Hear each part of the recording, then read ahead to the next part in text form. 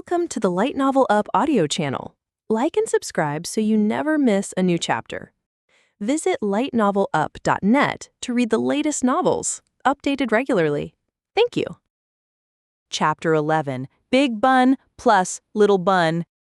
The first thing Ning Xi did after returning home was taking a nap to restore her lost sleep. After she woke up, she went to the supermarket. She bought the ingredients and side dishes, including beer, for a hot pot. With her first battle won, she was going to have a hot pot celebration at home. Eating hot pot alone, it was as lonely as one could get. At least she was already used to it after being more of a loner all this time. There was a knock on the door right as she was about to start cooking. Who was visiting at this time? Ning Xi became stunned as pulled the door open suspiciously. Lu Tingxiao was standing outside the door, dressed in a snappy western suit, with a dark outer coat. Little Bun was being carried in his arms while he was holding a colorful fruit basket. What kind of strange combination is this? Mr. Lu Ning Xi swallowed in fright. Why the surprise at this hour? Is there something the matter? Lu Tingxiao's thin lips let out two words, sick visit. Sick visit? He personally came to visit this late at night, even bringing Little Bun along? It was only a small injury. She's still alive and jumping. You're being too polite, Mr. Lu. Sorry about the mess. Please come in. Ning Xi didn't have time to react. She simply invited them in, flattered yet stunned. She speedily tidied up the whole room as she removed the junk from the couch and shoved the piles of clothing under the bed. Sit anywhere you'd like. Do you want to have something to drink? Is green tea or milk okay? While keeping busy, Ning Xi was racking her brains trying to guess why Lu Tingxiao had come. Unfortunately, she wasn't able to guess the reason no matter how much she tried since Lu Tingxiao's train of thought was too deep. Sure. Lu Tingxiao nodded with the expression of a commander replying to a soldier who had just reported on a military situation. Ning Xi could only remain confused as she brewed a cup of tea for Lu Tingxiao and poured a cup of milk for Little Bun. Lu Tingxiao was cramped awkwardly on the narrow sofa in the living room with Little Bun sitting by his side. The father and son pair not only looked alike, but their expressions were also exactly the same. They were expressionless. Silent. The scene turned awkward. Ning Xi was close to tears while seated opposite them. Geez, what were these two here for? At this moment, gurgling sounds came from the pot. The air began to fill with an enticing spicy aroma. For the sake of breaking the silence, Ning Xi casually asked, "So, have you guys had dinner yet? I was about to have a hot pot. Do you want to eat together?" Lu Tingxiao, okay. Little Bun nodded. Ning Xi. She was only asking out of courtesy. Were they trying to pick a fight by agreeing just like that? One is a CEO, while the other is a little young master. They had probably tasted all sorts of delicacies before. Why did they run here to have a small, shabby household hot pot with commoners like her? Ning Xi felt a little embarrassed at the poor offerings. However, she had already spoken, so she could only bite the bullet and invite them to the dining table, adding 2 more pairs of chopsticks. "The soup base I bought is quite spicy. Can you take spicy foods?" Ning Xi asked worriedly. Lu Tingxiao, yes. Little Bun nodded. Okay then. Ning Xi brought the freshly washed ingredients over. Lu Tingxiao did not eat much. He was cooking for them most of the time. On the other hand, Little Bun loved spicy food as much as she did. He still kept eating despite sticking out his tongue due to the spiciness. Ning Xi finally got a little worried. Is it bad for children to eat too much spice? She could not afford the consequences if anything happened to this little prince. Not that delicate. Lu Tingxiao thought her worries were unfounded. With that, Ning Xi kept any other opinions to herself. The silent, cool-headed Lu Tingxiao suddenly took the initiative to speak up. How was the audition? Ning Xi froze for a moment before reacting. She replied, "It was fairly smooth, so I made a hot pot as a celebration today." Lu Tingxiao raised his glass. "Congratulations." She hadn't really expected that Lu Tingxiao would be the first person to congratulate her. Chapter 12, Staying Overnight. Ning Xi gently toasted his glass with the beer in her hands. She showed a smile that came from the depths of her heart. "Thank you." The moment the girl's smile blossomed, Lu Tingxiao shook subtly for a moment. Ning Xi looked towards Little Bun at the side. "I'm especially grateful to Little Treasure. I wouldn't have been able to make it to the audition in time if it weren't for him. Here, darling, let me toast you." Little Treasure looked at his cup of milk, then at Ning Xi and Daddy's beers. Although reluctant, he finally raised his cup to toast with Ning Xi. He then downed the rest of the milk in one gulp. Ning Xi couldn't help but laugh at his serious demeanor. He probably knows how to act like an adult drowning their sorrows in drink, too. Lu Tingxiao went to the balcony to take a call halfway through the meal. Ning Xi immediately pressed close to Little Treasure's side. She handed her beer over to him. "Heh, curious about the taste? Quickly, taste it while your dad isn't here. You can only have a small mouthful, though." Little Treasure's eyes lit up like stars in the night sky. He lowered his head and carefully took a small sip. He felt extremely happy even though the taste was horrible. Ning Xi immediately sat up when Lu Tingxiao returned from his call, acting as if nothing had happened. Little Treasure was even more professional. He slowly drank his milk, completely unflustered. Lu Tingxiao looked as if he had not noticed anything, but a glimmer of warmth flashed in his eyes as he sat down with a normal expression. The three of them had good appetites. They managed to finish everything even though she bought a lot of ingredients. Ning Xi was thinking it was time for them, so leave as it was getting quite late. Suddenly, lightning flashed across the sky. Shortly after, thunder started booming loudly and fierce winds started to blow outside. I saw that the weather forecast predicted heavy rain and typhoon for tonight. Ning Xi stared at the pouring rain outside the window with a troubled expression. Little Bun and Lu Tingxiao both looked at Ning Xi. After getting stared at by the pair, Ning Xi could only say, "Going back with Little Treasure at this time is a little dangerous since it's already this late and the weather isn't looking too favorable. Maybe you could stay over here for tonight?" She had extended the offer purely out of courtesy. She thought there was no way Lu Tingxiao would agree, the result being, "Lu Tingxiao, okay." Little Bun nodded. "What? Why did you agree again?" Lu Tingxiao was way too easygoing. Why did she have a feeling the pair had just been waiting for her to make the offer? She was going crazy. Just like that, Lu Tingxiao and Little Treasure were going to stay over in the end. The apartment that her company had arranged for her was not that large. It only had a living room and a bedroom. The sleeping arrangements were indeed a problem. "I'll sleep in the living room for tonight. Mr. Lu, is it okay if you sleep with Little Treasure in my room? I'll go change the bed sheets." "No, I'll sleep in the living room.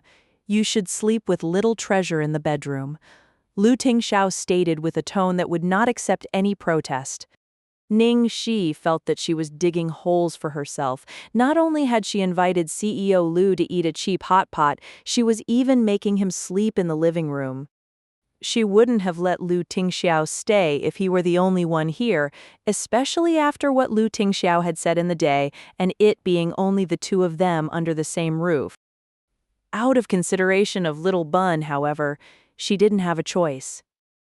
It was too dangerous to let him bring a child back in this weather.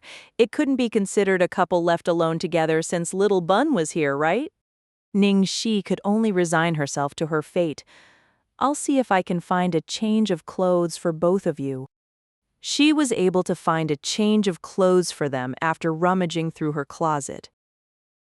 Chapter 13, It's Not Easy to Raise a Child. She found a set of child-sized pajamas shaped like a Pikachu that little Treasure could wear. She had gotten them when she was working part-time and had just casually tossed them in the closet. It was easier to settle the change of clothes for Lu Tingxiao since her little brother had left a few sets of clothes with her.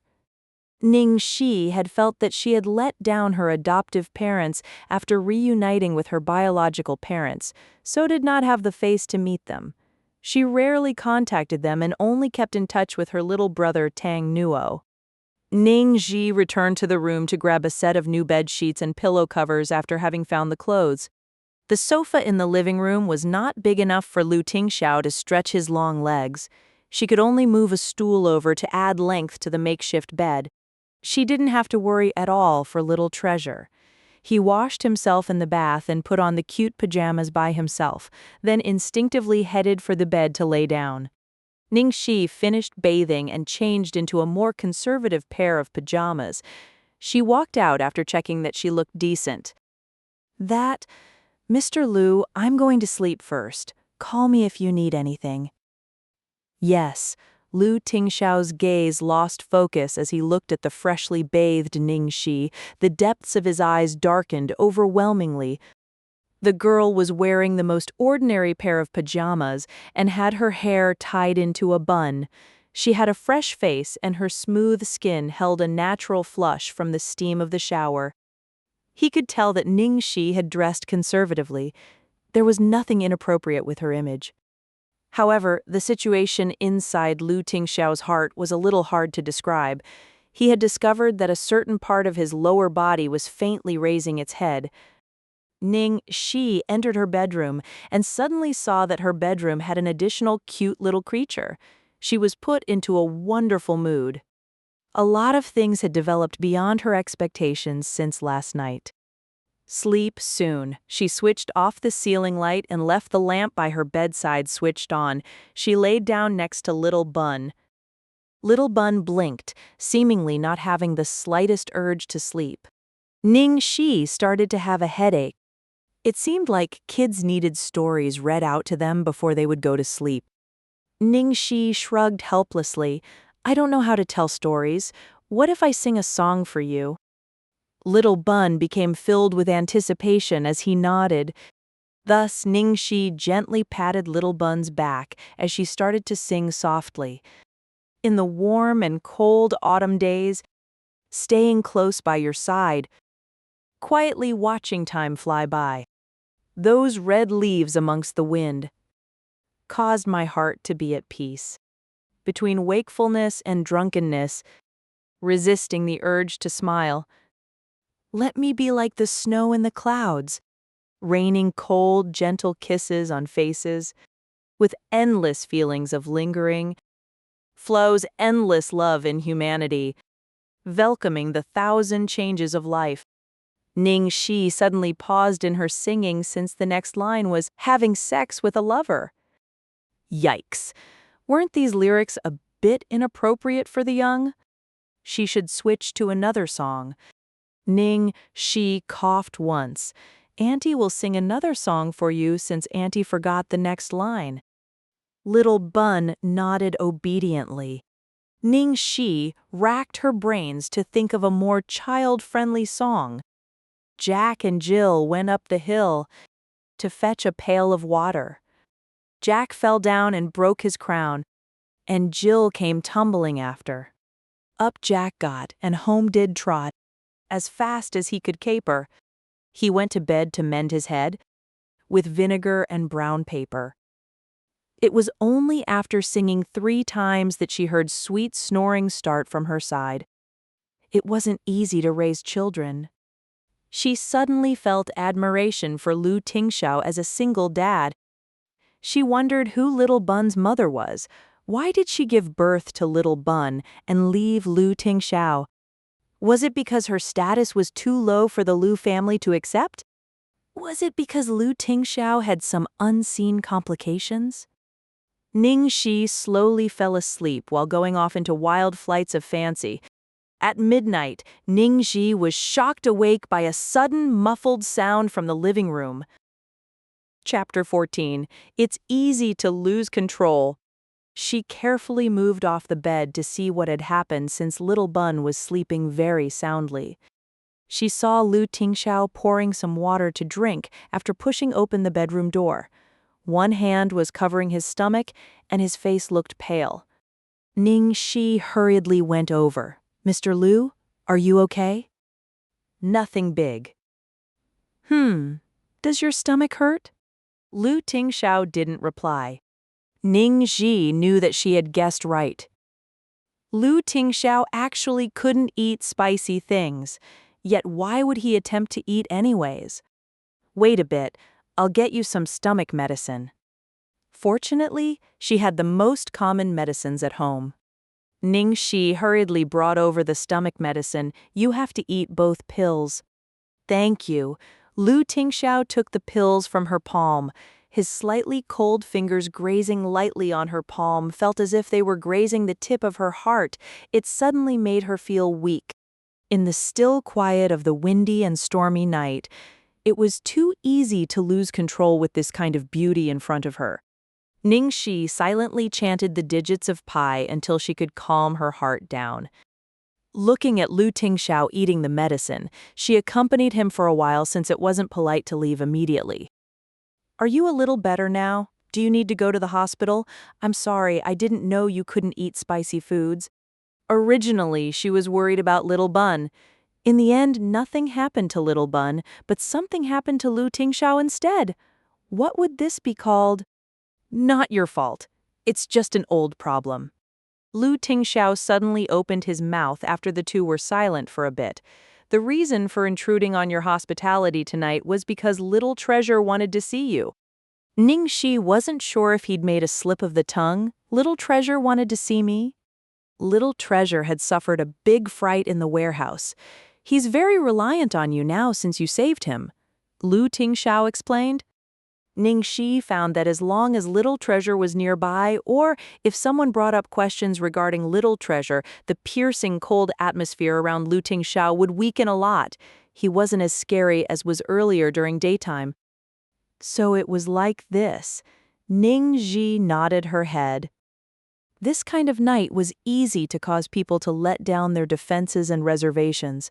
Ning Xi asked a question that had been bothering her for a while, taking the liberty to ask, "Does Little Treasure not know how to speak?" Even up until today, she had never heard Little Treasure utter a single word. The little fellow would only nod or shake his head. More so than not knowing how to talk, he doesn't want to talk. Lu Tingxiao answered, "Then it's a problem of the heart?" Ning Xi frowned. Little Treasure is a bit closed off. He tends to shut himself away. Lu Tingxiao didn't hide anything. It's like this. It was pretty much what she had guessed. As to why Little Treasure would shut himself away, this kind of rich family's secret, she naturally would not dare to ask about more deeply. "Miss Ning." Lu Tingxiao suddenly focused his gaze on her. Those eyes were bright, cold and calm, yet it gave her a feeling of being so fiery that it would burn a body into ashes. "Yes?" Ning Xi gave a slight start at the gaze. "Have we met somewhere before?" Lu Tingxiao asked. If these words were spoken by someone else, Ning Xi would definitely think the other side was trying to strike up a conversation, using an obsolete old way at that too. But the person speaking was Lu Tingxiao. The bewilderment in his eyes were real. "We probably haven't. Even if I had seen Mr. Lu before, there's no way I wouldn't have an impression. But is there some problem?" Ning Xi's tone was still considered firm.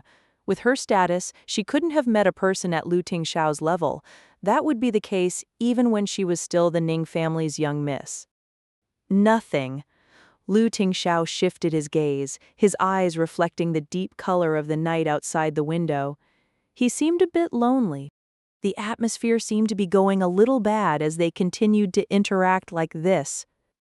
"Mr. Lu, if you don't have anything else, then I'll go to sleep first," Ning Xi carefully said. It seemed as if Lu Tingxiao had seen through her. He raised his hand. "No hurries, sit." Not in a hurry. She was in a very big hurry, okay? Chapter 15. You want to sleep with me and shirk the responsibility? Ning Xi sat down obediently like an elementary school student, her face looking like she wanted to cry. Lu Tingxiao held his head in one hand. You're scared of me. In the dark of the night, Lu Tingxiao seemed even more devilishly dangerous compared to his cold self in the day. Ning Xi shook her head vigorously, then nodded carefully. There's probably not a single person who isn't scared of you in the capital, right? Lu Tingxiao's slender fingers played with the cup in his hands as he slowly said, So you're scared of me because others are afraid of me? Then why don't you marry me since other women want to as well? This question frightened Ning Xi to the point that she almost slid off her chair. She had just thought that she had escaped this trial in the day. Clearly she had really been too naive. How was she supposed to answer such a loaded question? Ning Xi trembled as she raised her hand. Before answering this question, Can I ask another one?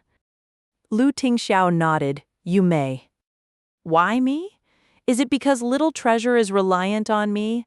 I think that it's only temporary. He'll be fine once his emotions have stabilized. Even if he is always like that, you don't have to. You don't have to inconvenience yourself in this manner. Ning Xi painstakingly persuaded him as if advising a young girl that had strayed off the right path.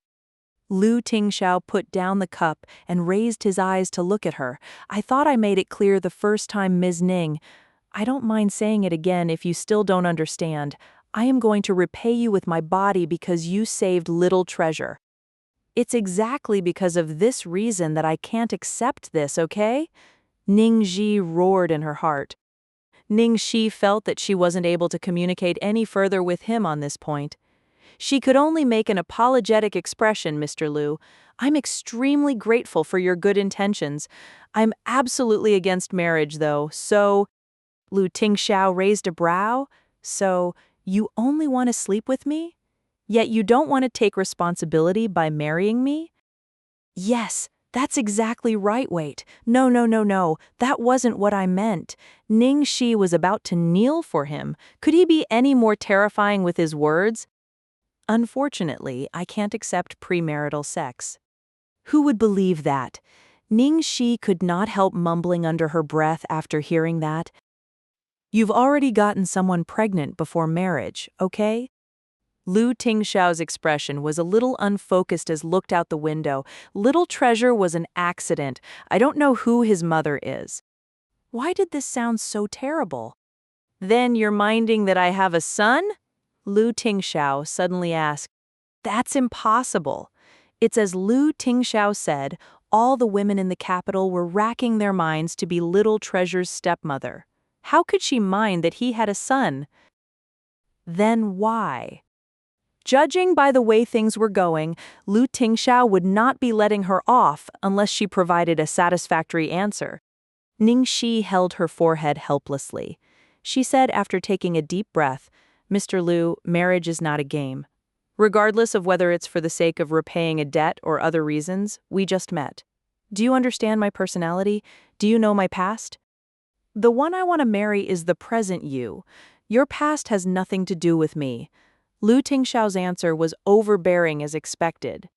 Ning Xi's expression cooled down, however. To me, my past is also a part of me. I have no way of cutting off my past to marry you. Mr. Lu, we are traveling on different paths. I sincerely suggest that you take back your absurd idea. Following that was a thick silence. Ning Xi thought that the other would start throwing a huge temper due to the humiliation of being rejected again. Lu Tingxiao spoke up with an even tone. Understood. Ning Xi's tightly wound nerves finally relaxed. Then I'm going to sleep. Good night. Good night. The man looked at that frail back. His gaze was as unfathomable as the ocean depths. The only thing that didn't change was the heat that came from the seabed. Chapter 16, as expected of his son. Ning Xi was woken by the sound of a man's low voice from the living room the following morning. Lu Tingxiao put down his phone after hearing the footsteps behind him. He asked with a warm tone, "Did I wake you?" Ning Xi stared at the man before her, her eyes as wide as saucers. Lu Tingxiao was not wearing a shirt, so the moment she had pushed the door open, her view had been filled with bare skin. The impact was too much. She rubbed her nose. Luckily, she had not done anything embarrassing. Lu Tingxiao seemed not to have noticed her abnormal expression. Instead, he calmly picked up his shirt from the sofa to wear. He said while buttoning up his shirt, "There's an emergency at work. I have to leave now. Could I trouble you to wake little treasure up?" "Oh, okay." Ning Xi nodded as she hurried to call for little treasure. In the end, she didn't have to call for him. She saw a soft, mauve, and impossibly cute Pikachu the moment she turned around. It was staring straight at his dear father Lu Tingxiao without blinking. His expression was clearly unhappy. "Little treasure, go and change your clothes." Lu Tingxiao put on his coat and ordered his son. The reaction he got was a bang as the bedroom door was shut. Completely ruthless. Lu Tingxiao, Ning Xi. Lu Tingxiao tried the door and found that the door was locked from the inside. He looked towards Ning Xi. "Do you have the key?" Ning Xi awkwardly shook her head. "I do, but it's inside the room." Lu Tingxiao pinched his brow as he spoke in a cold tone. "Lu Qingyu, I'm giving you 3 minutes. Don't think of ever coming back here if you don't come out by then." Not a single peep sounded from inside after 3 minutes. "Lu Qingyu, come out. If you're going to wait for me to force you out, then I won't be this easy to speak with." Still no movement. A certain little bun was not leaving a shred of dignity for his father. Ning Xi was watching from the side and holding back the urge to laugh. "I only have to go to work later. Why not let little treasure stay here for a while longer?" Lu Tingxiao's face was black as he pulled out his cell phone to make a call. Ning Xi secretly glanced at him and found that he was calling a psychiatrist. She was speechless for a moment. He was calling a psychiatrist for something as small as this? Wasn't it making a mountain out of a molehill? Ning Xi coughed lightly and suggested, "Why don't you let me try?" Lu Tingxiao hesitated for a moment, then nodded his head. Ning Xi leaned on the door and tried to put on a soft tone. "Little treasure? Auntie has to go to work later on. I can't take care of you. Could you go home with Daddy first?" Still no response from inside. "How about this? Let's exchange phone numbers so we can contact each other at any time. We can also video call." The sound of wavering footsteps sounded from inside. "The director will scold me if Auntie is late. Our director is really fierce. Auntie is so pitiful. Woo." The door opened. Lu Tingxiao had been prepared to wage a long war. Thus, a trace of astonishment flashed across his eyes. He looked at the woman next to him with a complicated gaze. She could actually persuade little treasure to come out obediently with just 3 sentences. Little treasure had locked himself up in the attic at home the last time this had happened. Their family of 4, all the butlers and maids, the psychiatrist, and even a negotiation expert had been deployed. They could only tear down the door in the end despite talking till their lips were dry for the entire afternoon. The end result was the little guy ignoring them for an entire month. Ning Xi did not know of that incident. Of course, she only thought that this child was too obedient. She picked up the little bun. He was miserable yet had still come out because he could not bear the thought of her getting scolded. She praised, "Little treasure is so obedient, thank you, darling." The little bun who was praised had his mood raised. He silently handed her a piece of paper with a string of numbers on it. Ning Xi received the note. Is this your phone number? Great, I'll save it.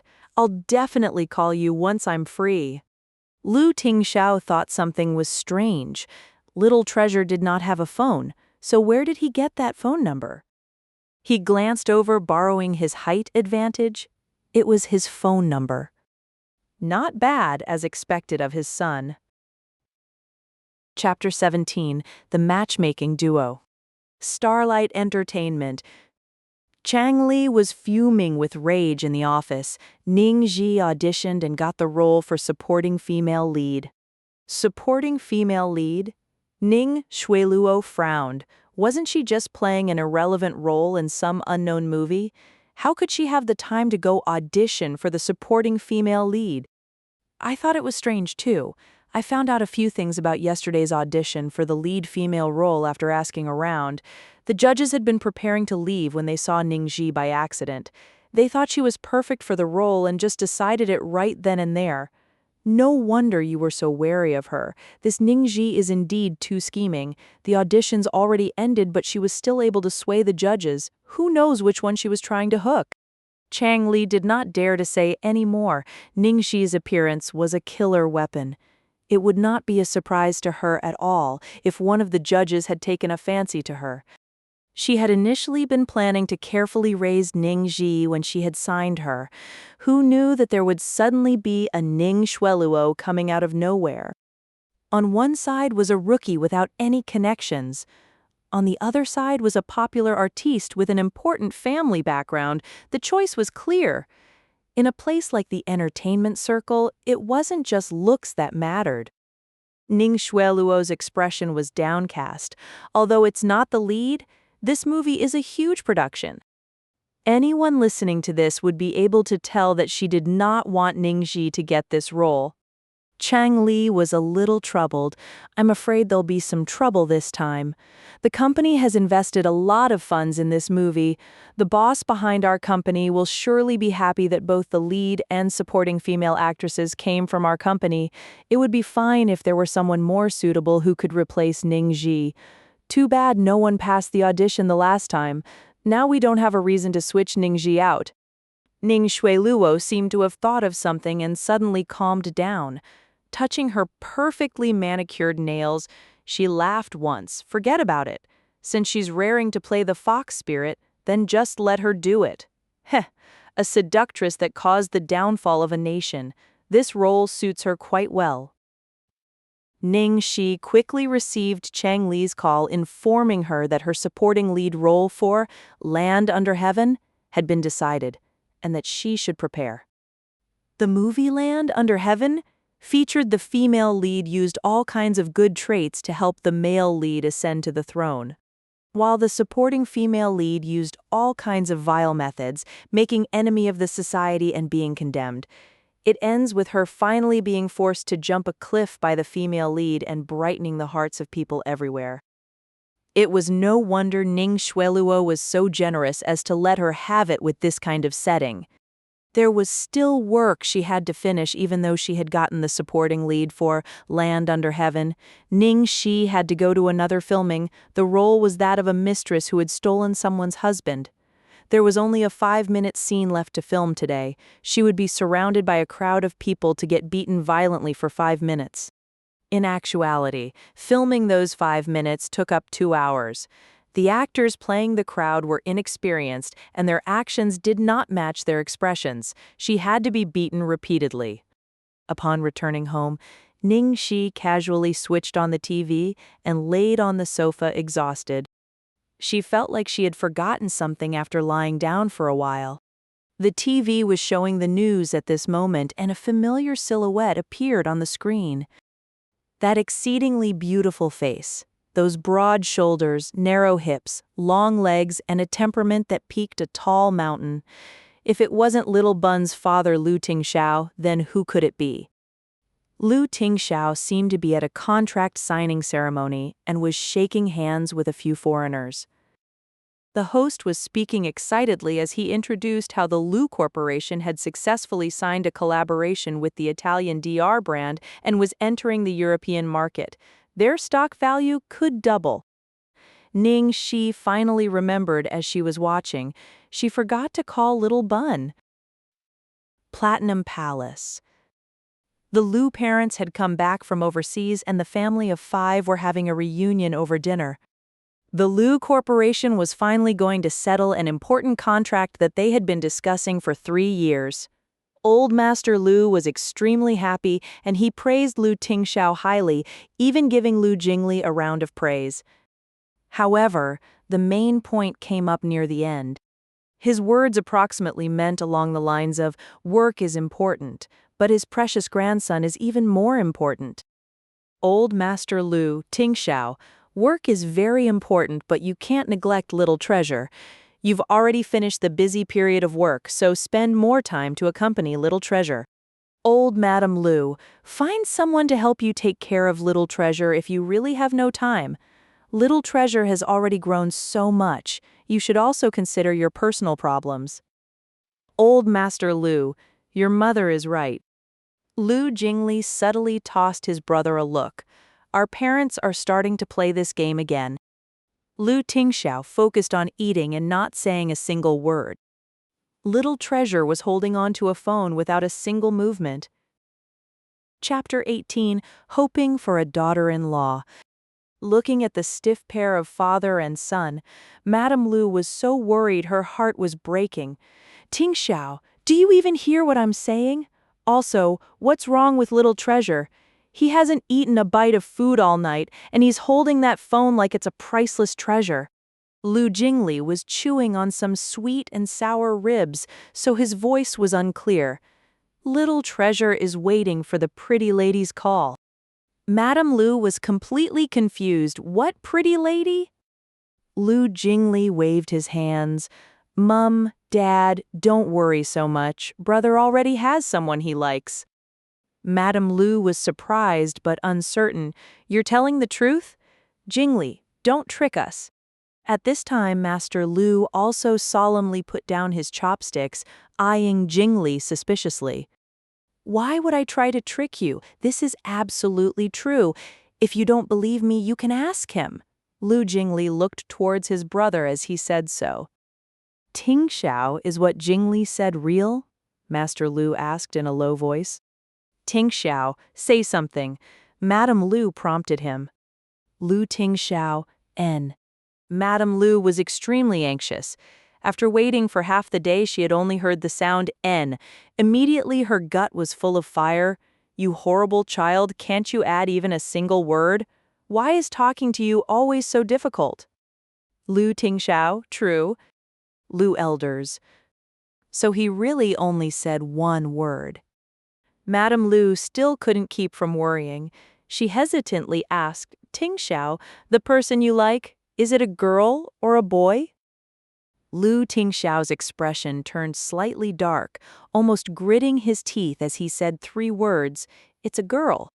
Lu Jingli laughed so hard he almost rolled off his chair. Of course it's a girl. What's more, it's a very pretty young lady. Our Little Treasure also especially likes her. The phone call Little Treasure is waiting for is from her. Madame Lu almost cried from joy after hearing this. Our ancestors have blessed and protected us. Ancestors have blessed and protected us. Tingxiao, which family is she from? How old is she? Where does she come from? What does she do? What kind of people are in her family? Why didn't you notify us of anything? Lu Jingli hurriedly stopped her. Mom, calm down. A lot of things haven't been set in stone yet. We didn't tell you because we were afraid you would interfere and mess everything up. Things would probably go sour if they knew Ning Xi's identity. Ning Xi's reputation was bad, and she was also in the entertainment industry. At this time, Master Lu also opened his mouth. It's someone that Ting Xiao approves. We won't have any problems. Don't blindly worry.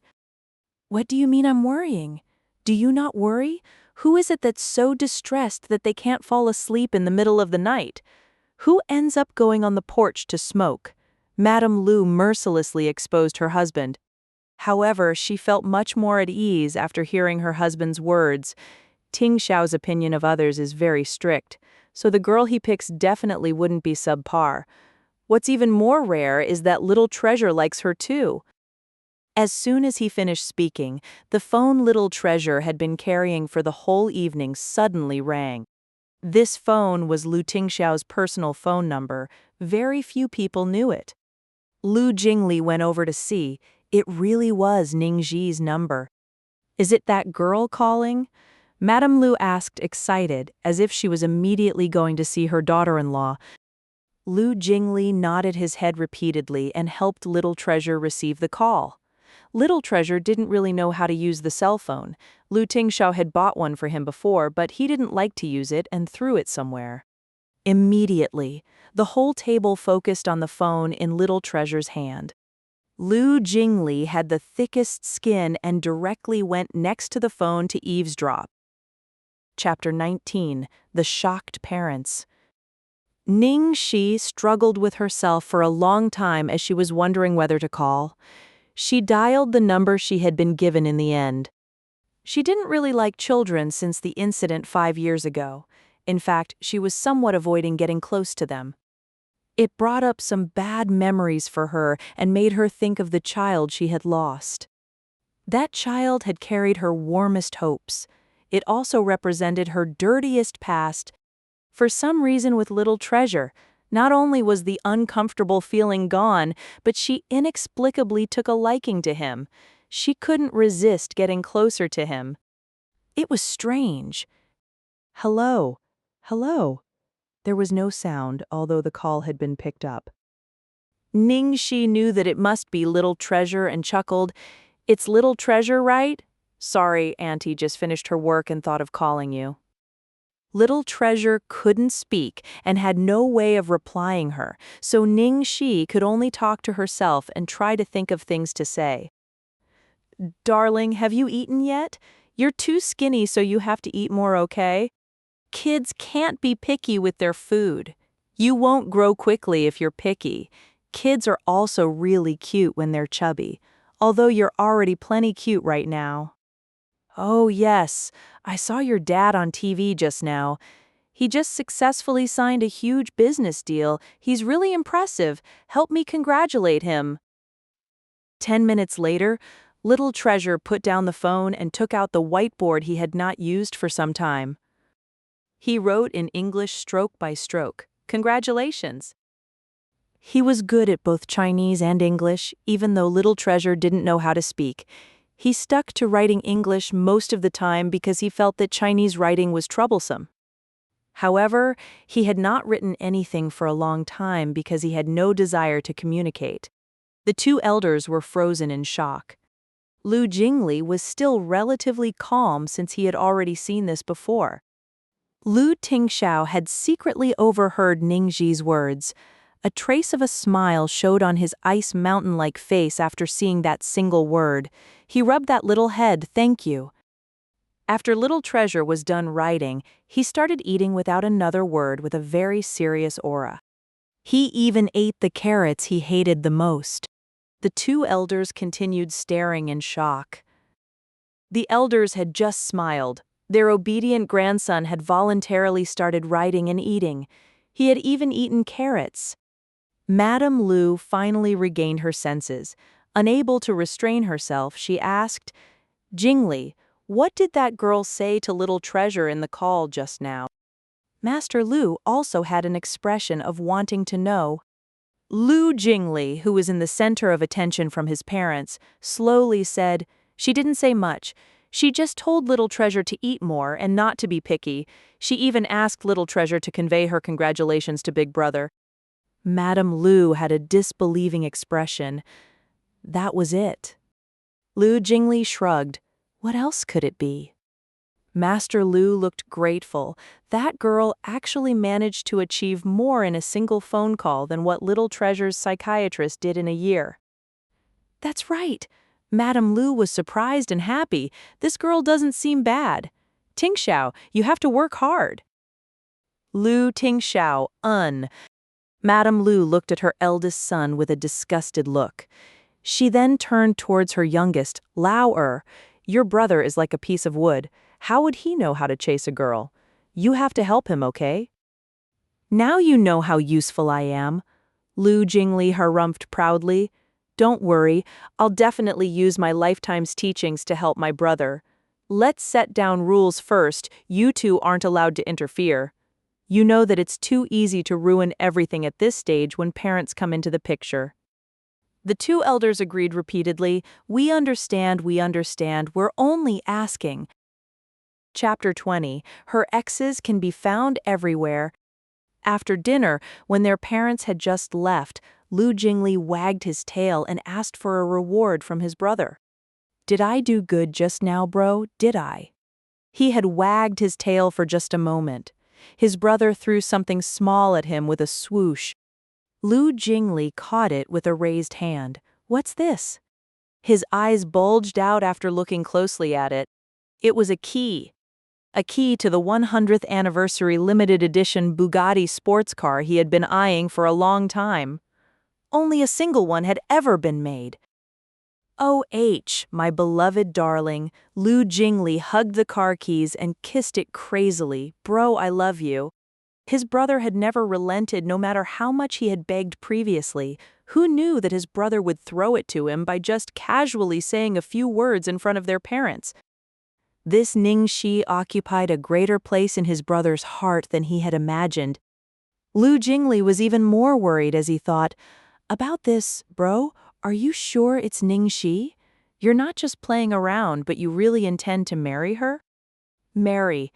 Lu Tingxiao's tone left no space for misunderstanding. Lu Jingli sucked in a breath upon hearing so. He spoke sincerely in a grave tone as someone who had been through many relationships. "Then I have to tell you to prepare yourself. Chasing women is similar to playing games, and it can be categorized into different difficulty levels: easy, normal, hard, and hell mode. Chasing Ning Xi is definitely hell mode. All women have weak points, but can you use money with Ning Xi? You can tell that she definitely won't accept financial support or backdoor deals judging from how badly she's doing in the entertainment circle despite her looks. Using feelings? Look at how many boyfriends she had when she was overseas. Her exes can be found all over the entertainment circle. Their backgrounds are all exceptional. Even I wanted to bow down in admiration when I saw that list of names. I've never wanted to admit defeat to anyone before on this kind of matter. As for using a baby, don't even think about using a baby to tie her down in a marriage. She's wholly focused on her career and has no plans to have babies. Even if this master wooed her personally, I would have an 80 chance of a game over. A 0 EQ relationship rookie like you is just going to turn into EXP for her. Lu Tingxiao glanced at him coldly. 100. Lu Jingli's mouth twitched. Okay. I have a 100 chance of a game over. Don't mind these small details, okay? Anyway, I may have reached a conclusion. I dare to bet that Ning Xi is just like me, someone who has decided to never get married or have kids. This kind of person is really cynical towards relationships and feelings. Their freedom is akin to their life. It's easy if you just want to play around. It's going to be hellishly difficult if you want to marry her. That's because you've never met someone who makes you want to get married and have kids willingly. Lu Tingxiao's usually cold expression actually looked a little gentle under the moonlight shining through the windows. Lu Jingli was counting the number of words his brother had said with disbelief written all over his face. A rare? Those in love are indeed different. Even a relationship noob is giving me lessons. Ma, though, what you said does make some sense. So how about it? Do you want your dear brother's help? Lu Tingxiao gave him 2 words, no need. Lu Jingli got anxious. How can that be? Chasing women is different from business. Think carefully.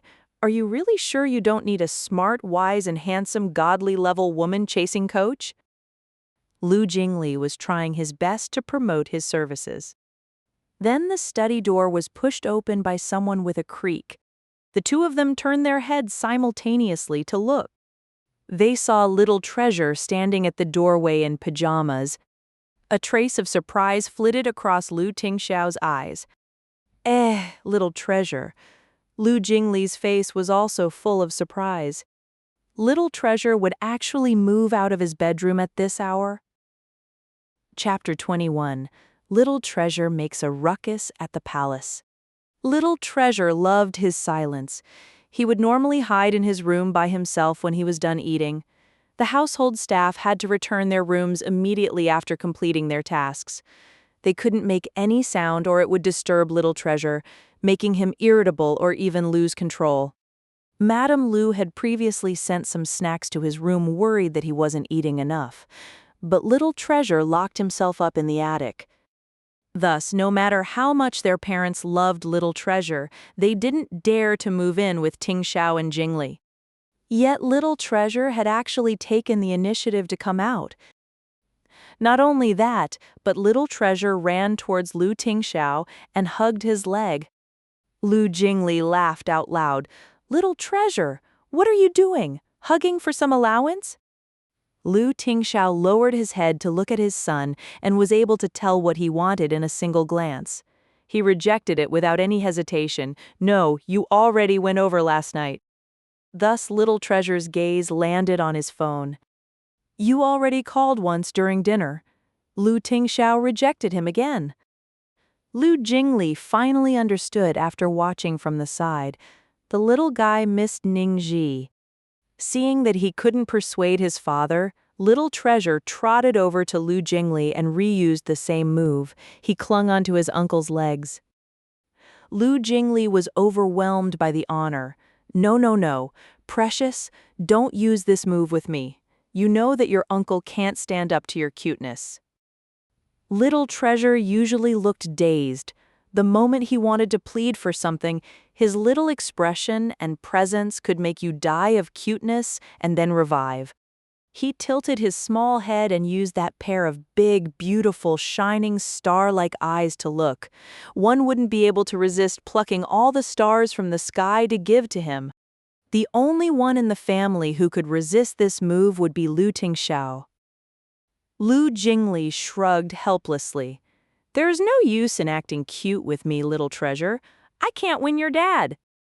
Little Treasure immediately let go of Lu Jingli. Absolutely cold-hearted. Lu Jingli held onto the wall and laughed non-stop, seeing the little guy looking as if he had been beaten black and blue by his parents. "Ah, you actually don't have to be this anxious Little Treasure. There's an old phrase, if the love between couples is true, then absence will only make the heart grow fonder. Wait until your dad marries Xiaoxi Auntie, then you'll be able to see her every day." His persuasion failed. The little guy trotted to the door, slammed it open, and ran out. Lu Jingli shrugged. "What should we do?" "He ate a lot tonight," Lu Tingxiao said. The meaning in his words was that Little Treasure could currently not use the absolute tactic, a hunger strike. Lu Jingli calmed down after hearing his brother say so. However, they had really underestimated Little Treasure. He was a child. He didn't need any tactics or plans. He only needed to make a ruckus. A huge bang sounded from the living room as they had just finished speaking. Lu Jingli exchanged gazes with his brother, and the two hurried downstairs. The living room downstairs had already been trashed within such a short amount of time. An ancient flower vase in the corner that was as tall as a person had already been pushed to the floor and shattered. Everything that could be pushed over or broken had already met a similar fate. Lu Qingyu. Lu Tingxiao would only call Little Treasure's full name when he was truly angry. Even Lu Jingli couldn't stand that frightful presence once it was released, let alone Little Treasure. Little Treasure started shaking, scared by his father's dreadful expression. His emotions got even more out of control. He screamed at the top of his lungs as he ran everywhere, breaking everything he could get his hands on. Lu Jingli hastily followed closely behind, yet he didn't dare to follow too closely. The consequences would be terrible if they accidentally fell, since there were so many shards on the ground. Chapter 22, Calling in Emergency Support. "Brother, we can't go on like this. Just ask Ning Xi to come over." "No need." Lu Tingxiao rejected the idea coldly. Lu Jingli earnestly tried to sway him. "Brother, Little Treasure is just a child, not one of your subordinates. You're being too harsh on him. What's the problem with spoiling him a little? All children have times where they're stubborn or cause trouble. It's not your place to interfere with how I educate my child." Lu Tingxiao's face was frosty. It seemed that he was determined not to let Little Treasure get used to the bad habit of throwing a tantrum to get what he wanted. Lu Jingli was feeling awkward being trapped between this pair of father and son. This was such a headache. If things worsened to the point that their parents would hear about it, the matter of him taking little treasure to a bar would be completely exposed once they started investigating. Gods, please send someone to save him. When Lu Tingxiao went to capture Little Treasure, Lu Jingli hurriedly found his phone and secretly called Ning Xi. At night, Ning Xi was at home reading a script while half-heartedly chatting with someone online. Corrupted Devil King, little Ning Xi, can't you change your outdated QQ name? It hurts the eyes. My lonely empty loss. So Corrupted Devil King doesn't hurt the eyes? You don't feel embarrassed scolding me? Corrupted Devil King, cough, I'm coming back to China next month. Come pick me up at the airport. My lonely empty loss, not going, not free. Corrupted Devil King, pick me up. My lonely empty loss, I already said I'm not free. Corrupted Devil King, are you coming or not? My lonely empty loss, the person you're contacting doesn't want to talk and throws a dog over. Corrupted Devil King, the person you're contacting screws your dog. My lonely empty loss, the dog feels that it's been violated by a needle. Corrupted Devil King, how are you even more nasty than I am? Also, who are you saying has a needle? My lonely empty loss, you're the one who started acting dirty. I'm not wasting any more time with you. I still have to read my script. Corrupted Devil King, it's just a small supporting female lead role. What's there to look at? We used to have feelings for each other. Are you really going to be so heartless? My lonely empty loss. There are tons of people who used to be together with me. What number are you? Corrupted Devil King. Little Ning Xi. You just wait for Lousy. Ning Xi closed her laptop and wholeheartedly started studying her script. After reading for a while, her cell phone suddenly sounded. It was an unfamiliar number. She was worried that it was the drama crew calling, so she picked up the call immediately. Hello, Ning Xi, save me. You are? I'm Lu Jingli. Come quickly to the Platinum Palace. Something's happened to Little Treasure. What? What happened to Little Treasure? Ning Xi's heart immediately tightened. It's extremely urgent. Come over quickly. Hurry. Bibru brother, calm down. He's still young. Little Treasure, you can't smash that. Ah. Lu Jingli made it sound so serious, and with the sounds of things falling and smashing coming from the phone, Ning Xi became even more tense. She hurriedly changed as she said, I'm coming over immediately. Even she didn't know what had happened to her. As soon as she heard something had happened to Little Treasure, she couldn't sit still anymore. She had only known him for several days, yet he was already in her heart and she couldn't let him go. This place was pretty far from Platinum Palace, and taking a taxi would take at least 40 minutes. Ning Xi was worried that something would happen if she took too long, so she pushed her motorcycle out and blazed off towards Platinum Palace. Ning Xi only took 10 minutes to make the 40-minute trip. Lu Jingli had most likely notified the security guards, as they let her in as soon as she gave her name. There was already a maid waiting to bring her in when she arrived outside Villa number 8. Chapter 23. Picking a fight with the boss in rage. Ning Xi wore black skin-tight leather pants to make it easier to ride the bike. She took off her helmet and gloves after she rushed over hurriedly. Her long hair fell onto her shoulders like a waterfall, and her whole person looked unrestrained and handsome. She was unbelievably beautiful. Lu Jingli almost couldn't hold back his whistle watching her entrance. Lu Qingyu, do you really think I don't dare to touch you? Lu Tingxiao trapped his son in a corner of the living room. He caught him in one movement. The little guy was struggling fiercely in his hands like an extremely angry little beast, frantically waving his soft little arms. Don't! Ning Xi rushed over upon seeing the situation and snatched away Little Treasure. Little Treasure's expression went dazed for a second as he tilted his head up and looked at the newcomer. Then his big eyes reddened as he buried his head in Ning Xi's embrace, refusing to let go no matter what. Ning Xi's heart ached fiercely as she saw the little bun that had been so cute, soft, and lovely yesterday with fear in his eyes and his body trembling. She could no longer care that her opponent was the fearsome big boss once her temper had been raised. She fired off words like a machine gun, Mr. Liu. I know that I don't have the right to say anything as an outsider. I really want to say something, though. There's a huge problem with the way you're raising him. Children need warmth when they're this small. Furthermore, Little Treasure's situation is a little special. He's been through a huge fright, and he doesn't have a mother by his side. How can you be this fierce towards him? You should be more patient and forgiving with him. Didn't you see how scared he was? You were even going to raise a hand against him. Lu Tingxiao, it was my fault. Lu Jingli, ha ha.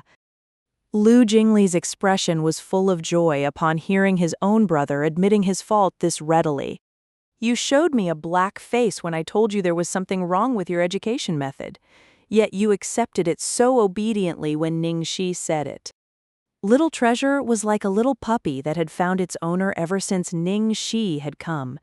He let Ning Xi lead him back to his room obediently, a totally different person from the little lion cub that had been going crazy earlier. Ning Xi patted Little Treasure's head reassuringly. What happened today? Wasn't he doing just fine this morning? Lu Jingli sighed. What else could it be? Little Treasure missed you and wanted to meet with you or call you. Afraid that he'd be disturbing you, my brother wouldn't let him do either of those things, so that resulted in Little Treasure causing a ruckus, running all over and breaking everything in the living room. My brother doesn't want to condone such bad habits, so the two were at a stalemate when you came in. This was all because he wasn't allowed to meet me or call me. Ning Xi found it a little hard to believe. Lu Tingxiao had told her that Little Treasure was quite reliant on her right now, but she didn't think she had this much impact on him. What else did you think? You're seriously underestimating your influence. Lu Jingli brought up one example after another, seeing that she still didn't understand. Remember that day in the storeroom? Little Treasure refused to let anyone touch you when you fainted. It was my brother who personally carried you to the hospital in the end. Ning Xi subconsciously glanced at Lu Tingxiao. Lu Tingxiao had personally carried her to the hospital? Little Treasure thought you had died when he woke up in the hospital and saw that you weren't there. He immediately went on a rampage and nearly jumped out the window. He had only calmed down when my brother gave him the note that you had left. Little Treasure used a hunger strike to force my brother to bring him to meet you last night. As for tonight, he ate too much because of your call. He couldn't use his all-powerful hunger strike, so he came up with this. Ate too much? She did tell Little Treasure to eat more in the call tonight. So was this her fault now? Chapter 24, Huluwa, Huluwa. Lu Jingli had crammed too much information into his speech just now. It took Ning Xi a long time to digest it all. She looked at the little bun sticking closely to her side. Little Treasure, did you break all those things just because you wanted to see me? Little Treasure nodded. Ning Xi frowned. Did you know it's wrong to do that? Little Treasure shook his head. Ning Xi finally realized why Lu Tingxiao was so strict. This child was most likely overly spoiled at home and thought that it was a matter of course that everything should follow his will. Ning Xi's gaze turned stern. Then Auntie is going to tell you, what you did was wrong, that's what bad children do. You can't do that anymore, understand? Little Treasure nodded. It was hard to describe the expression on Lu Tingxiao's face. Although Little Treasure was unruly, he would keep to his word as long as he had agreed to something. The psychiatrist had tried all sorts of methods to cure Little Treasure's bad habits such as hunger strikes, locking himself up, and even destruction to get his way. However, Little Treasure had never given in. The two elders were too soft-hearted to try more forceful methods. They had only persisted halfway before giving up and following his will every time Little Treasure had thrown a tantrum. Ning Xi's impact on Little Treasure was greater than he had imagined. Of course, he was happy regarding this point. Ning Xi then tried to coax him to sleep after she had finished setting down rules for him, in a soft tone. How about a new song for today? Little Treasure obediently nodded his head. She coughed several times.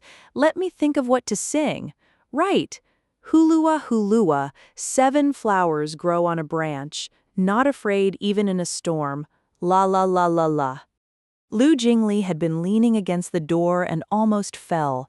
How could Little Treasure like such childish songs with his level of intelligence? He then found out that the little guy was listening blissfully. Even funnier was that his dear brother was also listening blissfully. Ning Xi stretched after finally coaxing Little Treasure to sleep. I'm almost done singing all the children's songs I've learned in my lifetime. Lu Jingli was dumbfounded. Why do you have to sing children's songs? It's fine if you sing something else. All these children's songs are killing me.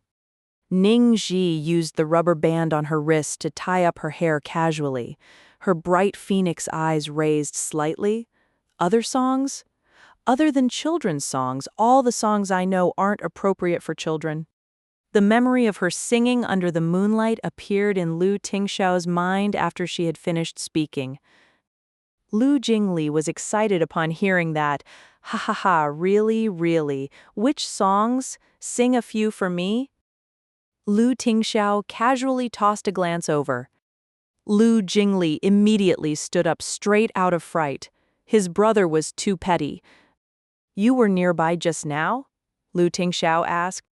Otherwise, how could she have reached this quickly? No, I was in my apartment. I sped over here on the motorbike, fast, right? Ning Xi was proud. No wonder she was dressed like this. Her outfit was even more stunning than yesterday. She had seemed like a conservative little fairy yesterday, but now she was like a wild and free demoness. It's very dangerous. Lu Tingxiao's face was full of disapproval. He turned his cold gaze towards Lu Jingli, who had been the one to call Ning Xi of his own accord. It's nothing, I'm good at writing. Ning Xi waved her hands nonchalantly. She then yawned. I'll make a move first since Little Treasure is fine now. Lu Tingxiao suddenly spoke up as she was preparing to leave. Miss Ning, I have a presumptuous request. Since she had already expended her rage, Ning Xi immediately returned to her normal self. She respectfully said, Mr. Lu, please feel free to make your request. I'll try to comply as long as it's within my abilities. The Lu family also held an authoritative power in the underground. Demon King Lu was someone who would strike with just one disagreeable word. Lu Tingxiao looked at his son lying in his room with a solemn expression. Little Treasure has been affected a lot more than I had imagined. He was accidentally locked in the storeroom at the bar last time. I hope that Miss Ning can move in with us to stay for a period of time since it's only you that can calm him down now. Only until Little Treasure's emotional state has recovered. Ning Xi was stunned after hearing Lu Tingxiao's words. Ha! Move in here to stay? TL note. The chapter title is from the theme song from a Chinese children's cartoon, Calabash Brothers, Huluwa Calabash Baby, XD. Chapter 25, Living Together Just Like That? Yes. Ning Xi scratched her head, feeling awkward. Isn't this a little inappropriate? I can come over at any time if Little Treasure wants to see me. Lu Tingxiao massaged his brow tiredly. There are too many unknown factors, especially at night. It would be too dangerous if we had an emergency situation, and you sped over here on your bike again. With my identity, it's not convenient to keep bringing Little Treasure over to visit either. I know this request puts you on the spot. As Little Treasure's father, I would still like to make this request of you. I hope you can agree. Ning Xi started to feel a headache coming on. She would definitely have turned and left if Lu Tingxiao had used his power to force her into it. However, he was not using his identity in the slightest. He was instead sincerely pleading her. It was hard for her to reject it when facing such an exceedingly handsome face. Lu Jingli was watching his dear brother with eyes of admiration. Too amazing. He didn't think that his brother would use such a high-end technique. Turning a disadvantage into an advantage, he opened up a road on the path to capturing Ning Xi's heart. Little Treasure's existence turned into his greatest support instead of becoming an obstacle. It was at this moment that Little Treasure jumped out of bed with a frightened expression, knocking over the bedside lamp with a bang. The fear in the little guy's eyes only faded after he saw Ning Xi. He shot over to her leg like an arrow. The extreme fear in those eyes would make anyone's heart ache for him. Ning Xi hurriedly crouched down. "Darling, why did you wake up?" The little guy buried his head into her embrace, his soft and tiny arms wrapped around her neck in a death grip. "Shh, Auntie's here. Don't be afraid." Ning Xi patted his back lightly. The distinct, sweet scent unique to children wafted up from his body. This threw Ning Xi's emotions into turmoil. She was obviously used to avoiding little kids, but why was she unable to hate Little Treasure? Ning Xi could only coax Little Treasure back to sleep again. She then stepped lightly out of the room, closing the door. She saw that the servants had already cleaned up the mess downstairs, leaving a pristine living room. As expected of the Lu family's servants, not only were they fast and efficient, they were very well trained. All of them were very curious about Ning Xi's arrival, though not a single one dared to take a second look at her, much less gossip. They left quietly the moment they finished their tasks. Seeing that she had come out of the room, Lu Tingxiao watched her silently, not saying a word or adding any pressure on her. Ning Xi looked hesitant, but her heart turned soft when thinking of the way Little Treasure had clung onto the corner of her clothes without letting go. She took a deep breath before saying, "Okay, Mr. Lu, I accept your request. Just take it as payment for how Little Treasure saved me the last time." Lu Tingxiao relaxed. "Thank you. Little Treasure might wake up at any moment. I think I won't be able to leave tonight, but all my things are still in my apartment." Ning Xi was troubled. "No problem, I'll send someone to collect them for you." Lu Tingxiao sent orders to the steward and made arrangements even as he was talking. Lu Jingli, who had not been able to interject at all from start to finish, looked at the proceedings in a dazed state. They were living together just like that. Anything else? Lu Tingxiao glanced towards Lu Jingli. "I'm leaving now." The third wheel, who was being disdained by his dear brother, immediately left. He had thought that Ning Xi was a fearsome opponent, but his brother wasn't a weakling either. He now knew that his brother didn't lack any skill in chasing women. It was just that he hadn't removed his seal in the past 32 years. Lu Tingxiao escorted Ning Xi to a room right next to Little Treasure's bedroom. "You'll stay here from now onwards. I'll get someone to redecorate it in the style you like later on." Ning Xi hurriedly waved away the offer. "No need, no need. I'm only staying for a few days. Redecorating would be too troublesome." "It's no trouble at all." Lu Tingxiao received a large ring of keys from the steward, then passed it to her. "These are the house keys. You can enter any place you like. The main door is locked by a password, which is 591414. This key is for the attic. You must keep it carefully. Little Treasure likes to take the key and hide in the attic sometimes. This key is..." Seeing that Lu Tingxiao had handed over every key except the one to his safe, Ning Xi hurriedly interrupted. Wait. Mr. Lu, aren't you being too relaxed with me? You're not afraid that I'll steal everything in your house?" "What do you want?" "I'll get someone to help you move it," Lu Tingxiao said in all seriousness. It seemed like he wasn't joking around. Chapter 26. Ning Xi. We have long days ahead of us. Ning Xi coughed a few times. She had been completely defeated by Lu Tingxiao. She hurriedly tried to explain, "I was only joking. It was just a joke." Lu Tingxiao seemed to have gotten hooked on giving away keys. He casually tossed her another. "It's not easy to call a cab from here. It's inconvenient for you to travel to work. Take this car to use? Ning Xi. Why? Why was it that she had a feeling of being kept even though she was only staying for a short period of time? No, if she were being kept, then she should be kept hidden outside. What kind of sugar daddy would entrust all the keys of the main residence and their son to her? This was clearly the feeling of being a newlywed couple. She suddenly thought of how Lu Tingxiao had abruptly proposed to her the first time they had met. She was confident enough to claim that she understood men, but the man in front of her was like a computer system with the highest grade firewall. She could not see through him at all.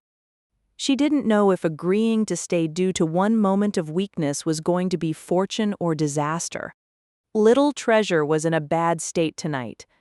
Ning Xi accompanied Little Treasure to sleep on his small bed just in case.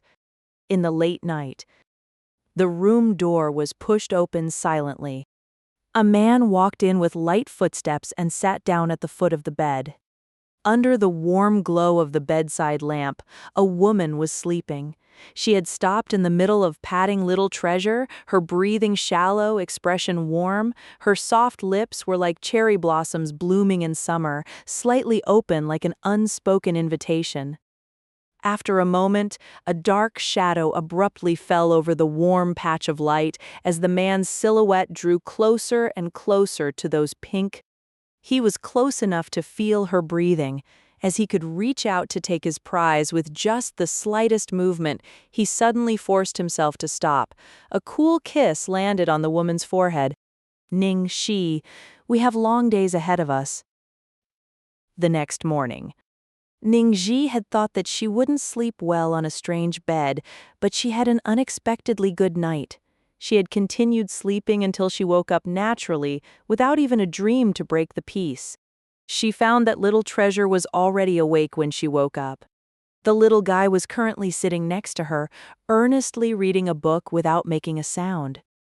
He was clearly this well-behaved, yet you really couldn't imagine how the little bun was when he exploded. "Good morning, darling." Ning Xi sat up with the blanket and greeted him warmly. Little Treasure immediately raised his head in surprise. Although he didn't say anything and his expression didn't change, Ning Xi could tell that he was in a good mood from his expressive eyes. Finding it funny, Ning Xi flicked away a stray hair from Little Bun's forehead. "Auntie doesn't have work today. I can accompany you at home for the whole day." Hearing so, the little guy clearly became even happier. He even slightly raised the corner of his mouth. Ning Xi's heart almost bled out of cuteness. She couldn't resist grabbing his little cheeks and rubbing, "Darling, smile more. You're too cute when you smile." After washing up, they headed downstairs to find breakfast already prepared. Ning Xi didn't see Lu Tingxiao. The steward and servants did not mention needing to wait for him to eat, so Ning Xi deduced that he had already headed to work. After breakfast, Ning Xi had been a little worried on how to take care of a child. What would she do if she didn't take care of him properly? However, all her worries came to nothing. In the morning, she read a script while camped on the sofa. Little Treasure was sprawled out on the table at the side, either reading or drawing. The two of them did not bother each other and got along harmoniously. The servants only appeared once to deliver snacks and fruits with extremely light movements, as if afraid of disturbing him. It seemed that Little Treasure normally preferred silence. Chapter 27. Fauvism. In the corner, the old steward was currently watching the pair of adult and child in the living room. He found that Ning Xi had not tried to get closer to the little young master at all, but had focused on reading her scripts the whole morning. The little young master had passed his time like usual, reading books or drawing. It looked like there was nothing out of the ordinary, but upon closer observation, you could see that he would sneak a peek at Ning Xi from time to time. The expression on his face was both lively and at peace. The old steward had felt rather anxious from his first look at Ning Xi, afraid that the eldest young master was being tricked by her, perhaps due to her exceptionally beautiful looks. From his observations thus far, she seemed somewhat safe. but she might just be waiting for the right moment to strike. There were so many women eyeing the position of Mrs. Liu and trying to think of all sorts of ways to become Little Treasure's stepmother. There had even been a terrible event 2 years ago, almost causing little young master to... He had been on tenterhooks since seeing how the eldest young master trusted her and how the second young master was not stopping him. Even little young master seemed to like that woman a lot, so he couldn't help but to keep his guard up. 2 hours had already passed unknowingly. When Ning Xi was almost done with reading the script, Little Treasure had already finished his drawing and had trotted over to show it to her. Ning Xi lifted her head to look, and her face was filled with surprise. This drawing is of me? She really couldn't tell from Little Treasure's quiet appearance that his drawing style would actually be Fauvism. Fauvism was characterized by the use of vibrant and heavy colors, straightforward and coarse brush strokes to create an intense picture to express your innermost thoughts. Although the person drawn in this picture looked somewhat strange, the drawing had accurately captured the characteristics of the person, so Ning Xi could recognize at one glance that the subject was herself. Little Treasure nodded while hugging the picture. He looked a little nervous, worried that she wouldn't like it. "This is simply amazing. Can I take a picture of this for my phone wallpaper?" Ning Xi wasn't purposely trying to compliment Little Treasure. She actually liked Fauvism herself. She especially liked the strong contrast in colors. Looking at Little Treasure's drawing with a basic understanding of art appreciation, his standard was already at the level of a great master. Little Treasure pressed his lips together shyly and shoved the drawing into her hands. Ning Xi pointed at herself. "For me?" Little Treasure nodded. "Thank you, I love it so much." Ning Xi hugged the little bun and placed a kiss on his soft cheeks. The little bun was stunned for a moment before his face was covered in a fierce blush. His usually dazed eyes looked even more lively. The pair of adult and child were warmly interacting when Ning Xi heard footsteps from overhead. She raised her head to look towards the direction of the sound and saw Lu Tingxiao with casual home clothes and messy bed hair walking down lazily from the stairs. Although Lu Tingxiao usually looked mesmerizing, the gap between his current slovenly appearance and his normal appearance was too huge, resulting in a killer charm. He was so sexy there was no cure for it. Ning Xi was dazed for quite a while before she could react. "Mr. Liu, you're not working today? Wasn't it Monday today?" "I'm resting today." Lu Tingxiao nodded. Ning Xi thought for a moment before realization hit. He had just spent a lot of time and effort to sign a huge deal, so having a good rest was normal. So Big Boss Liu was also the kind to sleep in. She inexplicably felt closer to him. Chapter 28, Domineering CEO. It's the first time Little Treasure has drawn a human portrait, Lu Tingxiao commented after glimpsing the portrait in Ning Xi's hands. "Really? Then it's quite the honor." Ning Xi was very happy. "What do you want to eat in the afternoon?" Lu Tingxiao asked. He was seemingly prepared to feed her in addition to staying here. Ning Xi was about to speak up when her phone suddenly rang. It was from Chang Li. Did she arrange another bit role for her? "Hello, Changji. Ning Xi, Land Under Heaven, is holding an opening ceremony at the Grand Pearl Hotel at 12 p.m. Don't be late." "What? 12 p.m.? 12 p.m. today?" "Yes, today." "Changji, why didn't you inform me earlier? It's already almost 11 a.m. "What do you mean I didn't inform you earlier? Aren't I telling you an hour in advance?" "An hour? That isn't even enough for me to travel there. Furthermore, I have to dress and do my makeup." "Those are your problems. Don't annoy me. I'm very busy now. I'm hanging up." Having finished her words, she hung up immediately. "Chang, you!" Ning Xi threw her phone. After saying so, Ning Xi froze. Little Treasure was stunned. Lu Tingxiao was also stunned. Ning Xi wiped her face, hating that she couldn't dig a hole to bury herself in. She had gotten too agitated and had forgotten that she was still in the Lu residence, and that she even had a little kid next to her. She had not intended to act like a demure lady in front of Lu Tingxiao anyway, but it would be bad if she was a bad influence on Little Treasure. She coughed twice. Little Treasure, just take it that you never heard that just now. You absolutely cannot learn from Auntie's example and scold people, because what Auntie was scolding just now was not a person. Ning Xi explained solemnly. Little Treasure blinked and nodded like he did not fully understand.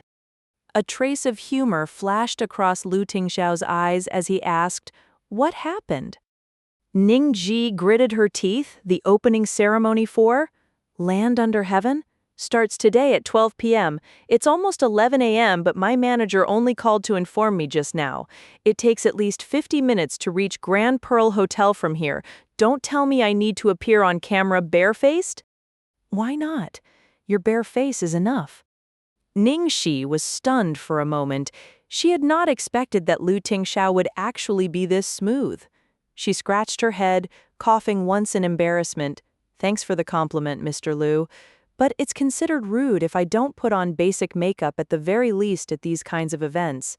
Most importantly, I don't have any appropriate clothes at the moment, and there'll be so many media outlets there. This is so frustrating. Wait for a moment. Lu Tingxiao raised his hand and indicated for her to stay calm, then took his phone to the courtyard to make a call. 10 minutes later, someone arrived, panting out of breath. CEO Lu, I've brought all the stuff you wanted. Are we starting right now? The newcomer was wearing jeans with holes and a gray cotton jacket and had a striking dark blue earring on his left ear. Ning Xi was surprised to find that he was actually a familiar face. Of course, familiar face meaning that Ning Xi recognized him, but he did not recognize Ning Xi at all. He was a makeup artist known as the Godly Hand under Golden Age Entertainment and the personal makeup artist of the famous actress Su Yimou Arthur. He was someone famous that a small fry like her could only gaze at from afar. This is? Ning Xi's face was full of suspicion. You don't recognize him? Lu Tingxiao asked. Of course I recognize the famous Arthur, but what did you call him over for? To style you, naturally, Lu Tingxiao said as if it was a matter of course. Ning Xi's head was full of black lines momentarily. She moved closer to Lu Tingxiao's ear and said softly, You're actually making someone from Golden Age Entertainment style me? Are you sure? Don't you know that I'm under Starlight Entertainment? Golden Age and Starlight are dead rivals, okay? So what? Lu Tingxiao replied like the domineering CEO he was. Chapter 29, Soon-to-be Lady Boss. So what? Ning Xi choked, feeling speechless. Big boss Lu, do your employees know that you're using your company's people to help artists from other companies? They evidently did not. This famous makeup artist had definitely never heard of her considering how unknown she was. She really wanted to kneel to Lu Tingxiao. Golden Age Entertainment was one of the subsidiaries of the Lu Corporation at the very least. Although Lu Jingli was managing Golden Age now, the boss behind the scenes was the Lu Corporation's Lu Tingxiao. The Lu Corporation began to get involved with the entertainment industry 5 years ago and bought over Golden Age Entertainment, creating an entertainment empire. They were even able to compete directly with the oldest, leading company in the industry, Starlight Entertainment. From this, you could see how fierce the competition was between the two companies. Their employees, from artistes to managers to assistants, makeup artists and stylists, could never mix. If there were artistes from both companies present on the same set, there would definitely be some sparks flying. Lu Tingxiao looked at his watch. The minivan is at the door. You can do your makeup and styling on the way there, and you'll make it in time. It's up to you whether you want to go or not. Ning Xi was so conflicted that her intestines started to hurt, but she still gritted her teeth. I'm going! Since Lu Tingxiao wasn't bothered about it, then she wouldn't care about it either. Seeing that Lu Tingxiao had followed along, she was surprised. You're going too? Who else is going to drive? Little Treasure wants to stay a little longer with you as well. He was using that matter-of-fact tone again, as if whatever he said was truth and she was only asking silly questions. Little Treasure nodded vigorously. Okay. In the end, all four of them got on the minivan, together with the stylist Arthur. Lu Tingxiao didn't even change out of his clothes. He continued driving in his casual homewear while Ning Xi and Arthur sat in the back, with Little Treasure watching them curiously as he sprawled over his seat. Arthur carefully looked over Ning Xi once, his gaze showing great appreciation. This lady has perfect features and amazing skin. I don't need to do much. I'll just put on some light makeup. What occasion are you going to today, miss? I need to choose the right clothes for you. It's just an opening ceremony for a movie. Ning Xi was deathly afraid that she would get beaten up if he found out that she was from Starlight. Luckily, Arthur didn't ask much. He only nodded to show that he understood and continued to do her makeup. When they were close to the location of the opening ceremony, Ning Xi had been fully made up from top to toe. They had grasped the timing very well. Lu Tingxiao stopped the car, then turned to look at the woman behind, with his arm on the back of his seat. How is it? Ning Xi asked, a little nervous. Not bad. It wasn't easy to get such a compliment from someone as taciturn as Lu Tingxiao. Furthermore, Little Treasure was tilting his head and looking at her with an awestruck expression. Ning Xi was suddenly brimming with confidence and she hugged Little Treasure apologetically. Darling, I'm so sorry I couldn't keep my word, but Auntie promises you that I'll quickly return to accompany you after work. Little Treasure hugged her for a moment before reluctantly letting go and waving goodbye, knowing that she was rushing for time. Looking at the pair of father and son behind her, Ning Xi's heart was filled with warmth. After battling like a lone soldier for so long, it was the first time she had had such a warm feeling. Since Ning Xi had left, the driver's position was naturally left to Arthur. Arthur could no longer hold back his nosiness and carefully asked as he drove, "Boss, who was that lady just now? Is she one of the new recruits of our company? How come I haven't seen her before?" Damn. Their big boss actually had a woman at his side. This was mind-blowing news. Lu Tingxiao supported his chin, answering leisurely, "An artiste from Starlight. Arthur." In an instant, Arthur looked as sour as if he had eaten a lemon.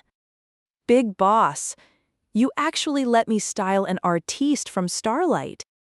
Why is our boss working for the other side? Even our second young master doesn't date anyone from Starlight, okay?"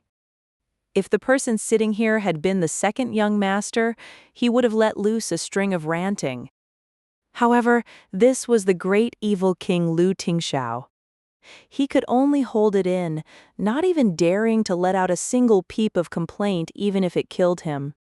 Something else that he couldn't say out was that unknown Starlight artist wasn't going to become their soon-to-be lady boss, right? After all, this woman was even able to win over the little prince. She definitely wasn't simple. Chapter 30, Opening Ceremony. At the opening ceremony of Land Under Heaven, the cast and crew members were all assembled, lights were flashing one after another, and there were numerous media outlets there. There was even a huge group of fans in the outer ring who had come after hearing the news. Most of the media outlets were surrounding the female lead, Ning Xueluo, and the male lead, Zhao Xizhou. One of them was the shining star of Starlight Entertainment, while the other was the famous star who had won an Oscar. The pairing of a suave man with a beauty naturally drew the attention of everyone. Xueluo, we all know that this is your second time acting as a couple with Xizhou on screen. Would you also give your heart to a man like Xizhou in real life? Haha, Xizhou is indeed attractive, but that won't happen. I don't have any space left in my heart for him. The media was clamoring after hearing so. Ning Xi had publicly announced that she had a boyfriend a year ago. Various people had gone digging for insider news and found out that her boyfriend was actually the son of the Yifeng Corporation's CEO Su Hongguang. He had both status and money, and even had good looks to boot. Everyone had been filled with envy. Although the fans had been upset, fans were not as averse to marriage these days as compared to the past. Most fans even hoped that their idol would find someone good to marry. Ning Xueluo's popularity had not declined in the slightest after revealing that she had a lover. Conversely, she had maintained her popularity with topics like handsome and rich boyfriend and winner at life. Zhao Sizhou, who was at her side, was good at following up. He immediately held his chest as if his heart hurt. "Miss Shangguan, how heartless of you, this king has already given you everything along with my heart." The female lead that Ning Xueluo was acting as this time was a girl called Shangguan Yingrong, while Zhao Zizhou was acting as a prince. Hearing so, the reporters laughed along and teased Zhao Zizhou with a warm air. Other than the actors for the male and female leads, the actress for the supporting female lead was the one that everyone had their eyes on. A crowd was surrounding Guo Qisheng. "Director Guo, where's the actress for Meng Changyi? Will she be here today?" Of course. "Is it true that you rejected Jia Qingqing because she wasn't beautiful enough when she came to audition for this role?" They were clearly out to cause trouble by asking such questions. However, Director Guo was an old hand. He spoke smoothly. "We do have a high standard regarding looks for a role like Meng Chang'e, but appearance is only one of the criteria we use to judge suitability for the role. There was no problem with Jia Qingqing's appearance, but she did not match what we were looking for in terms of feeling. We've heard that the one playing Meng Chang'e is a rookie? Since Meng Chang'e is such a demanding role, suddenly choosing to use a rookie for this, will she be able to completely fulfill the expectations?" What was wrong with the reporters today? Had they not given enough bonuses to them? Their questions were clearly out to attack them, and were even focused on the supporting female lead. For that question, please wait until our movie is out. Just wait and see. The reporters were still unwilling to let go of the question and asked aggressively, "Director Guo, is the actress for Meng Chang'e prettier than Jia Qingqing?" Haven't they said enough? Yes, she's more beautiful than Jia Qingqing. So what if she's a beauty of 100 years? Wait till all of you see Ning Xi. Let's see if you still dare to praise Jia Qingqing's looks. About this, they all have their own merits. You'll know once she's here. Guo Qisheng was starting to get annoyed by all these questions.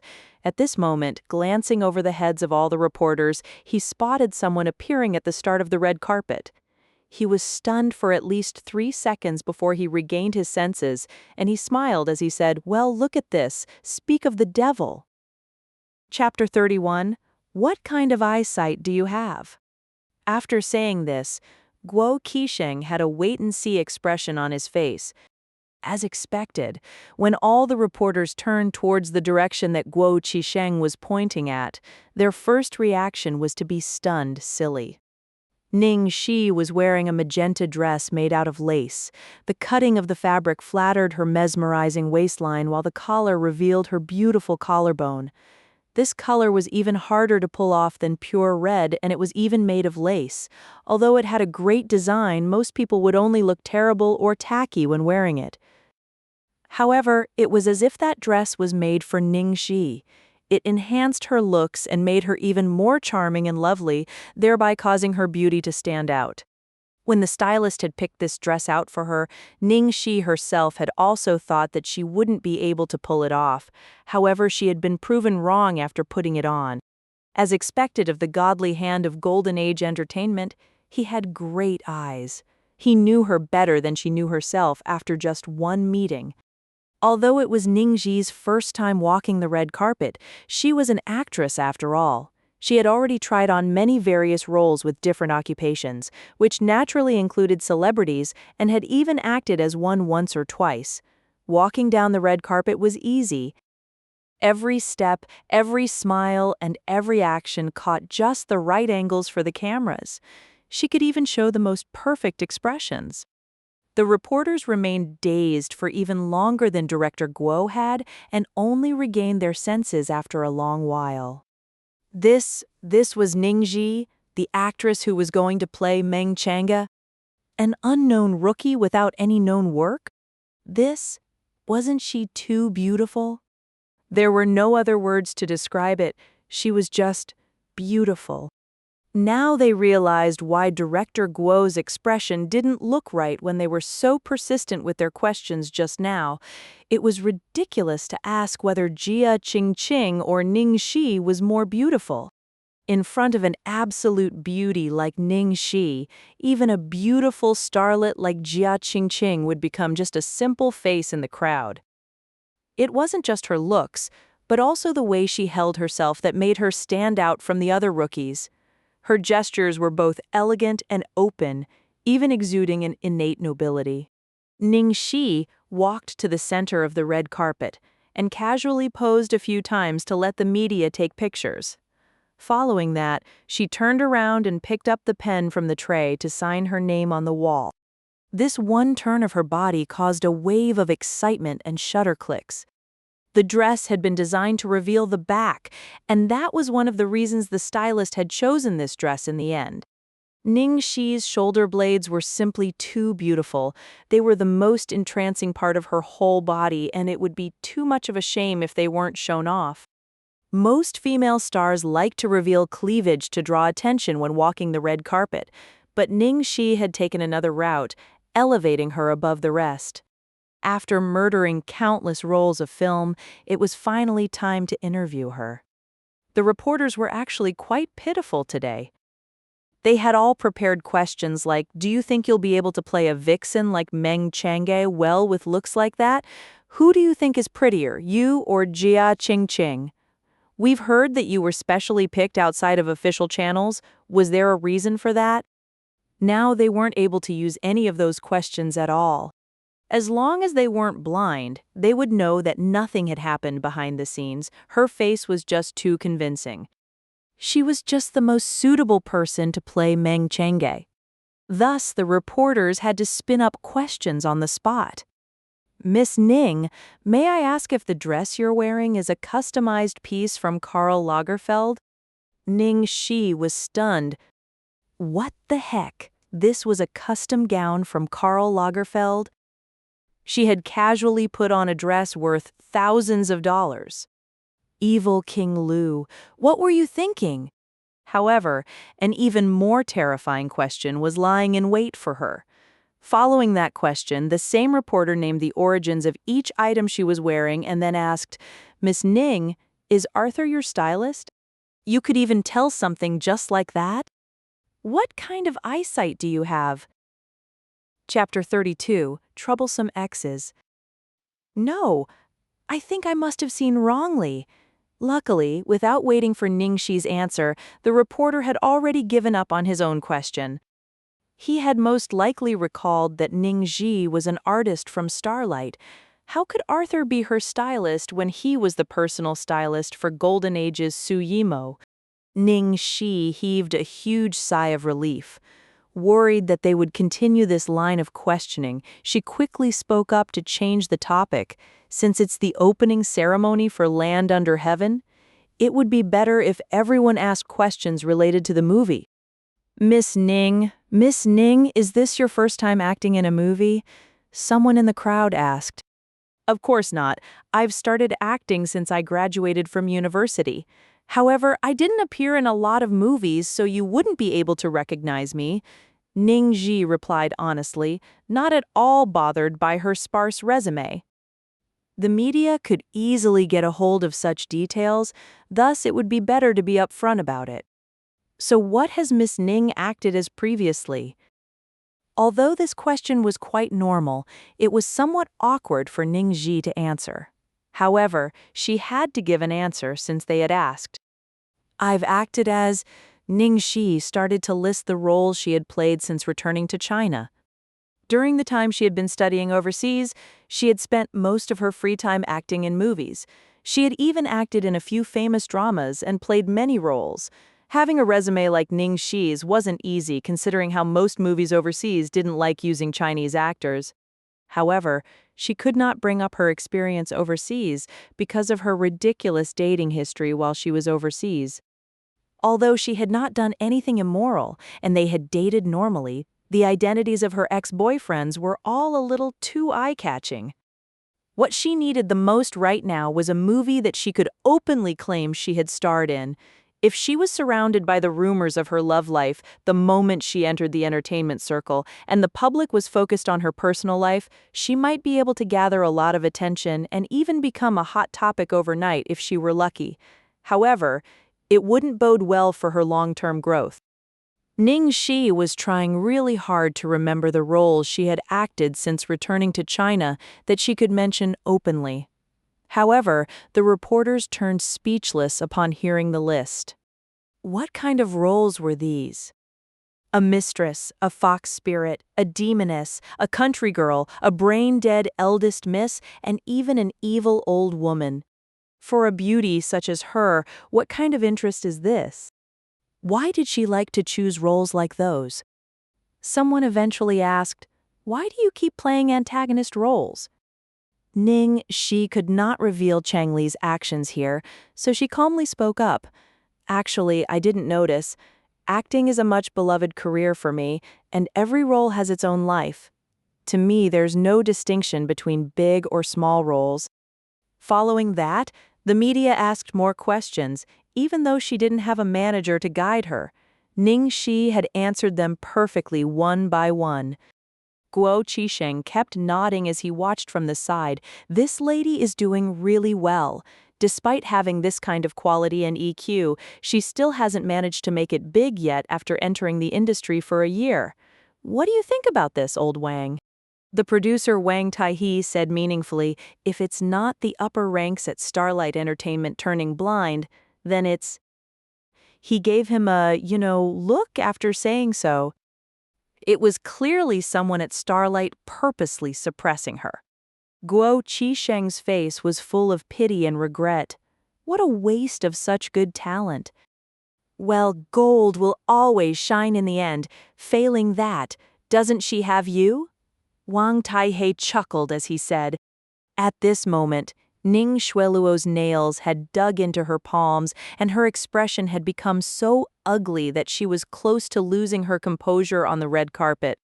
She had purposely let Chang Li inform Ning Xi at the last minute to make her a laughingstock at the opening ceremony. However, she had never thought that it would result in her making a stunning appearance to the crowd instead. Damn it! Ning Xi's outfit alone cost several thousands. How in the world had she gotten this amount of money? Clothing and accessories could be rented, but who did her styling? She had underestimated this country girl. Chapter 33, Trying to Make Me Fall? Not a chance in hell. Xueluo, Ning Xi is your junior. Do you have anything to say about her acting a role like Meng Chang'e? At this time, a reporter who was trying to trip Ning Xi tossed a question at Ning Xueluo. Ning Xueluo instantly recovered her calm and elegant expression and sincerely said, "Ning Xi has the skills to pull it off, and I believe she won't let everyone down." Towards all questions concerning Ning Xi, Ning Xueluo would always praise her generously. Those who weren't in the know would think that she was trying to support her junior, but Ning Xi saw through Ning Xueluo's scheming. This wasn't helping her, but rather trying to lift her higher so she could fall harder. She would praise her to high heaven and raise everyone's expectations before filming started, so that any little mistake later on would become huge disappointments. Too bad. She wasn't going to let Ning Xueluo's schemes come to fruition. She had piled up her arsenal for 5 whole years, and she had the confidence to satisfy everyone's expectations. "You want to make me fall? Let's wait and see." When the media interview segment had finally ended, Ning Xi had been preparing to take a short break, but was held back by Chang Li. "Ning Xi, where did all these come from?" Don't think that the company will help you pick up the bill for this outfit. As a supporting female lead, don't you know the rules? Who allowed you to steal the limelight? Chang Li scolded her from the start. Ning Xi twirled her natural slight curls and spoke lazily. I didn't want to do that either, but who knew that Changji would try to make me late for the ceremony? You, knowing that there were people around right now, Chang Li suppressed her temper. You had better behave yourself later during the meal, and don't say something that will shame the company. Xueluo doesn't have a good tolerance for alcohol, so remember to receive the toasts in her stead. Do you understand? Ning Xi couldn't help but laugh. You want me to receive the toasts on her behalf? Miss Chang, are you still dreaming? It'll be good enough if I don't toss wine on her. Chang Li and Ning Xueluo were in cahoots, so there wouldn't be any use even if she groveled before her. She completely refused to buy it. On the other hand, if she blatantly refused to bend to their whims, Chang Li wouldn't dare to go overboard. Chang Li was struggling to hold back her temper. Ning Xi, you've finally grown some backbone. You only got a small supporting role and you've already forgotten your surname? Ning Xi had no patience to deal with her and immediately turned to leave. Chang Li watched Ning Xi's back as she left. Even though it was just her back, it was enough to entrance people. Panic mysteriously rose in her heart. She already had a premonition that she wouldn't be able to hold back Ning Xi anymore. This woman was born to act. Once she started rising, Ning Xueluo wouldn't even be able to hold a candle to her. However, things had already come to this point. She could only suppress her as much as she could and block any chance of her rising from the ashes. There was a banquet dinner after the opening ceremony ended. The crew and anyone else related to the movie were gathered together, drinking and eating as they got to know each other. The atmosphere was friendly and relaxed. Seeing that Ning Xi had arrived, the screenwriter Ye Linglong was the first to stand up and pull her over to her side. You could tell how satisfied he was with her. Speaking of which, isn't it such a coincidence that the two beauties of our cast both come from the same company and they even have the same surname, Ning? The assistant director Zhang Rui exclaimed. Ning Xi sneered in her heart. Haeyo, what a coincidence. They were in the same company, and even under the same manager, however their circumstances were vastly different. One was already the star of Starlight, while the other was still buried deep in the lowest layers of the entertainment circle. As they were talking, the producers and directors suddenly all stood up to welcome someone who was walking in from the entrance. It was the biggest sponsor of the movie, the chairman of the board of directors of the Ning Corporation, Ning Yaohua. Chapter 34. What a show of affection between father and daughter. We didn't think that Chairman Ning would have the time to come to our opening ceremony. It's really such an honor. Director Guo greeted him warmly in a humble manner. Come, sit over here, Chairman. Ning, producer Wang gave his seat to Chairman Ning so he could sit next to Ning Xueluo. Ning Yaohua looked at Ning Xueluo lovingly. Director Guo is being too courteous. My daughter is under your care. The apple doesn't fall too far from the tree. Chairman Ning, your daughter is so talented that she doesn't need my care at all. This child is always so busy. Even as her father, I have to personally make a trip or else I wouldn't get to see her. Ning Yaohua said angrily. Although he said it with a straight face, there wasn't a trace of actual anger in his eyes, only fondness. Ha ha ha, you should be happy that Xueluo works so hard. However, Xueluo, you're also in the wrong. No matter how hard you're working, you should always return home. Director Guo got angry. I know, Director. I shouldn't have done that. Dad, don't get angry. I'll be home for dinner tomorrow night. Ning Xueluo hugged Ning Yahua's arm and acted coquettishly, having the appearance of an obedient daughter. Look at this. I need the director to help me talk to my daughter before she agrees to come home for dinner. Dad, there are so many people here. Leave me some dignity. Yes, yes, yes. You're a big star now. I can't even admonish you anymore. Ning Xi thought that she had already refined her heart into steel. She didn't think that she would see such a show of fatherly affection and daughterly devotion here.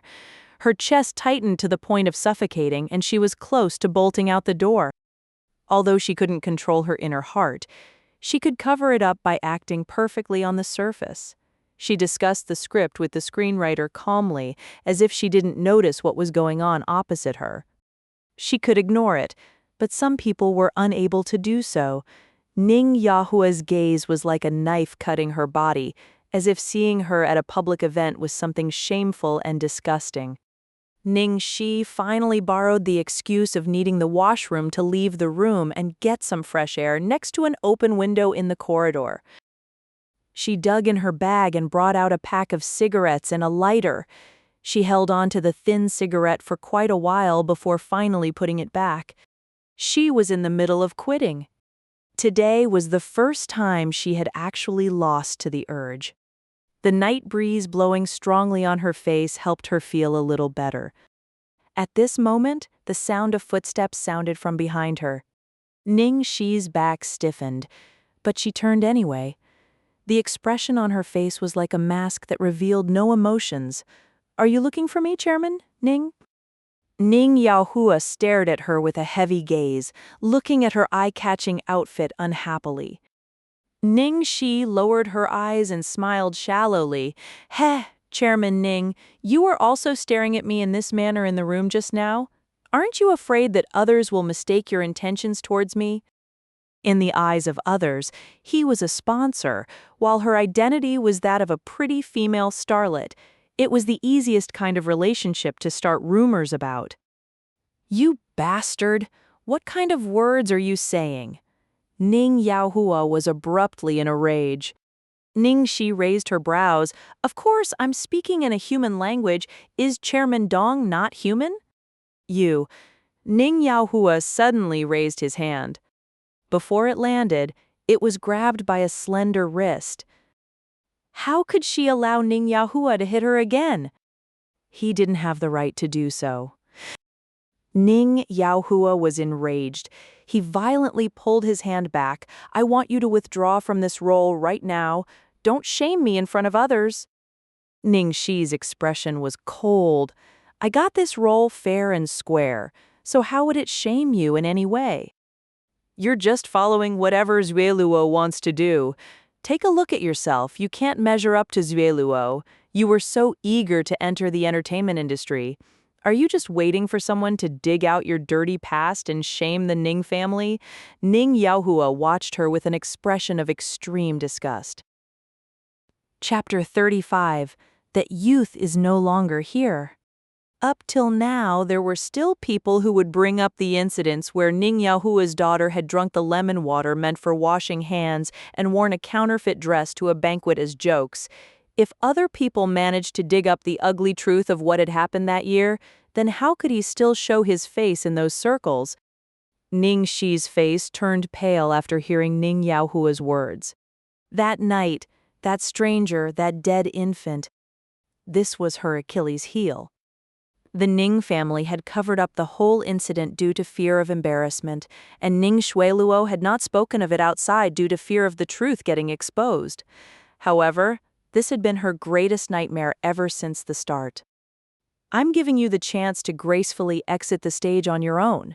Since you don't want it, then don't blame me for not considering our relationship as father and daughter." Heh, to think we still had something like a father-daughter relationship between us. "Dad, Xiaoji, what's going on?" Ning Xueluo's surprised voice sounded from behind them. Upon seeing Ning Xueluo, Ning Yahua's face changed to a loving expression. "It's nothing. You don't have to worry about it. When you go back, get your company to find someone else more suitable for the supporting female lead." The other meaning in his words was that Ning Xi was to be switched out. Ning Xueluo was rejoicing in her heart, but she acted anxious on the surface. "Dad, why? Xiaoxi has been set as the supporting female lead. It's already good enough for her to act in minor roles. How could she have the ability to act such an important role? I've invested 30 million yuan into this movie, and this isn't somewhere she can play around. But Dad Xiaoji worked really hard to get into this movie. Zhueluo, you don't have to speak for her. What did I tell you previously? I told you not to help her, but you wouldn't listen. You even praised her in front of the reporters. Does she deserve it? But Xiaoji is your... Quiet, you're not allowed to mention that sort of thing ever again. I've said it before, you're my only daughter. Dad, please don't get angry. I won't do it anymore, okay? I have some other business later. I'm leaving now. If you have some time, then help me persuade her to stop being so stubborn. Ning Yaohua shot a warning look towards Ning Xi, then turned to leave with a cold expression. After Ning Yaohua had left, the well-behaved expression on Ning Xueluo's face slowly melted away as she spoke innocently. Ning Xi, this time it wasn't me who was trying to make things difficult for you. I had wanted to give you a chance, only... Ha! Ning Xi couldn't hold back a laugh. In that one sound, there was endless despair. Who would have thought that the one who would wipe out all her efforts and push her back into obscurity would be her very own biological father? She had spent so much effort preparing for this role all this time and had fought so hard to acquire it, but all her efforts had been in vain. When the banquet had ended, it was already 11 p.m. It seemed to be true that a person would get drunk easily if they were in a bad mood. Ning Xi felt that she hadn't drunk much today, but she started wobbling when she stood up, and her temples started throbbing in pain. It was right at this moment that she saw someone who would make her feel even worse. Su Yan. Some of the cast, especially the women, had already started exclaiming in surprise upon spotting the new arrival.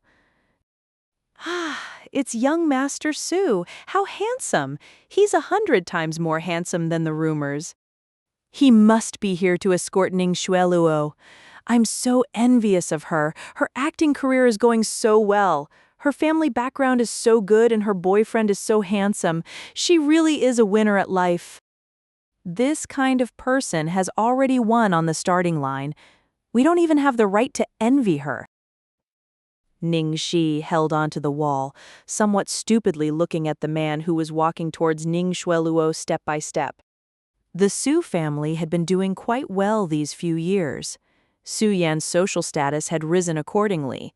Ning Xi could not longer see the youth of the past in him, that sickly youth who had been living in the countryside to recuperate from a lung disease. The Su gag who had read stories to her warmly had already died in the passing of time. Chapter 36, Which God of Wealth Has Arrived? Su Gag, why are you here? Didn't I say that there's no need to pick me up? Ning Xueluo skipped over to the man happily. I couldn't stop worrying since it started raining outside. Su Yan took off his jacket and put it on her. He looked at her unhappily. Why are you wearing so little? Ning Xueluo had a sweet expression on her face. Oh, I'm already a grown woman. Why are you still treating me like a child? Ning Xi leaned against the icy cold wall with uneven steps. She felt that she was really unlucky today. For the whole night, she had been treated to Ning Xueluo's show of parental affection, and now it was a lovey-dovey scene. Ning Xueluo was completely showing off everything she had taken away from her. Not satisfied with just making her watch, Ning Xueluo hugged Su Yan's arm and purposely walked towards her. She said warmly, "Little Junior, you seem to be quite drunk. Why don't you join us? I'll let my boyfriend send you home." Ning Xueluo deliberately emphasized the word boyfriend. At this moment, Su Yan finally noticed Ning Xi. His pupils abruptly tightened upon seeing her. Ning Xi. It had been a long time. In the years she had been overseas, he had not seen her even once. Even after she had returned, he had only seen her a few times from afar when he went to pick Xueluo up at the company. He was caught off guard by seeing her up close. She was so different that he almost couldn't recognize her. The little girl who had worn braids and a flowery skirt back then had blossomed into a woman who could move any man's heart without his knowing. Seeing that Su Yan was looking at Ning Xi dazedly, a dark emotion flashed across Ning Xueluo's eyes. She grabbed his arm and shook it. "Sugege, what do you say?" Su Yan suddenly regained his senses and nodded hastily. "Yes, let's go together." "Junior Ning. Junior Ning? Are you okay?" Ning Xueluo showed a caring expression. Ning Xi pressed on her forehead with the back of her hand. Her mind was growing more and more hazy under the influence of alcohol. Her heart was beating faster and her blood was almost rushing backwards. It was as if there was a beast roaring inside her body, struggling to break free so that it could tear up the two pretentious masks in front of her. No need. Ning Xi turned and stumbled towards the restroom before she completely lost control. Watching Ning Xi's sorry figure escape, Ning Xueluo finally let out a refreshed smile. However, her expression immediately changed into an extremely sad one when she turned towards Su Yan. "Sugege, I think Xiao Xi isn't willing to forgive me. I'm already trying my best to make it up to her. I've been doing whatever I can to help her in the company, but she's still like this. I don't know what to do anymore." "Don't mind it. Xiao Xi's personality is like that. She'll forgive you when time passes." Su Yan reassured her softly. At the ground floor of the hotel, a group of girls from the crew were excitedly discussing the sports car Su Yan had driven in on. "I just searched online and I found out that this Maserati is at least 100 million yuan. He's way too rich. I want to find a rich boyfriend too. How many years will it take till I can find one? Most importantly, he's so handsome. There are so many stars who married someone rich, but they're all pot-bellied, middle-aged men. Just looking at them makes my stomach churn." As they were gossiping, they spotted Su Yan and Ning Xueluo walking towards them from the hotel. The picture of a handsome man and a beautiful woman standing together was simply a feast for the eyes. Everyone looked on enviously as Ning Xueluo entered that sports car, still wearing Su Yan's jacket. They waited until they could no longer see the car before sighing. Not long after that car had left, the roar of an engine could be heard heading towards them. Following that, a silvery white sports car zoomed past them and came to a stop in front of the hotel. Most importantly, this car was too damn outstanding. That handsome low chassis, smooth body, and cool scissor doors gave off the feeling of a masterpiece. Most importantly, the price. That's the Bugatti Veyron Supersport, the world's most expensive supercar.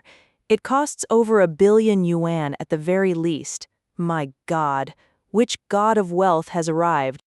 TL note, the Bugatti Veyron Supersport apparently costs USD 1.4 million. Chapter 37, Entering the Female Restroom to Find Her. In the car, Little Treasure stared at the phone, waiting for a reply, his expression one of great suffering and hatred. Lu Tingxiao unfastened his seatbelt. "I'll go take a look. Wait for me here." Little Treasure grabbed onto the corner of his father's shirt, indicating that he wanted to tag along with him. Lu Tingxiao looked at his son. "If she's drunk, I can only carry one of you." Little Treasure puffed up his cheeks, indicating that he wasn't satisfied with the answer. He didn't need anyone to carry him. Lu Tingxiao's expression darkened. "Unfortunately, my trust in you is at its lowest since the incident from last time. I'm unable to believe that you'll be able to take care of yourself. If you get lost again, even I won't be able to bear the consequences, understand?" Little Treasure bowed his head with a lonely expression. Realizing that he had spoken too seriously, Lu Tingxiao rubbed his son's little head. "I'll be right back." "Lao Zong, bring the car to the underground garage." "Yes, young master." Under the excited gazes of the crowd gathered at the hotel entrance, the car door slowly opened and a man stepped out. He was wearing a gray Western suit, his body was long and lean, and he had a powerful aura. It's Lu Tingxiao. I was wondering which god of wealth had come. I didn't think it would be the god of wealth. I totally predicted it. Other than the god of wealth, who else could afford to drive such an expensive car? The Su family obviously can't even compare to Master Lu. Heavens, hold me for a bit, I'm going to faint. I've only seen him on a magazine once. I didn't think I'd meet the real person here. I really want to go ask him for his signature and have him sign it on my panties. Those handsome and famous actors can only kneel before our Master Lu. If Master Lu enters the entertainment circle, how would they continue surviving? You're still dreaming. We've already used up a lifetime of luck to see him this close in person. You still want him to enter the entertainment circle for your viewing pleasure every day? The people at the door continued gossiping fervently long after the man in question had entered the hotel. Big Boss Lu is usually swarmed by a retinue wherever he appears. Why is he coming to a hotel alone so late at night? Who knows anyway, he can't possibly coming here for a woman. It's such a shame that an outstanding man like that doesn't get close to women. Why do you think Lu Tingxiao won't get close to women? He probably likes men. That's just nonsense. If he likes men, then where did his son come from? I feel that Master Lu must be the kind that's deeply in love. His feelings for the child's mother are so deep that he's been keeping her secret for so many years. Lu Tingxiao found that the cast and crew had all left when he got upstairs. The group of people at the hotel's entrance were most likely the last batch. However, only Ning Xi was missing. He tried calling Ning Xi's phone as he walked down the corridors searching for her. No one picked up. As he was passing by the restrooms, Lu Tingxiao suddenly paused his steps. He could hear a phone ringing. After standing still and listening for a while, he realized it was coming from the female restroom. Lu Tingxiao ended the call, and the sound stopped. After heaving a sigh of relief at finally finding the person he was looking for, Lu Tingxiao furrowed his brows. He couldn't enter the female restroom to find her. Since she had not reacted at all to the loud ringing of her phone, she must be quite drunk. Ning Xi? Lu Tingxiao tried calling for her, but as expected, there was no reply. He stood in front of the sink between the male and female restrooms and raised his long fingers to pinch at the center of his brows. The expression on his face was as if he were making a decision on a 10 billion yuan business deal. TL note, 10 billion yuan USD 1.4 billion C. Chapter 38. You're the Evil Demon King. Fortunately, CEO Lu was in luck. Since it was late, there was no one else in the female restroom. He could see Ning Xi sitting on the ground and leaning against a door, completely drunk. She had kicked her heels off to different places, and the things in her bag had been tossed all over the floor. Her hair covered her face in a messy manner. She looked like a completely different person from the radiant woman he had parted with earlier. A trace of sympathetic affection flashed across Lu Tingxiao's eyes. He walked over and picked up her bag. After retrieving all the items that had been scattered about, he then picked up her shoes and reached out towards her waist and knees. As he was about to carry her, Ning Xi suddenly grabbed onto the door with a death grip. Her drunken gaze swung towards him, and she stared at him with extreme caution. "Who are you?" Lu Tingxiao. Lu Tingxiao. Ning Xi turned dazed before she suddenly exploded in rage. "You liar! Do you think I'm an idiot? This is the female restroom." Was this girl really drunk? She seemed to still have her wits about her. "I'm not lying." "Liar! I'm not going." "I don't want to go with you." Drunk Ning Xi was like a little porcupine that had suffered a scare. She was completely guarded. Ning Xi completely refused to leave, so Lu Tingxiao could only put down the things in his hands for the moment to coax her. "What do I have to do to make you believe me?" "Show me your ID." Ning Xi looked like a traffic cop investigating a drunk driver. The corner of Lu Tingxiao's mouth twitched. Then he obediently pulled out his wallet and passed his ID over to her like a good citizen. Ning Xi held onto the thin card shakily, her eyes almost pressed up against the card as she read word by word, Lu Ting Xiao. You're Lu Ting Xiao.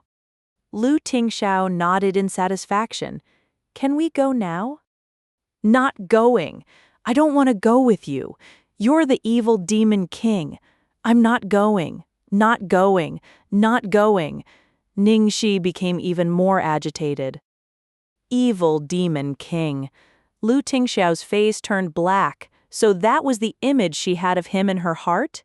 He thought that he had treated her quite warmly. The two were in a stalemate when the sound of footsteps came from beyond the door. Ning Xi, are you inside? Lu Tingxiao's back stiffened in an instant. If someone saw him in the female restroom right now, he would never live it down. The sounds of footsteps drew closer and closer to the point where they could already see the person's clothes. Lu Tingxiao cursed quietly and quickly grabbed all of Ning Xi's belongings and stuffed her into the cubicle. It was the screenwriter Ye Linglong who had come to look for Ning Xi. Ning Xi was a rookie and was not acquainted with anyone in the crew. Only Ye Linglong had noticed that she hadn't returned from the restroom for a long time, so she had gone to look for her. Within the cubicle, Ning Xi was frightened from suddenly being dragged inside and was struggling in the man's embrace. The noise caught the attention of Ye Linglong outside. Ning Xi, is that you? Hearing the voice closing in on them, Lu Tingxiao's expression turned even darker. It was right at this moment that the girl actually bit the hand he was covering her mouth with. It hurt so much that he furrowed his brows. Lu Tingxiao's expression was slowly showing signs of collapse. When had he ever been in such a sorry situation? After taking a deep breath, Lu Tingxiao spoke up. His voice turned husky from trying to suppress his emotions. Calm down. I'll give it to you now. Ye Linglong had been about to knock on the door when a man's voice had come from inside. She froze for a moment before realizing what was going on. Her cheeks reddened, and she quickly ran out. She hadn't thought that she would actually come across some people doing that here. This was a hotel. Why couldn't they just get a room? She really couldn't understand the hobbies of some people. Since she wasn't in the female restroom, where had Ning Xi run off to? There was one thought that had never crossed Ye Linglong's mind. The one doing that in the restroom was the one she had been looking for, Ning Xi. Upon hearing the sound of footsteps receding from outside the door, Lu Tingxiao sighed in relief. He sat on the toilet bowl cover, loosened his tie, and placed the struggling woman on his lap. He then snapped coldly, "Stop causing trouble." Otherwise, he wouldn't mind doing that for real. The man's tone was too fearsome. Ning Xi was so shocked that she started hiccuping. She looked at him as if she had been bullied. Lu Tingxiao had scared her just for a moment, yet he could only helplessly switch to gently patting her back as he coaxed, "Sorry, I shouldn't have been so fierce with you." However, the person in his arms seemed to become even more upset. Tears started rolling endlessly down her cheeks. Lu Tingxiao was momentarily helpless. How could she be so much harder to coax than Little Treasure? Chapter 39. It's not big enough. They're mothers. Who do they think they are? Every single one of them. Ning Xi suddenly raised a fist agitatedly. If Lu Tingxiao had not reacted quickly, his jaw would have been dislocated by this punch. Girls shouldn't cuss. Lu Tingxiao knitted his brows. Although she looked cute when she was swearing. While Ning Xi was very drunk, her subconscious mind could feel that the person embracing her at the moment was very warm and had no bad intentions. She slowly relaxed into his arms and slurred drunkenly as she sat in his lap. "It's only because I feel it's beneath me. Otherwise, with this face, I could find a big leg to hug. You think you can suppress me? I'll go find one now. Right now." Lu Tingxiao raised his eyebrows slightly. He picked up the woman's hand gently with his coarse palm and placed it on his thigh. "The biggest leg in the capital is right here. Where else are you going to find a better one?" Ning Xi touched that toned thigh all over, then abruptly raged. "It's not big enough. It's not big at all." Lu Tingxiao. He had been deemed not big enough. This was something no man could accept. What was worse, her hand moved about until it touched a place that should not be touched, and she even patted it. "Ooh, what's this?" Annoying, it poked my hand. Her tone was full of disdain. Lu Tingxiao's expression was dark. If he let her continue like this, then he was afraid he would do something he would regret. The person outside had already left, so Lu Tingxiao quickly opened the door, carrying Ning Xi as he walked out. At the underground car park. The one who eagerly ran over to open the door for him was Lu Jingli. "You're here?" Lu Tingxiao frowned. "I went to look for you at home, but both you and Little Treasure weren't there, so I came over to look for you. Bro, what happened to the bro code? When did you buy this car? It's even more impressive than the one you gave to me, and I didn't even know you had this." Lu Jingli's expression was full of resentment. Lu Tingxiao ignored him and carried Ning Xi to the back seat without leave. Lu Jingli sat in the front passenger seat and turned around to stare at them. His shining gaze took in Lu Tingxiao and Ning Xi's disheveled clothing. Expecting some gossip, he asked, "Where did you pick her up from? Why did you take so long? See how our little treasure is about to turn into a statue?" The moment he saw Ning Xi, Little Treasure stopped pressing his face against the car window and stuck to her instead. Lu Tingxiao had initially been worried that Ning Xi would have some sort of agitated reaction to Little Treasure's presence in her drunken state. He hadn't thought that she would only draw the little guy into her embrace and hug him comfortably like a bolster. Of course, Lu Tingxiao would not satisfy a certain person's desire for gossip. He methodically removed his tie and removed his sweaty coat. What happened today?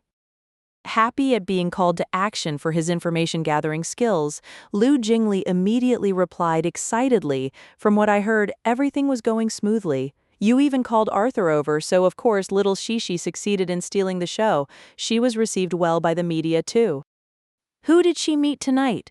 Lu Tingxiao asked again. Lu Jingli tried to recall. Other than the cast and crew, there was only Ning Yahua. Other than that, Lu Jingli glanced at his brother's expression, then deliberately considered his words before speaking up. "Su Yan. I'm guessing that she was upset that her old flame became her rival's man, so she got drunk." Although Lu Jingli had already picked his words carefully, Lu Tingxiao's face still turned black in an instant. It was so scary. TL note. In Chinese, a big leg to hug means a backer with a lot of influence. In Ning Xi's case, she was implying that she can find a sugar daddy at any time, but that she found it beneath her. Lu Tingxiao used the phrase big leg to hug literally to make a joke and got taken advantage of instead. Chapter 40. "Baby, I really want to marry you." Lu Jingli coughed. It's not strange though. Ning Xi wasn't being serious with all those people she was dating overseas. She would dump them when she was done with no hesitation at all. However, this Su Yan is probably the only man she has ever truly loved. Lu Tingxiao's expression turned even uglier after his explanation. Lu Jingli was somewhat speechless at this. He thought inwardly, "You guys aren't even together yet. What right do you have to massacre everyone she's ever dated? Bro, even if you're prepared to stick around and wait until she falls in love with you, at least bring her over to Golden Age first. It's so inconvenient that she's in our rival company, Starlight. From what I know, she's being bullied terribly by Ning Sueluo there," Lu Jingli grumbled. Lu Tingxiao watched the girl who had become quiet after hugging Little Treasure with an unreadable expression. It's not time yet. After finally reaching their home, a problem arose as they were getting out of the car. Ning Xi had spotted the silvery white sports car at the side, and her eyes had lit up like a hungry wolf. She clung to the car and refused to leave, and her expression was like a little girl who had finally found her dream man. "Oh, little white, my darling." Lu Tingxiao's expression was changing furiously like traffic lights. He had gone through such a hard time fetching her back, even risking his reputation to bring her out of the female restroom. However, she hadn't shown any gratitude and had even called him an evil demon king. Now she was actually hugging a car and calling it her darling? Ha ha ha. Bro, surely you're not jealous of a car. See, why did you just have to drive this car out? Little Zixi loved racing cars when she was overseas, and she's actually a pro at racing. Of course she wouldn't have any resistance against the #1 sports car in the world. Lu Jingli was gloating in his brother's misfortune. However, he soon found that there was someone was even worse off than Lu Tingxiao. That person was Little Treasure. Seeing that his personal nickname Darling had been stolen by a car, the little guy was close to tears. However, the cause of all the trouble, Ning Xi, was still touching the car all over with infatuation. Darling, you're too cool. You're simply too irresistible. I want to marry you. Lu Tingxiao's knuckles cracked, and he had the sudden urge to curse. She had reacted like he was a rampaging wild beast when he had proposed to her, but now she was actually proposing to a freaking car? Lu Tingxiao rolled up his sleeves one by one. Old Zhang, bring me a hammer. Lu Jingli, who had been laughing until he was out of breath, immediately jumped up. Don't, bro, calm down. This car is almost 20 million yuan. If you don't want it, then give it to me. I'll bring it away right now. I guarantee that it won't appear in front of your eyes ever again. Just as he said so, Lu Jingli's whole world flipped over as he was thrown over the shoulder by the frail-looking Ning Xi. Who dares to touch my little white? Ning Xi's beautiful face was currently full of murderous intent, as if she would kill even the gods. Lu Jingli held onto his injured waist. Good sir, please spare me. I was wrong. It felt like this girl was a seasoned practitioner of judo. He felt like he had lost half his life just being thrown by her. After getting rid of the threat, Ning Xi immediately dove into the driver's seat and hugged the steering wheel. Little white, don't be scared. Eldest young master, this old Zhang, who had been squeezed out of the driver's seat, was stupefied. Lu Tingxiao pinched the center of his brows and waved him away, indicating for him to leave. He looked at his son, Little Treasure. It's late. Go back first and sleep. Little Treasure, who had been immersed in the feeling of losing the affection of his favorite person, immediately shook his head like a rattle. Lu Tingxiao didn't get angry, but calmly spoke. You should know that girls don't like showing their worst sides to the person they care most about. The person they care most about. Little Treasure looked like he was in deep thought for a few seconds. Then he obediently turned and left. Lu Jingli's eyes bulged out. Bro, you're too shameless. You're lying to kids. Is there anything else? Of course, I want to let you feel the burning of this giant megawatt light bulb. The icy cold gaze of his dear brother pierced deep into his bones. Fine, I'm leaving. Lu Jingli turned back to look at them dubiously right before leaving. Leaving this couple and that sports car alone, nothing was going to happen, right? Heh heh, that 63x zoom long-range camera was going to come in handy. Chapter 41. Do you want more? You? What do you want to do?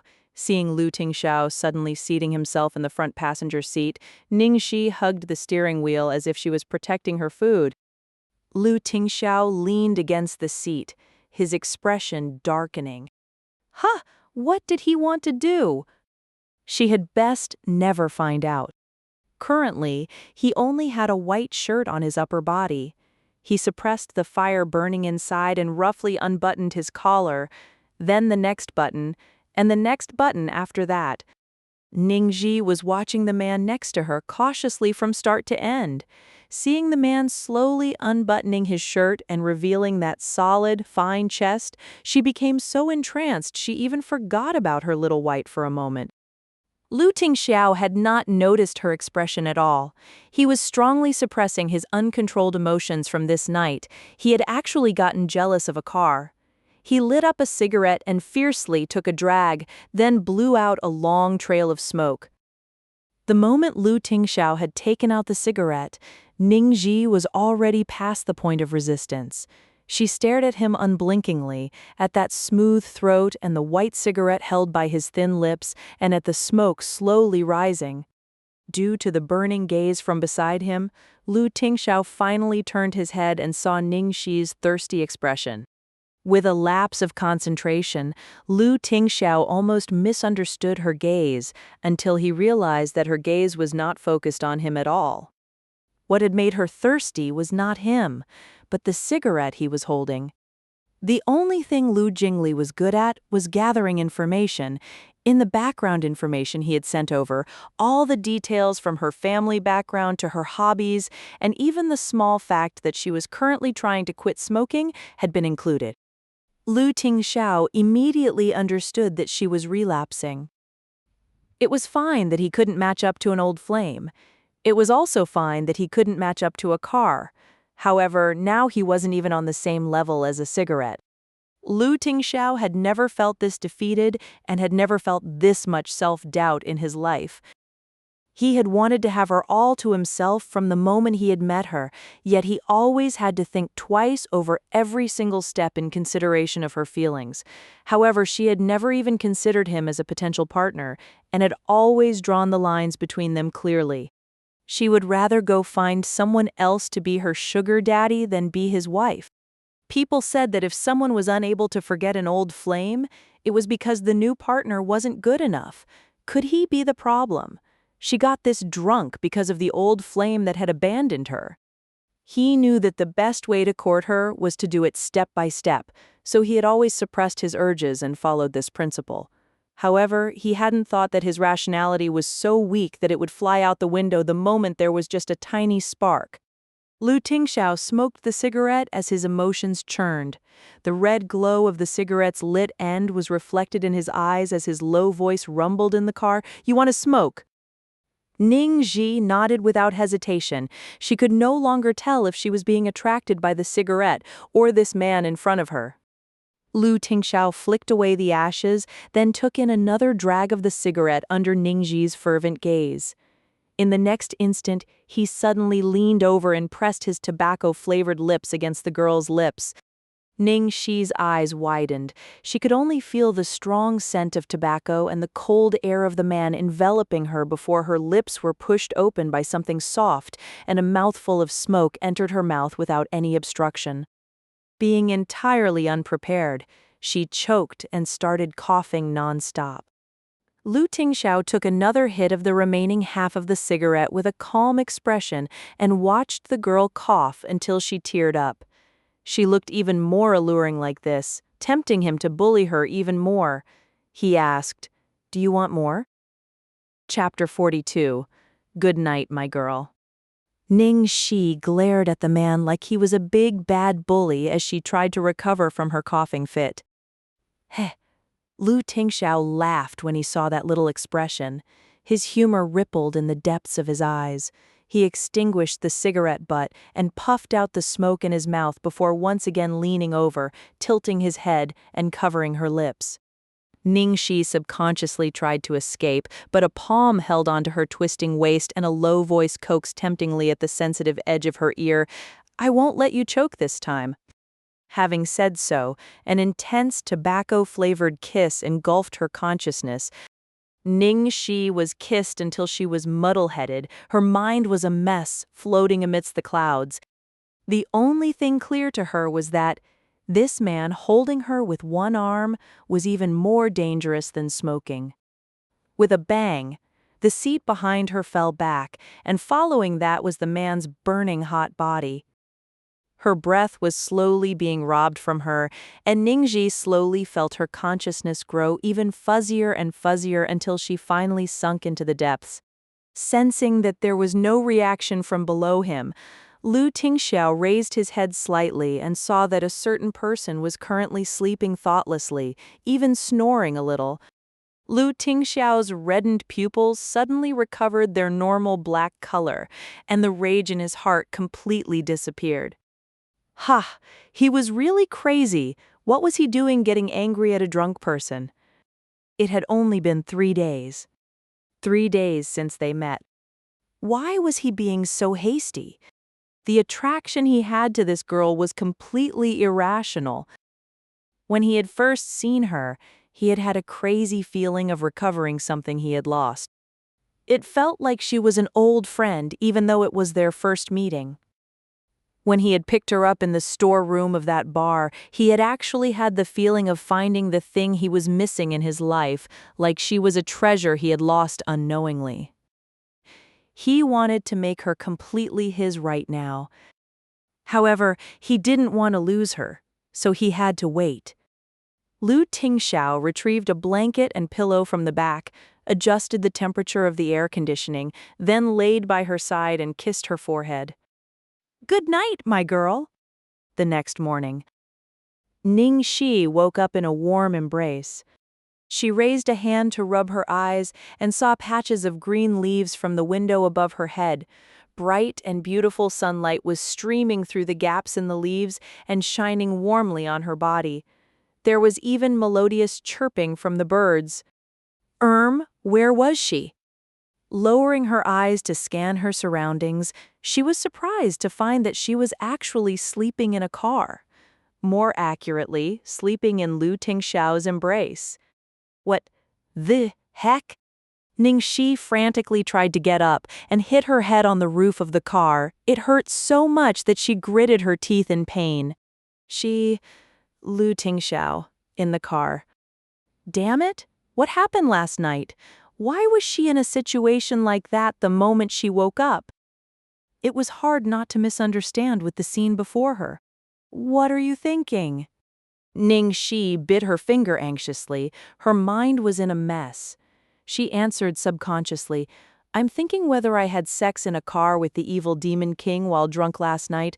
This is so scary." Evil demon king? Car sex? If it were like you said, do you think you would have the strength to jump around and let your imagination run wild this morning? From the man's voice, you could tell that he was holding back his rage and gritting his teeth. Ach! Ning Xi belatedly found out that Lu Tingxiao had already woken up. She was so frightened that she jumped up and almost hit her head again. Luckily, Lu Tingxiao was already prepared and used his hand to protect the top of her head. Mr. Lu. Call me by my name." Lu Tingxiao's tone was slightly cool. She would call him Mr. Lu when she was trying to distance herself, and call him Master Lu when she was scared of him. He didn't like it at all. Ning Xi wondered if it was her misperception, but it seemed like something about Lu Tingxiao had changed in a single night. Chapter 43, Bite Me Again. Or maybe she should say that it wasn't him that changed, but rather that he had hidden his true self away, and she had never really understood him. Ning Xi's gaze inadvertently landed on the traces of blood on the back of his hand. She asked, Lu Tingxiao, what happened to your hand?" Lu Tingxiao glanced sideways at that circle of teeth marks, then looked at her with a hint of a smile. "What do you think?" Ning Xi swallowed once. These teeth marks look a little familiar. There was a trace of praise in Lu Tingxiao's expression, well spotted. Thanks for the compliment."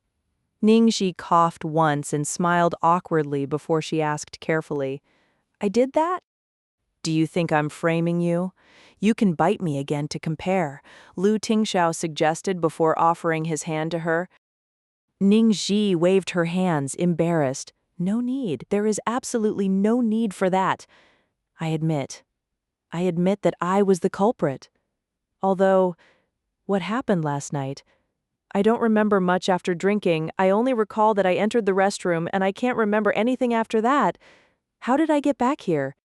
"You collapsed in the female restroom, and I went in to carry you out. You refused to go with me and even bit me." Lu Tingxiao's answer was simple and concise. Ning Xi was stupefied. You entered the female restroom." She had really committed a huge sin. The evil demon king had sacrificed way too much. "Then why am I sleeping in a car?" Ning Xi summoned enough courage to ask. "Because you refused to part with your little darling."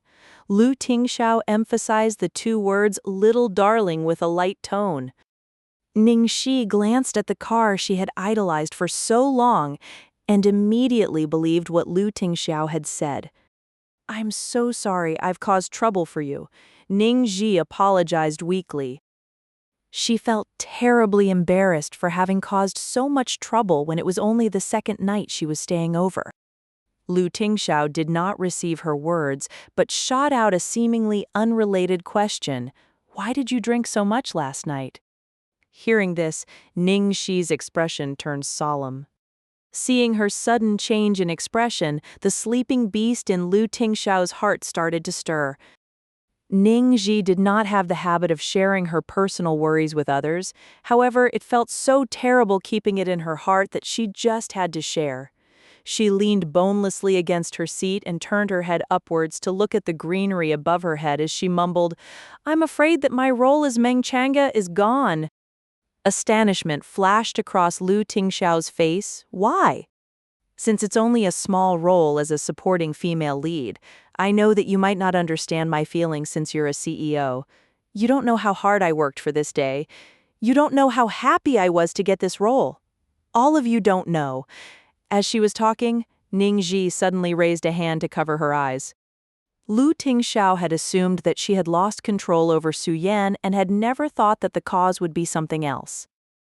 She wasn't upset over Su Yan. Instead, she was upset because she had lost that role. The gloom he had been feeling the whole night dissipated in an instant. However, seeing how upset the girl was, his heart clenched in sympathy. How could he not know how important her dream was to her? Otherwise, why would she have continued stubbornly climbing upward step by step, despite knowing that there were shortcuts she could have taken?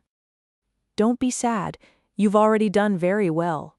Lu Tingxiao shifted the girl's head to rest against his chest.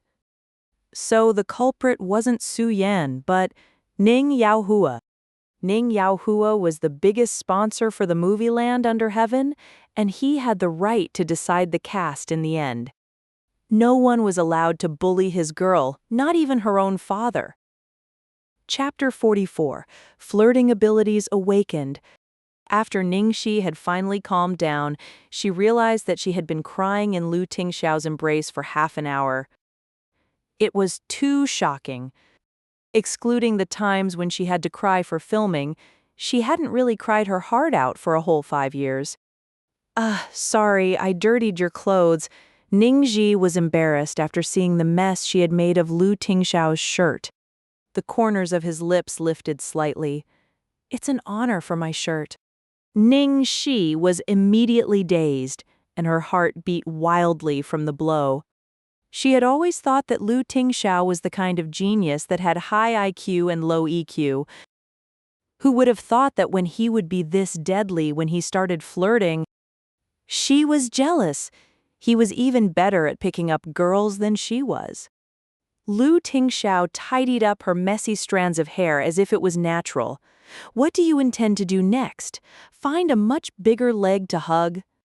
Ning Xi blinked, not understanding. "Huh?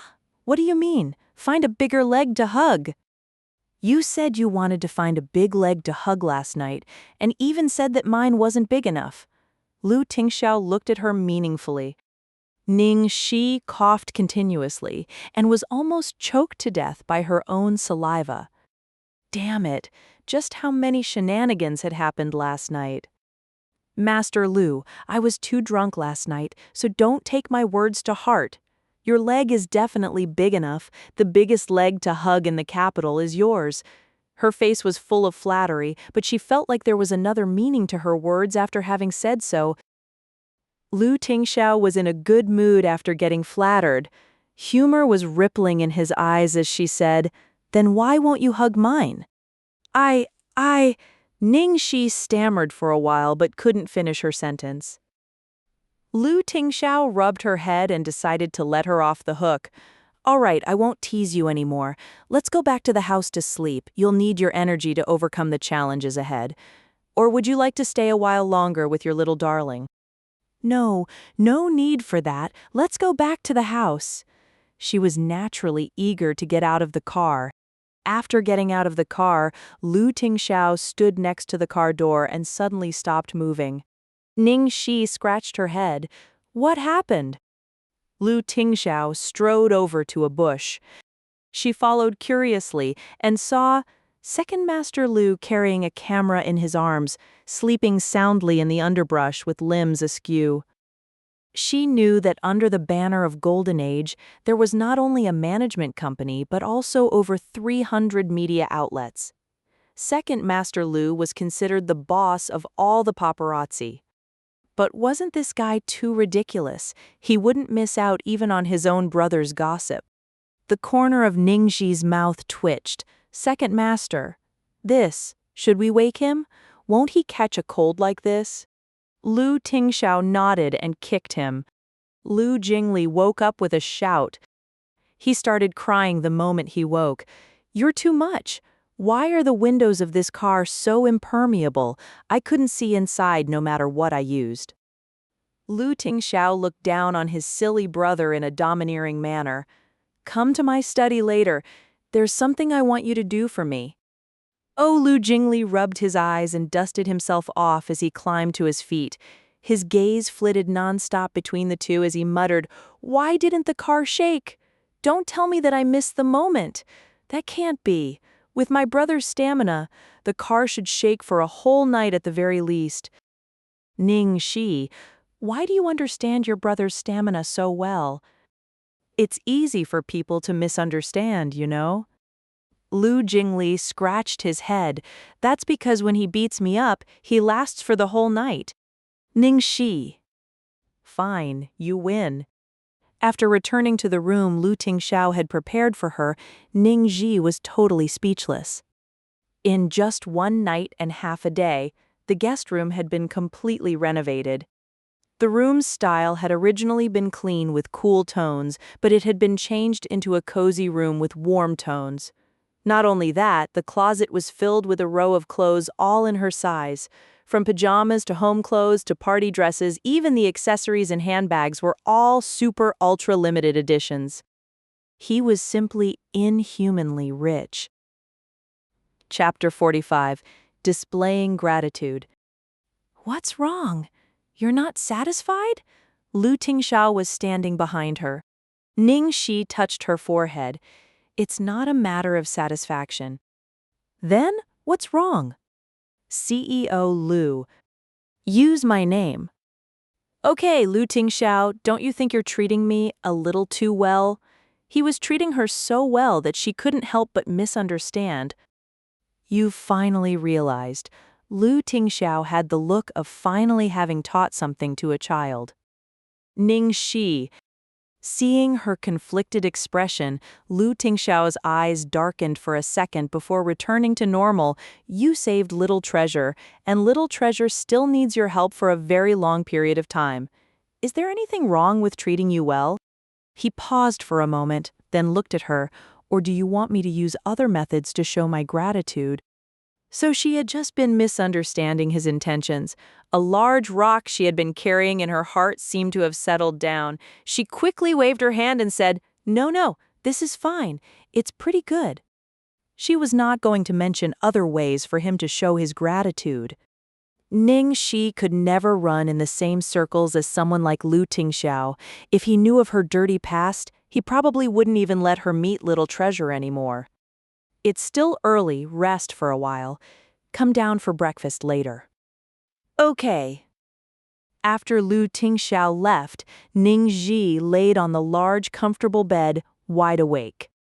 How would she be able to fall asleep when she was waiting for bad news?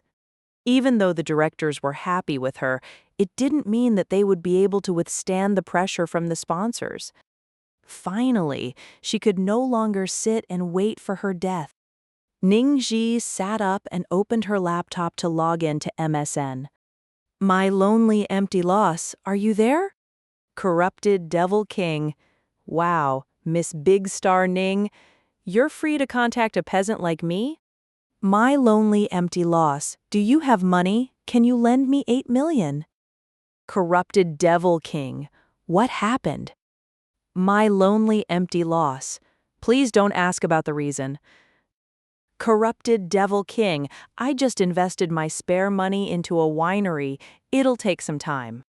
My lonely empty loss. How long? Corrupted Devil King. 3 days. My lonely empty loss. Thanks. Corrupted Devil King. Heh heh, my dear. It's the first time you've actually asked me for something. My lonely empty loss. When are you coming back to China? I'll go fetch you. Corrupted Devil King. Ning Xi, you're heartless. Seeing that Corrupted Devil King had gone offline, Ning Xi felt stifled in her heart. She didn't want to owe anyone favors if she couldn't help it, especially since this person was one of her exes. Although she knew that she had hurt him by doing this kind of equivalent exchange, she had no other choice. She had lost the ability to care a long time ago, and she never wanted to feel it again. As for the reason why she didn't borrow the money from Lu Tingxiao, she was already too involved with the Lu family. She absolutely did not want to get involved even further with them, especially with money matters. After an hour, Ning Xi finally received a call. It was Chang Li. Ning Xi pressed her palm and took a deep breath before she picked up the call. Hello? Don't forget that filming starts tomorrow morning at 9. Take a car there yourself. I have to take care of Zhueluo, so I don't have the time to look after you. You don't even need me since you're so capable anyway. Chang Li was still as sharp as usual. The only difference was that her tone was particularly bad today, as if Ning Xi owed her $8 million. What? We're filming? Ning Xi was stunned. Are you still sleeping? Wake up. You're not allowed to be late on the first day. Chang Li's tone was impatient, and she immediately hung up. Ning Xi held onto her phone and remained in a daze for a long while. What happened? She was still in? She scrambled out of bed and paced around the room, and finally dialed the director's number. Hello, Director Guo. Sorry for disturbing you this early, but I had something I wanted to ask you. You're asking about the matter of Director Ning trying to switch you out? Yes. Ning Xi's heart clenched. Ning Yaohua had done exactly what he said. Chapter 46. You are my angel. Ning Xi, producer Wang, screenwriter Ye and I are all extremely satisfied with you. However, the cruel reality is that our feelings aren't enough to film a movie. The most important thing is funding, so we don't have any control over things like casting sometimes. Who gets to have the final say? Of course, it's the person who put in the most money. Ning Xi's heart slowly sunk as she listened. She had been switched, hadn't she? Why did Chang Li inform her about the filming then? Last night, Director Ning did talk to me. He disagreed with your casting because he felt that you were too new. However, Guo Qisheng paused. Ning Egleve hated that she couldn't pull him over through the phone so she could give him a good shake. Couldn't he say everything all at once? However, Ning Xi, you're in luck. Another sponsor seems to have taken a liking to you. They indicated that they wouldn't accept anyone else playing Meng Chang'e. Work hard. Really? Ning Xi's bruised heart was suddenly flying in midair. She felt like she had been taken for a roller coaster ride by the director. It was too much excitement for her heart. Director Guo, you did that on purpose, didn't you? I almost had a heart attack from the fright. Haha, youngsters these days can't keep their cool, eh? Stop beating around the bush and just tell me already. Have I been replaced? No. That sponsor has invested $50 million. That's the combined investment of the Ning family and Starlight Entertainment, so he gets to have the final say. I thought the only sponsors for this movie were the Ning family and Starlight. How did another sponsor appear out of nowhere? Ning Xi felt that it was a little strange. It's a sponsor that came in at the last minute. You'll find out soon enough. Guo Qisheng sounded like he was in high spirits. How could he be unhappy at this point? A 50 million yuan sponsorship had come out of nowhere, and his movie now had a total of 1 billion yuan in sponsorship. Furthermore, he no longer needed to bow to the whims of the ignorant sponsors and swap out the actress he was most satisfied with. Got it. Thanks, director. Ning Xi had just hung up when the door opened with a creak. It was the sleepy-looking little bun. She squealed in happiness and threw herself onto the little bun, hugging and kissing him fiercely. "Darling, you're my lucky star. You've helped me avoid disaster every time." From outside the door, the great demon king watched the girl kissing his son excitedly. It was clearly all his hard work. Forget it. Nothing else was more important than seeing the girl's bright and beautiful smile. Lu Tingxiao strolled in. Did something good happen? Ning Xi hugged the little bun who had been dazed by her sudden enthusiasm. The director just told me that I won't be swapped out because the biggest sponsor for this movie took a liking to me. Oh, congratulations then! Lu Tingxiao congratulated her in a deliberately serious manner. Ning Xi rubbed her chin as she pondered. The director didn't reveal the identity of the sponsor, though. Well, they must be someone with especially good taste and vision, someone who's really, really handsome. Lu Tingxiao smiled slightly. You think so? Of course, Ning Xi was already acting protective. She suddenly thought of something. I'll be filming in the day for most of the time, and I may have some scenes to film at night as well. What will happen to little treasure? Lu Tingxiao did not answer, but looked to his son. After receiving Ning Xi's warm kisses and hugs, the little bun was in a very good mood. However, upon hearing this bad news, his expression remained blissful. He trotted back to his room.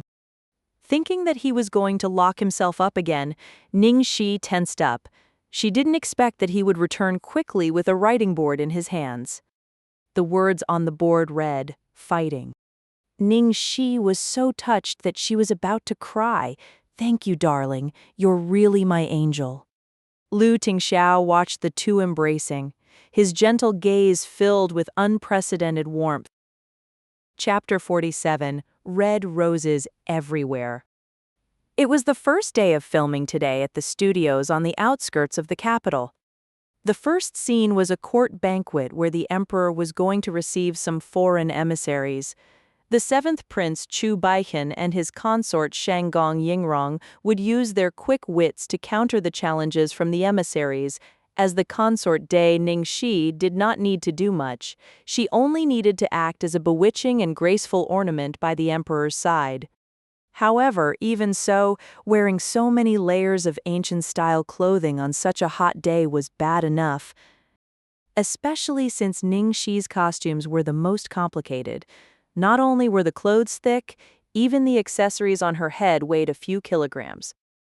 After filming one scene, while no one could tell from the outside, she was sweating completely on the inside. As soon as the director shouted, "Cut!" Ning Xueluo's two assistants immediately rushed over, eager to attend to her. One of them fanned her while the other passed water to her, and the chair was already equipped with a cooling mat. There wasn't a single assistant by Ning Xi's side. After filming, she wasn't able to have even a single sip of water, as she still had scenes to film. She couldn't even remove the clothes on her and could only unbutton the collar for some air. Everyone was praising Ning Xueluo's performance, and the director added a few compliments as well. However, when he turned back to the screens, he kept rewatching a few screens where Ning Xi had appeared.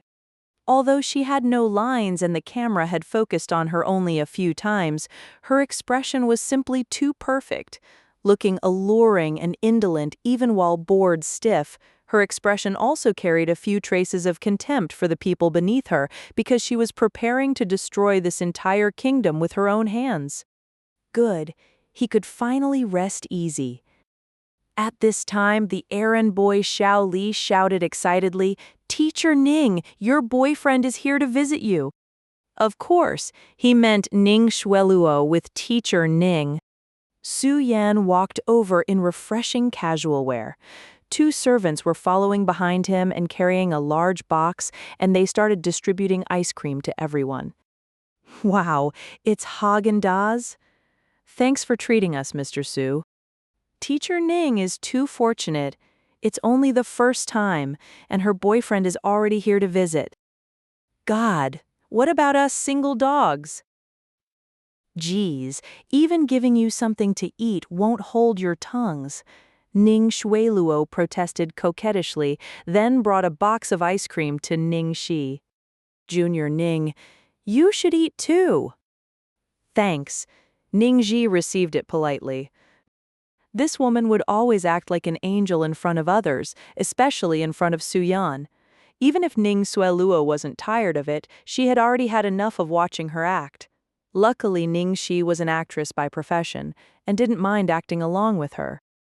After returning to her seat, Ning Xi looked at Su-yan as if she had something to say, but found it difficult to talk. In the end, she still spoke up hesitantly. Yan Gege, I'm a little worried about Xiaozhi. What happened to Xiaozhi? Su-yan immediately asked. It was the opening party last night, right? My dad came, and he met Xiaozhi. I'm not sure what Xiaozhi said to Dad, but he flew into a terrible rage and wanted to kick her out from her role. How did this happen? Su-yan frowned. I don't know either. By the time I got there, Dad was already furious. What happened afterwards? It looks like Xiaozhi hasn't been switched out. Su-yan looked towards Ning Xi's direction, only to see that she was reading the script earnestly despite sweating profusely under the sun. Although she cut a sorry figure, her face was dazzlingly brilliant under the sunlight. Speaking in a hesitant manner, Ning Xi continued, My dad called the production team last night, and they agreed to the switch over the phone. However, the next morning, someone anonymously invested 50 million into this movie, and their only request was that Ning Xi had to be the supporting female lead. I'm afraid. Su-yan's expression turned uglier and uglier as he listened. Finally, he said in a low voice, I know Xiaoxi. She would never do something like that. Yengej, you're too naive. What kind of place is the entertainment circle? Were there any people who didn't change upon entering this circle? For me, I'm lucky because I have Daddy and you to support me, but Ning Xi has such a bad relationship with our family and she refused to accept our help. Don't tell me that you don't know what can happen to a beautiful girl with no power and backing. Ning Xi, there's someone looking for you. At this moment, the errand boy shouted again, but with a weird tone. Within an instant, everyone turned their gazes over. Because it was too eye-catching. Red roses. Enough red roses to cover the entire set were slowly being brought in by people. By the time everyone could react, the whole set had been turned into an ocean of red. On such a hot summer day, it made everyone feel even hotter. While Ning Xi held onto a card, feeling like she was about to faint. A row of words was written on the card. Remember to come pick me up at the airport, corrupted Devil King. Miss Ning, please sign off on the delivery. I'll sign off on your sister? Please take it all back. It'll affect everyone's work piled up here. Ning Xi tried her best to keep a gentle tone as she rejected the gift. We can't do that. We promised our customer that we can only go once we've watched you sign on the receipt. The flower boy was troubled. At this moment, one of the prop directors hurriedly tried to persuade her. Ning Xi, just accept them, just accept them.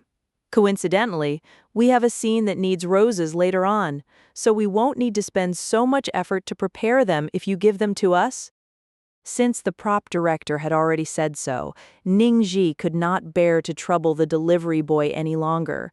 She pinched the space between her eyebrows, then messily signed her own name. By this point, everyone watching from the side started whispering amongst themselves with envy on their faces.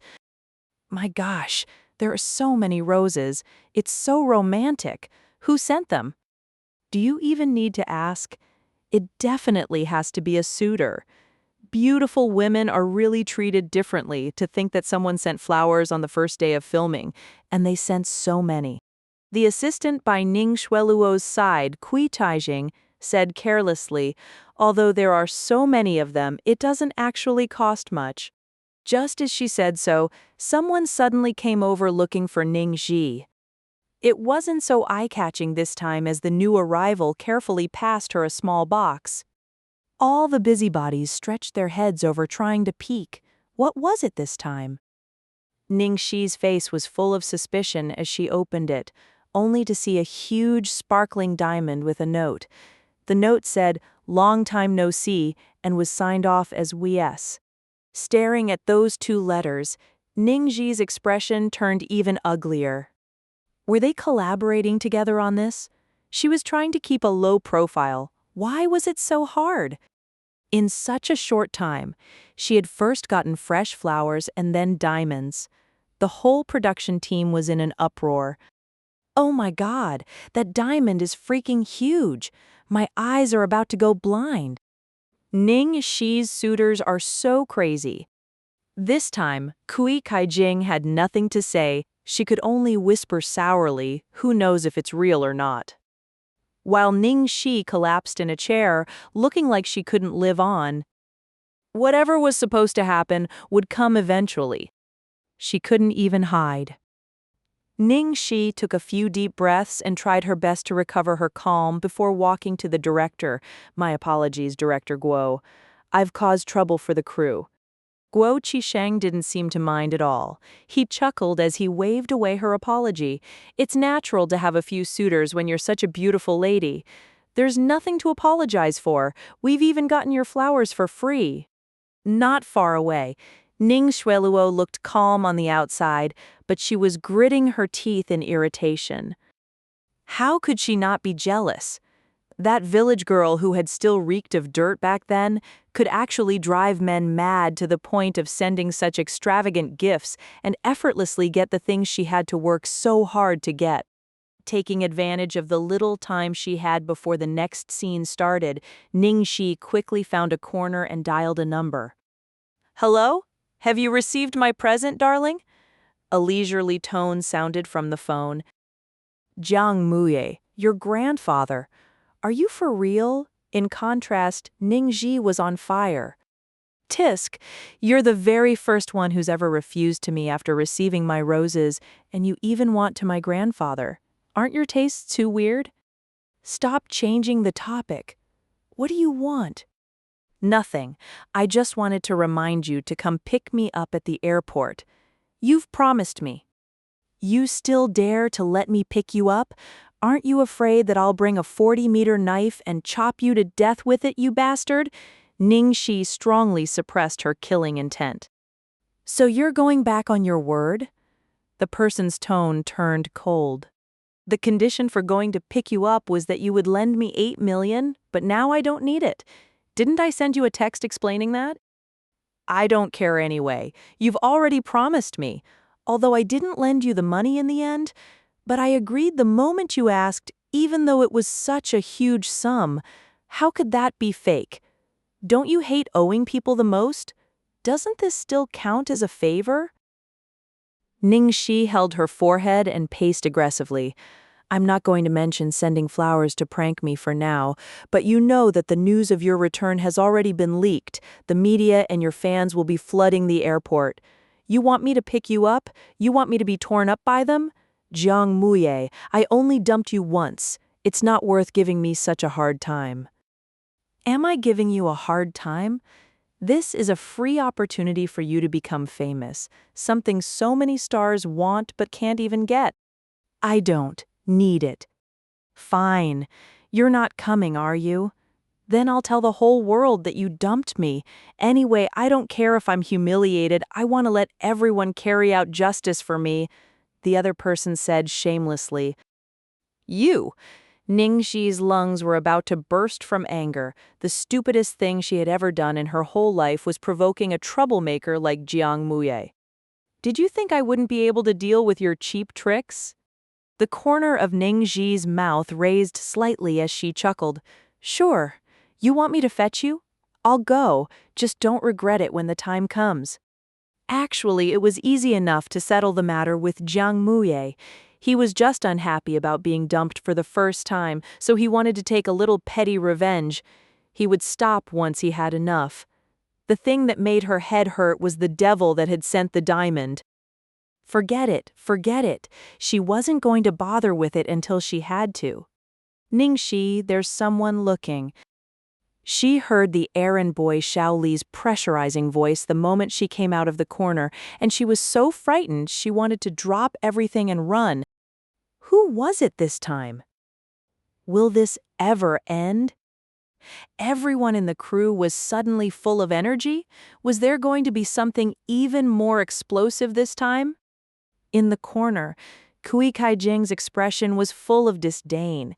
These crude men only know how to throw out money. They're so low class. Miss Xi, Haeyo. This time, it was a shy girl. Seeing that Ning Xi's expression wasn't too good, she even thought that she had done something wrong and looked apprehensive. Facing a girl like that, Ning Xi couldn't vent her rage no matter how angry she was. No, it's nothing. Are you looking for me? I'm here to send you something. The girl opened up something white that looked like a thermos. Cool white mist floated out, revealing 3 bottles that looked like they contained fruit juice, red, yellow, and green. This is... The corner of Ning Xi's mouth twitched. She had seen too many palace dramas, so her first reaction was that someone was trying to poison her. This was personally made by my little young master. There's watermelon juice, orange juice, and green bean soup, the girl replied. Who's your little young master? Ning Xi was suspicious and tried to recall if there were any little young masters who liked making fruit juice amongst the people she had offended. The girl indicated that she should read the note on the bottles. Ning Xi tore it off for a look, only to see an English word written on the note, fighting, with a heart shape drawn on the end. She could almost imagine the sender's shy expression with pursed lips as he drew the heart. So it's little treasure. Ning Xi's gaze turned gentle in an instant, and her turbulent emotions finally calmed down. At first, she had been worried about being too high profile at the start of her career and drawing unwanted trouble and gossip. Now that she thought about it, why should she care so much about the gazes of the people who didn't care about her? If she had to keep caring about what other people thought of her in this industry, wouldn't she die from exhaustion? Back then, she had cared too much about what the upper-class socialites had thought about her, even as their gazes looked down on her. She had cared too much about her supposed biological parents' attitude towards her and had regarded Su Yan's opinion too highly. It had caused her to feel even more inferior as time passed, and she had slowly lost her identity. She had already understood this philosophy long ago, yet she had let a small incident shake her heart so much. She only had to be herself, keep a clear conscience, and one day she would be able to prove herself with her own strength. She was fighting only for the people who cared about her. Put it down over here and help me to thank your little young master. Ning Xi took out her phone to send Little Treasure a message as she said so. The cast and crew looked like they were minding their own business, but they were all staring over at Ning Xi's corner, curious about what had been sent over this time. In the end, they seemed to have seen 3 bottles of fruit juice. Ning Xi had seemed troubled by the roses, and she hadn't even seemed pleasantly surprised when receiving the diamond. However, this time, Ning Xi had an expression of bliss and was even happily sending a text message. Each of them had their own lamentations.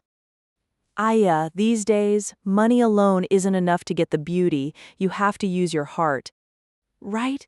Didn't you hear that girl say that it was handmade? How sweet. I bet the one that sent the fruit juice will win the girl. Then I'll bet the one who sent the diamond. Why isn't anyone rooting for the one who sent the flowers? After finishing the fruit juices and green bean soup, Ning Xi was fired up and ready to continue working. At the same time, Lu Tingxiao, who was taking a break from work and accompanying his son at home, got a notification on his phone with a ding. The notification indicated that there was a new message from Ning Xi. Lu Tingxiao tapped on it, and the corners of his lips rose slightly.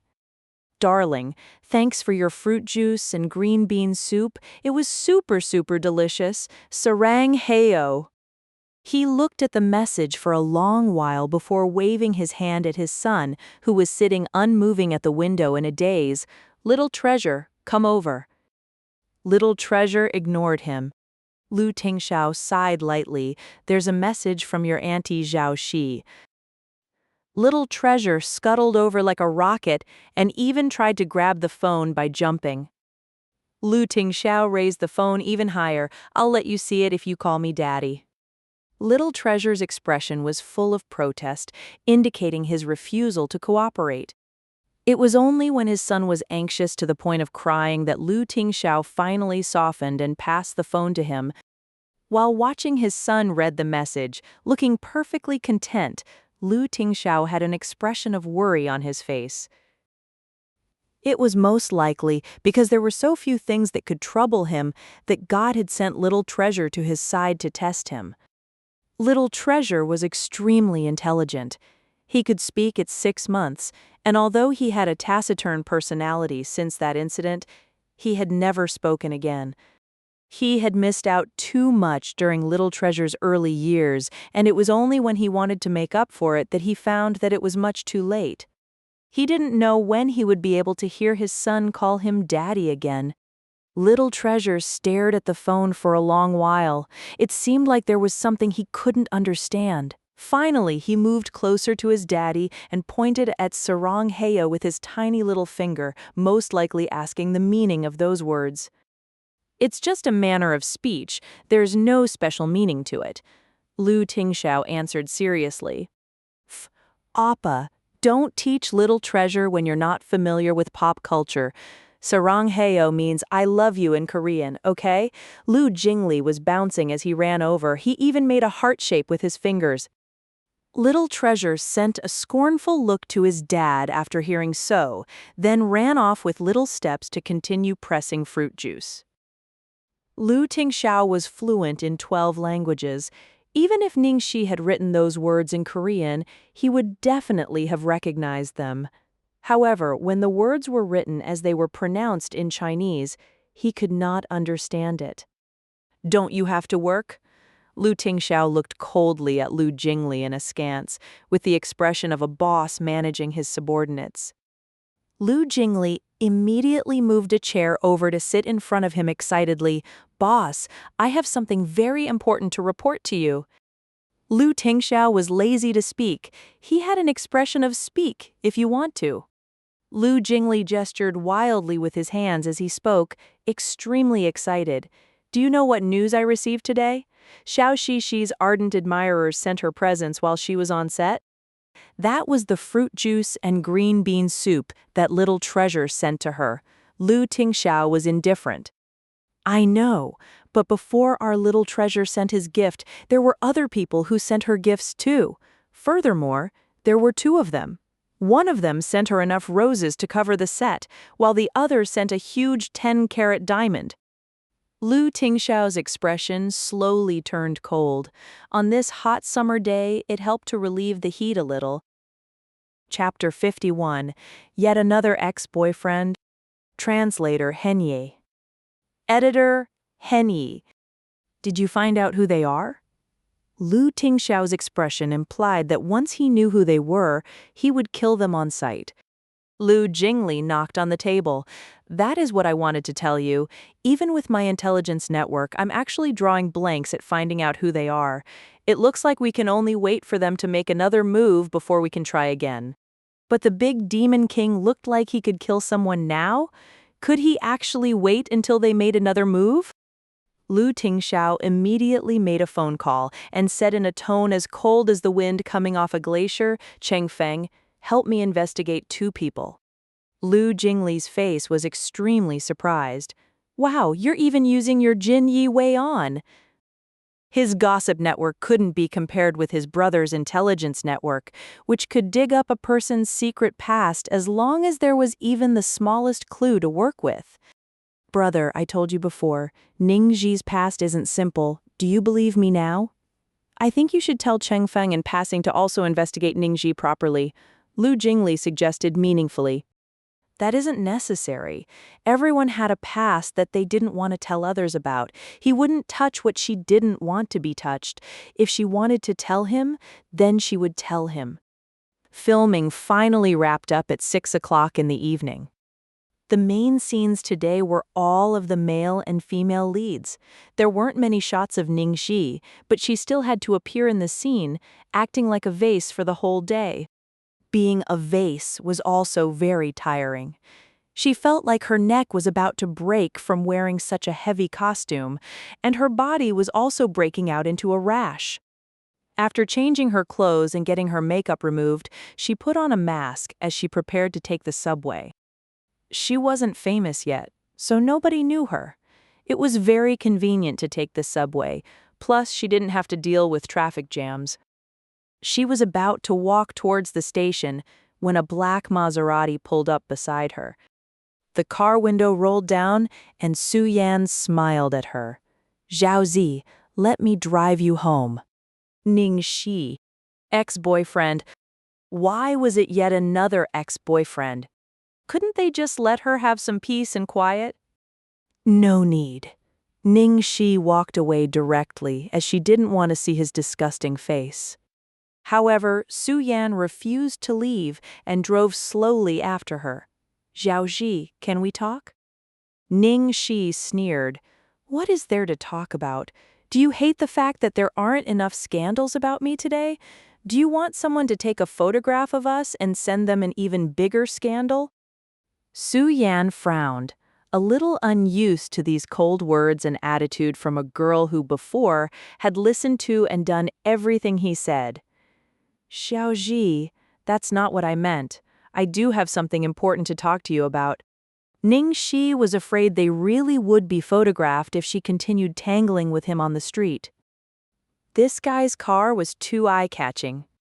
Ning Xi looked left and right to make sure there was nobody around, then quickly opened the door and got in the car.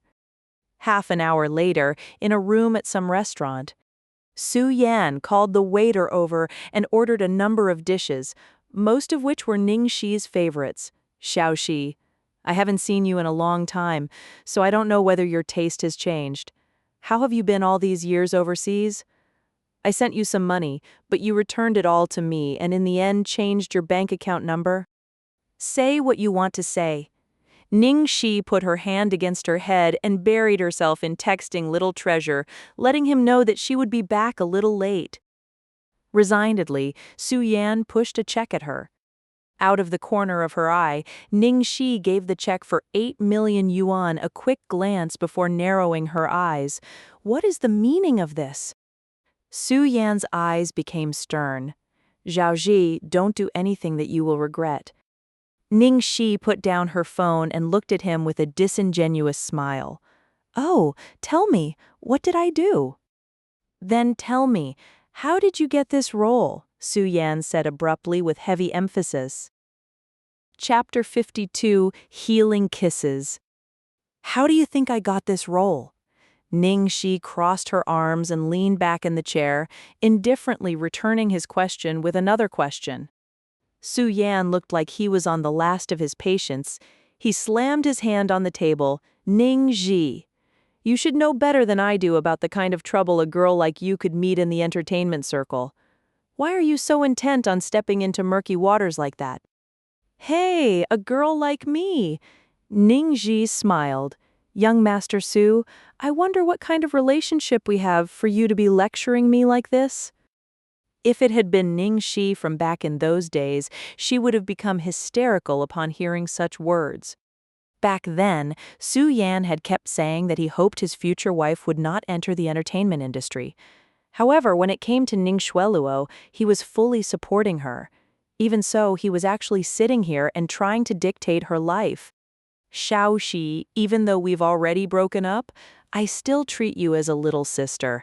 I'm only trying to help you. Could you stop being so stubborn? Take this money, break the contract with Starlight, and leave the entertainment industry."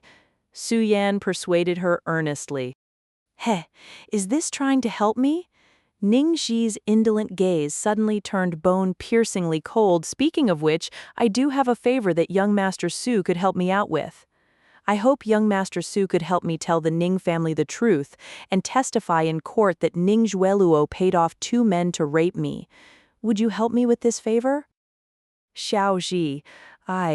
Su Yan's face turned deathly white. "If I do so, then Xueluo's life will be over, and back then Xueluo can only be charged with the attempt. You entered the wrong room, and the one you had relations with was someone else."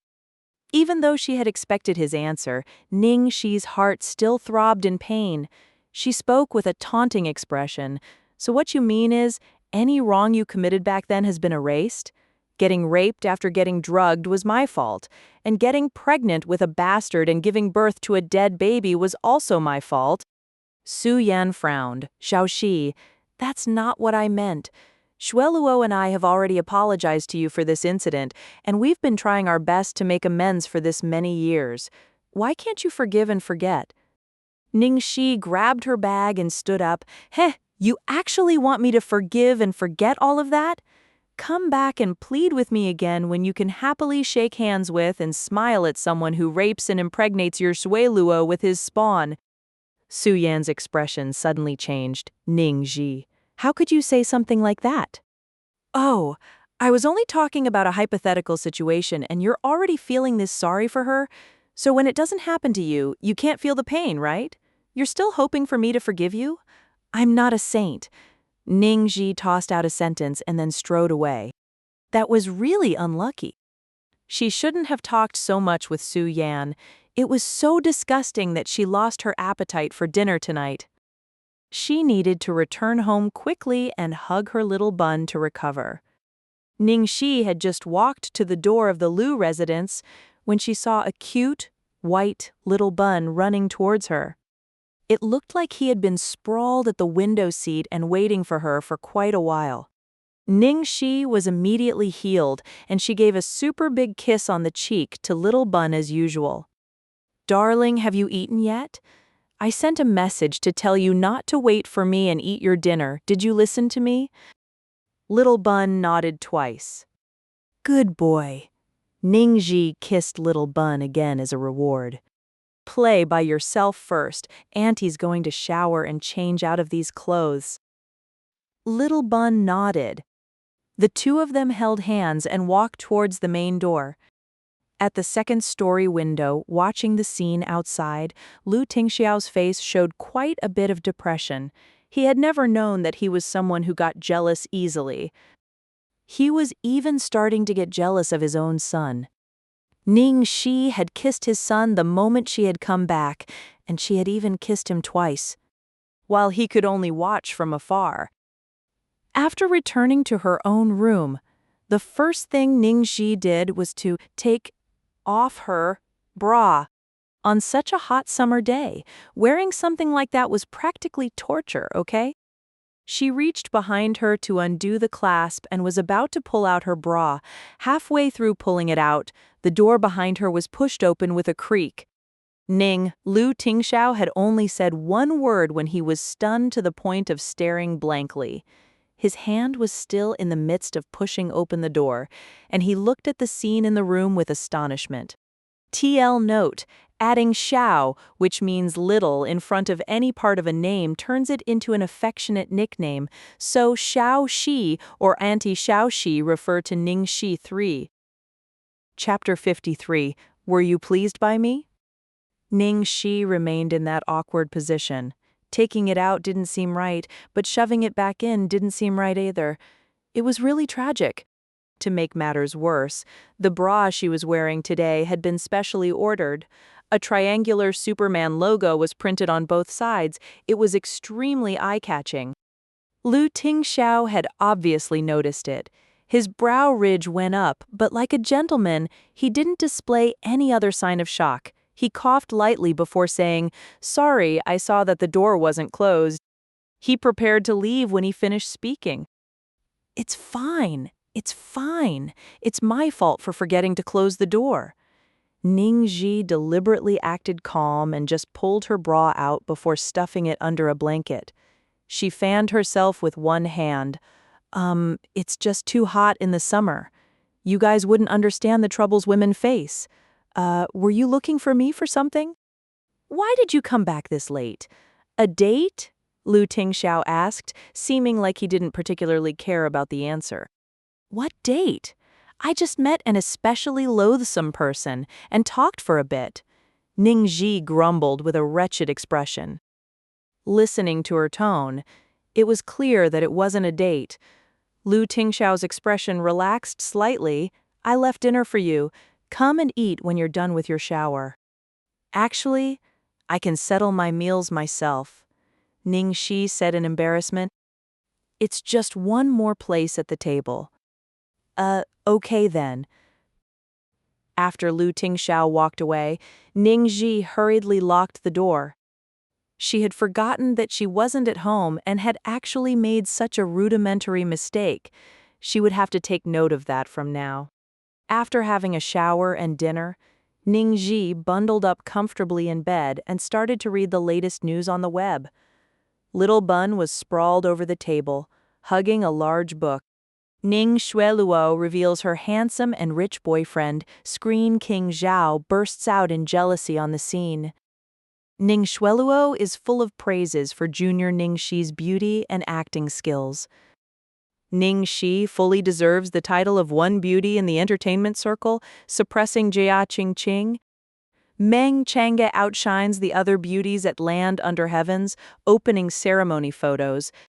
First day of filming for Land Under Heaven, Ning Xueluo's handsome and rich boyfriend comes to visit.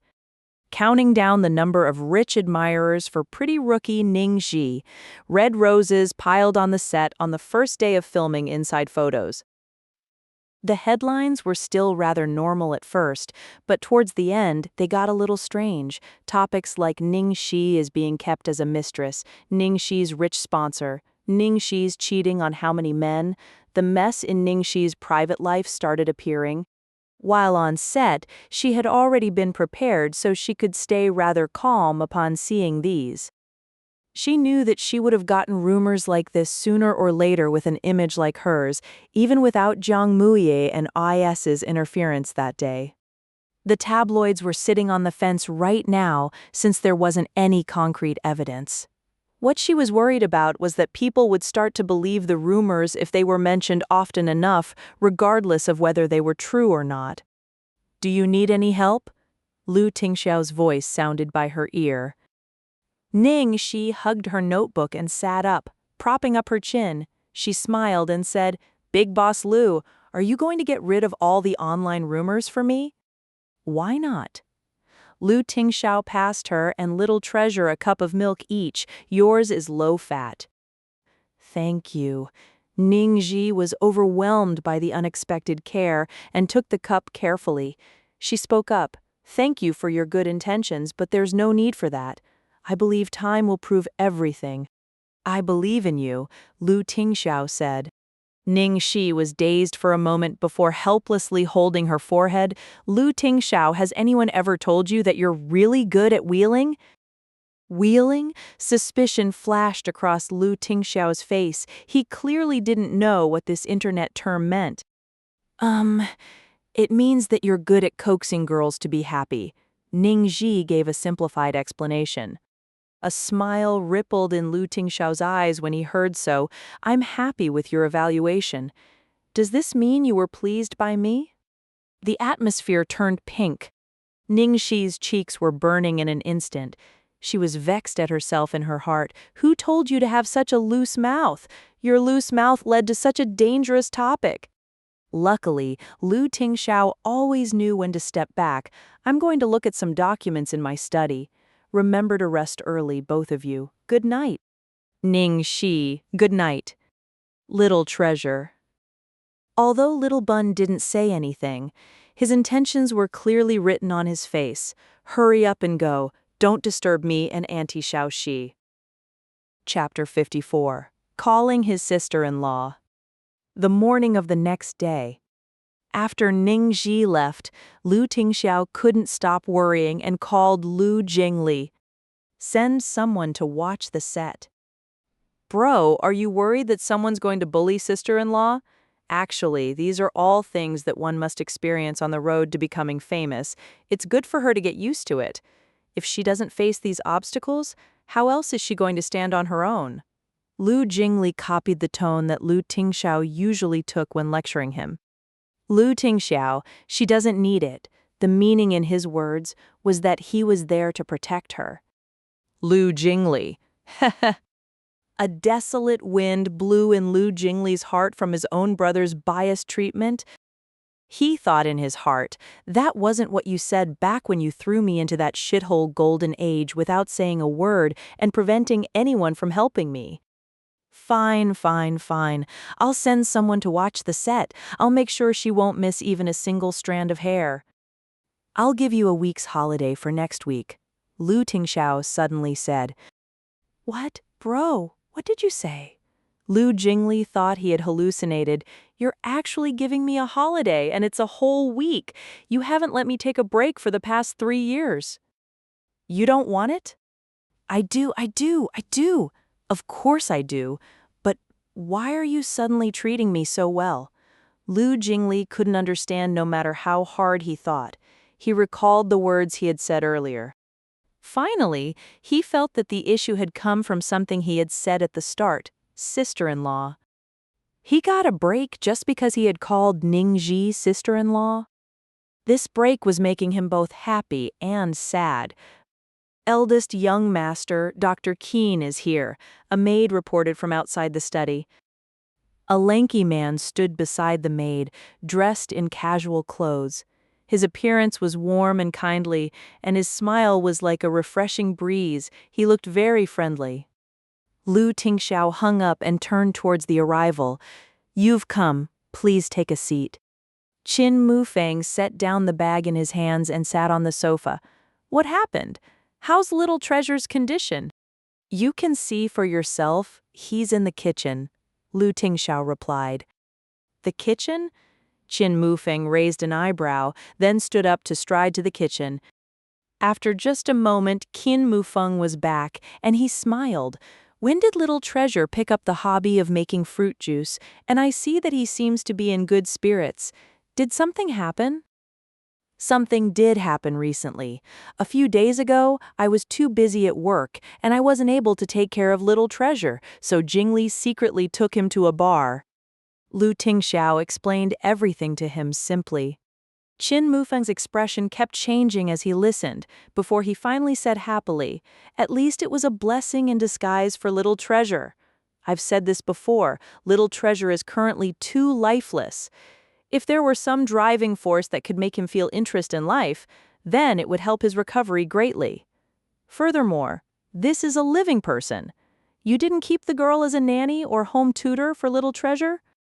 Lu Tingxiao, she's going to be little Treasure's mother in the future. Qin Mufang coughed 3 times in succession. He looked at Lu Tingxiao's expressionless face in surprise. What did you say? Are you doing it for little Treasure or for yourself? Lu Tingxiao's chilly expression seemed to have melted. He looked out the window and said slowly, Dr. Qin, I think your previous verdict was right. Have you fallen in love with this girl? Qin Mufang was extremely agitated upon hearing so. I knew it. My verdict couldn't be wrong. How could you be asexual? Quick, tell me what the situation is. Does your heart beat faster? Does your blood boil? Do you want to get closer to her? Do you want to make love to her? Lu Tingxiao lowered his gaze and thought about it seriously for a while, then nodded. You're basically right. Chapter 55. Everyone wants to teach him to flirt.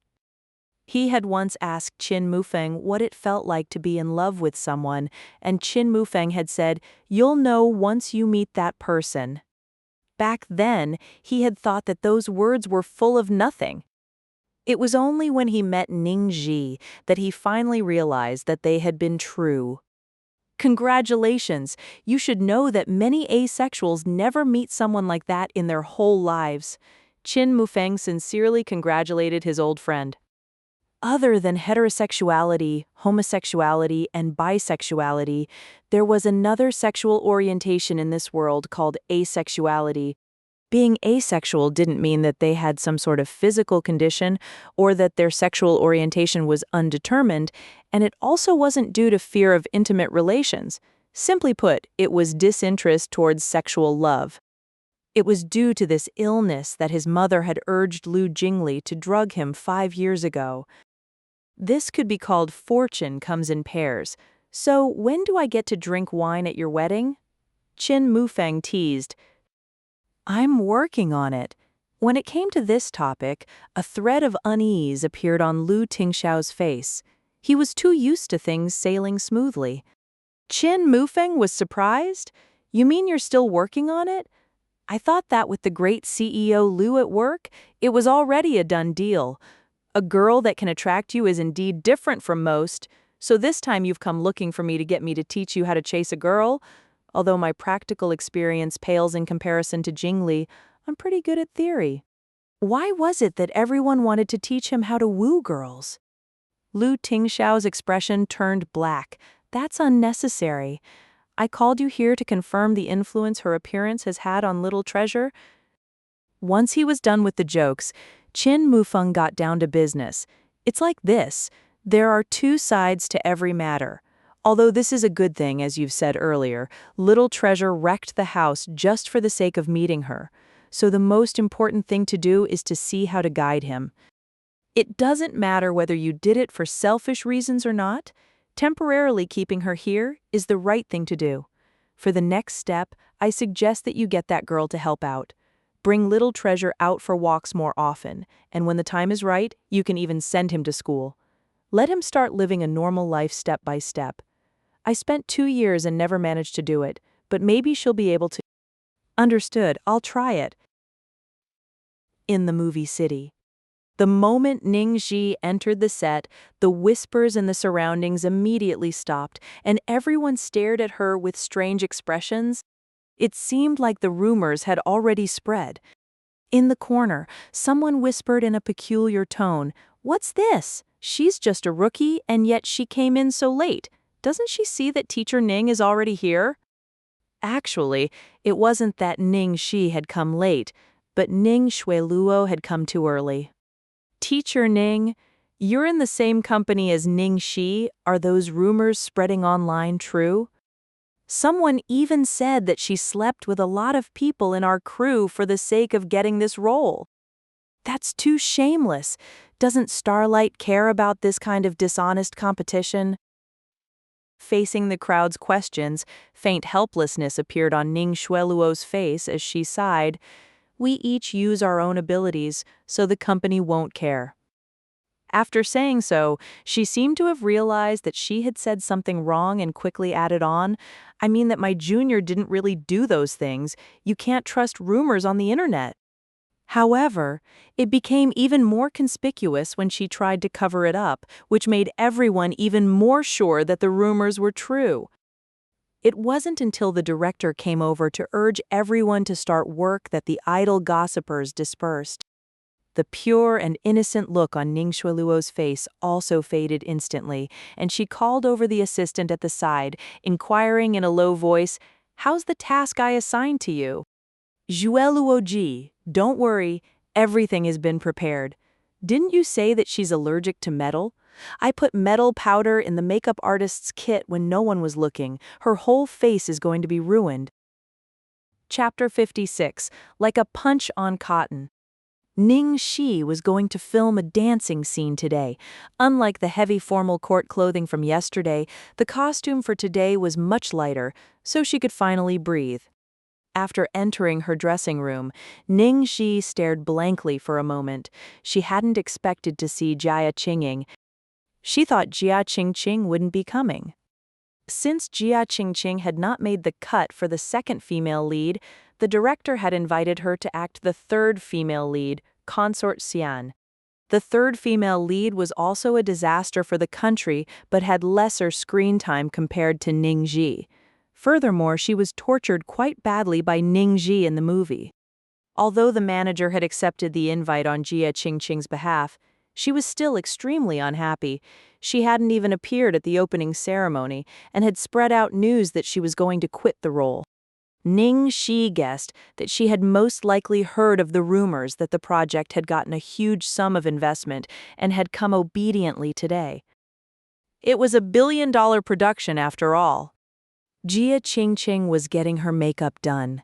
Upon spotting Ning Xi behind her through the mirror, she immediately scowled, completely not hiding her loathing towards Ning Xi. Like Ning Xueluo, she had a rich father to support her, so she had always acted arrogantly on set. It gave her a bad reputation, but thanks to the netizens in her camp, all the rumors had been twisted to paint her as someone who was straightforward and genuine. They even made up the title of Entertainment Circle's One Beauty for her. Therefore, Jia Qingqing hated Ning Xi to the bone, not just for stealing her role, but also her title.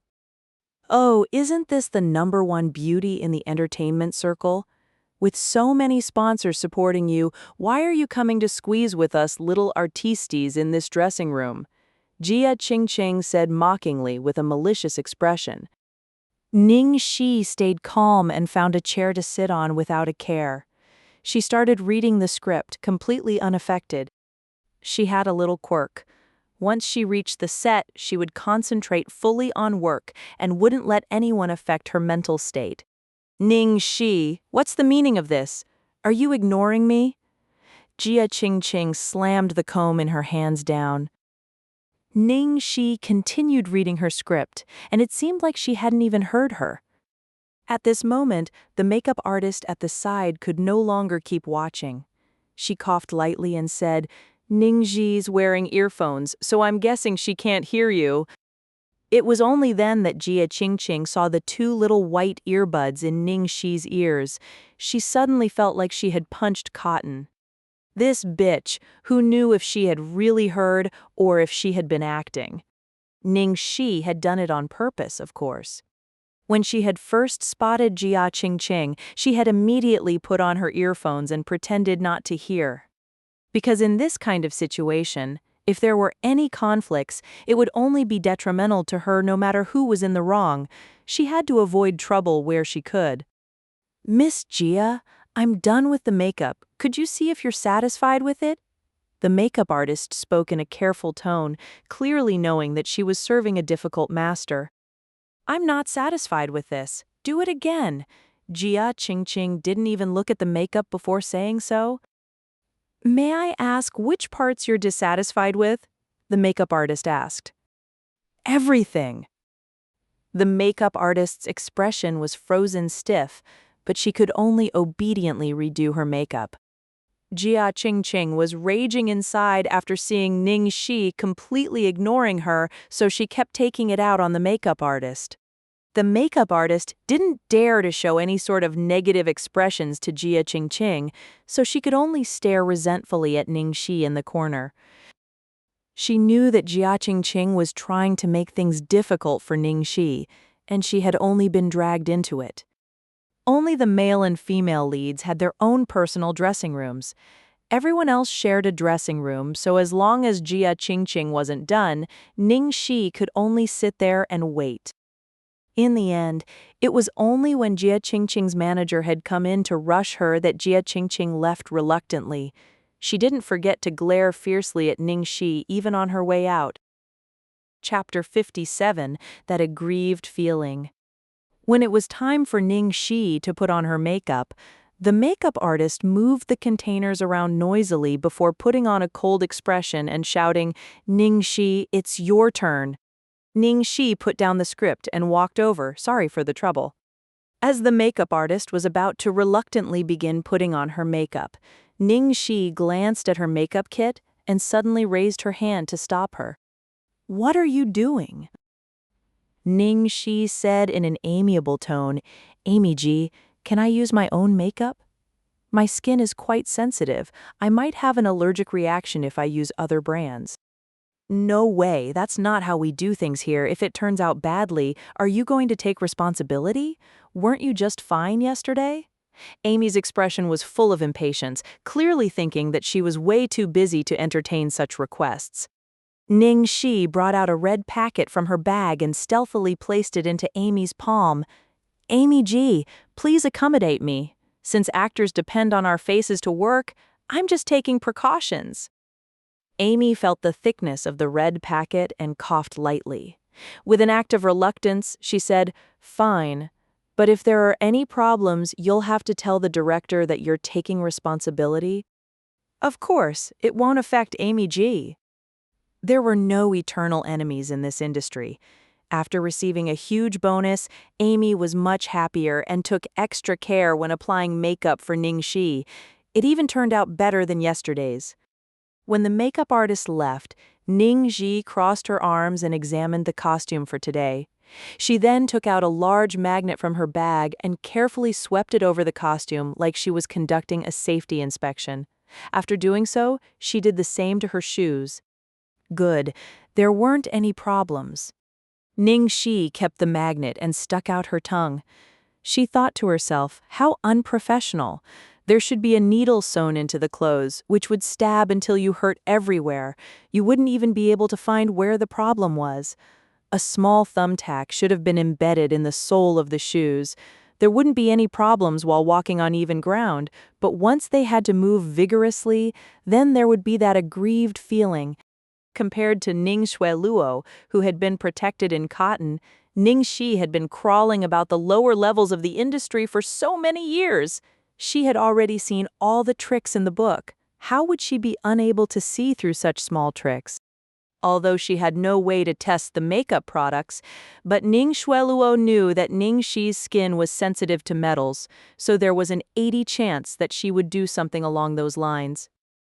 After Ning Xi was done changing, the dance instructor that the director had hired was already waiting outside.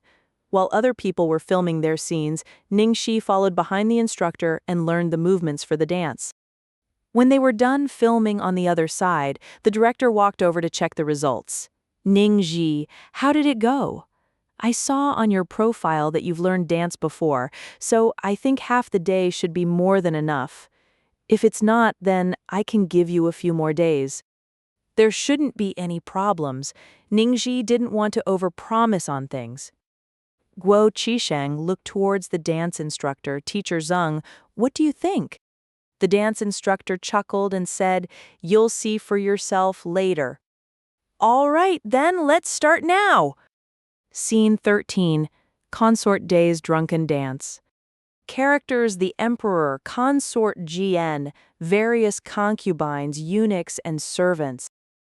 They had just finished the grand selection and a new batch of fresh young girls had come in. The emperor had called a bevy of concubines and consorts to his resting palace for drinks and entertainment. The emperor's heart was on the new girls, and even the most favored consort De had been left to one side. The most favored consort before Consort De had come was Consort Xian. Upon seeing that Consort De had also been abandoned, Consort Xian was filled with joy at her misfortune. In this palace, it has always been the new people smile and the old people cry. Did she think that she had enough beauty to keep the emperor's heart to herself for his entire life? This consort wants to see if she can continue being so pleased with herself for a few more days. It's most likely because Consort De was played by Ning Xi Jia Qingqing, who normally had average acting skills, actually played her part skillfully. Seeing this, the director was very pleased. Chapter 58. As of old, invade my dreams again.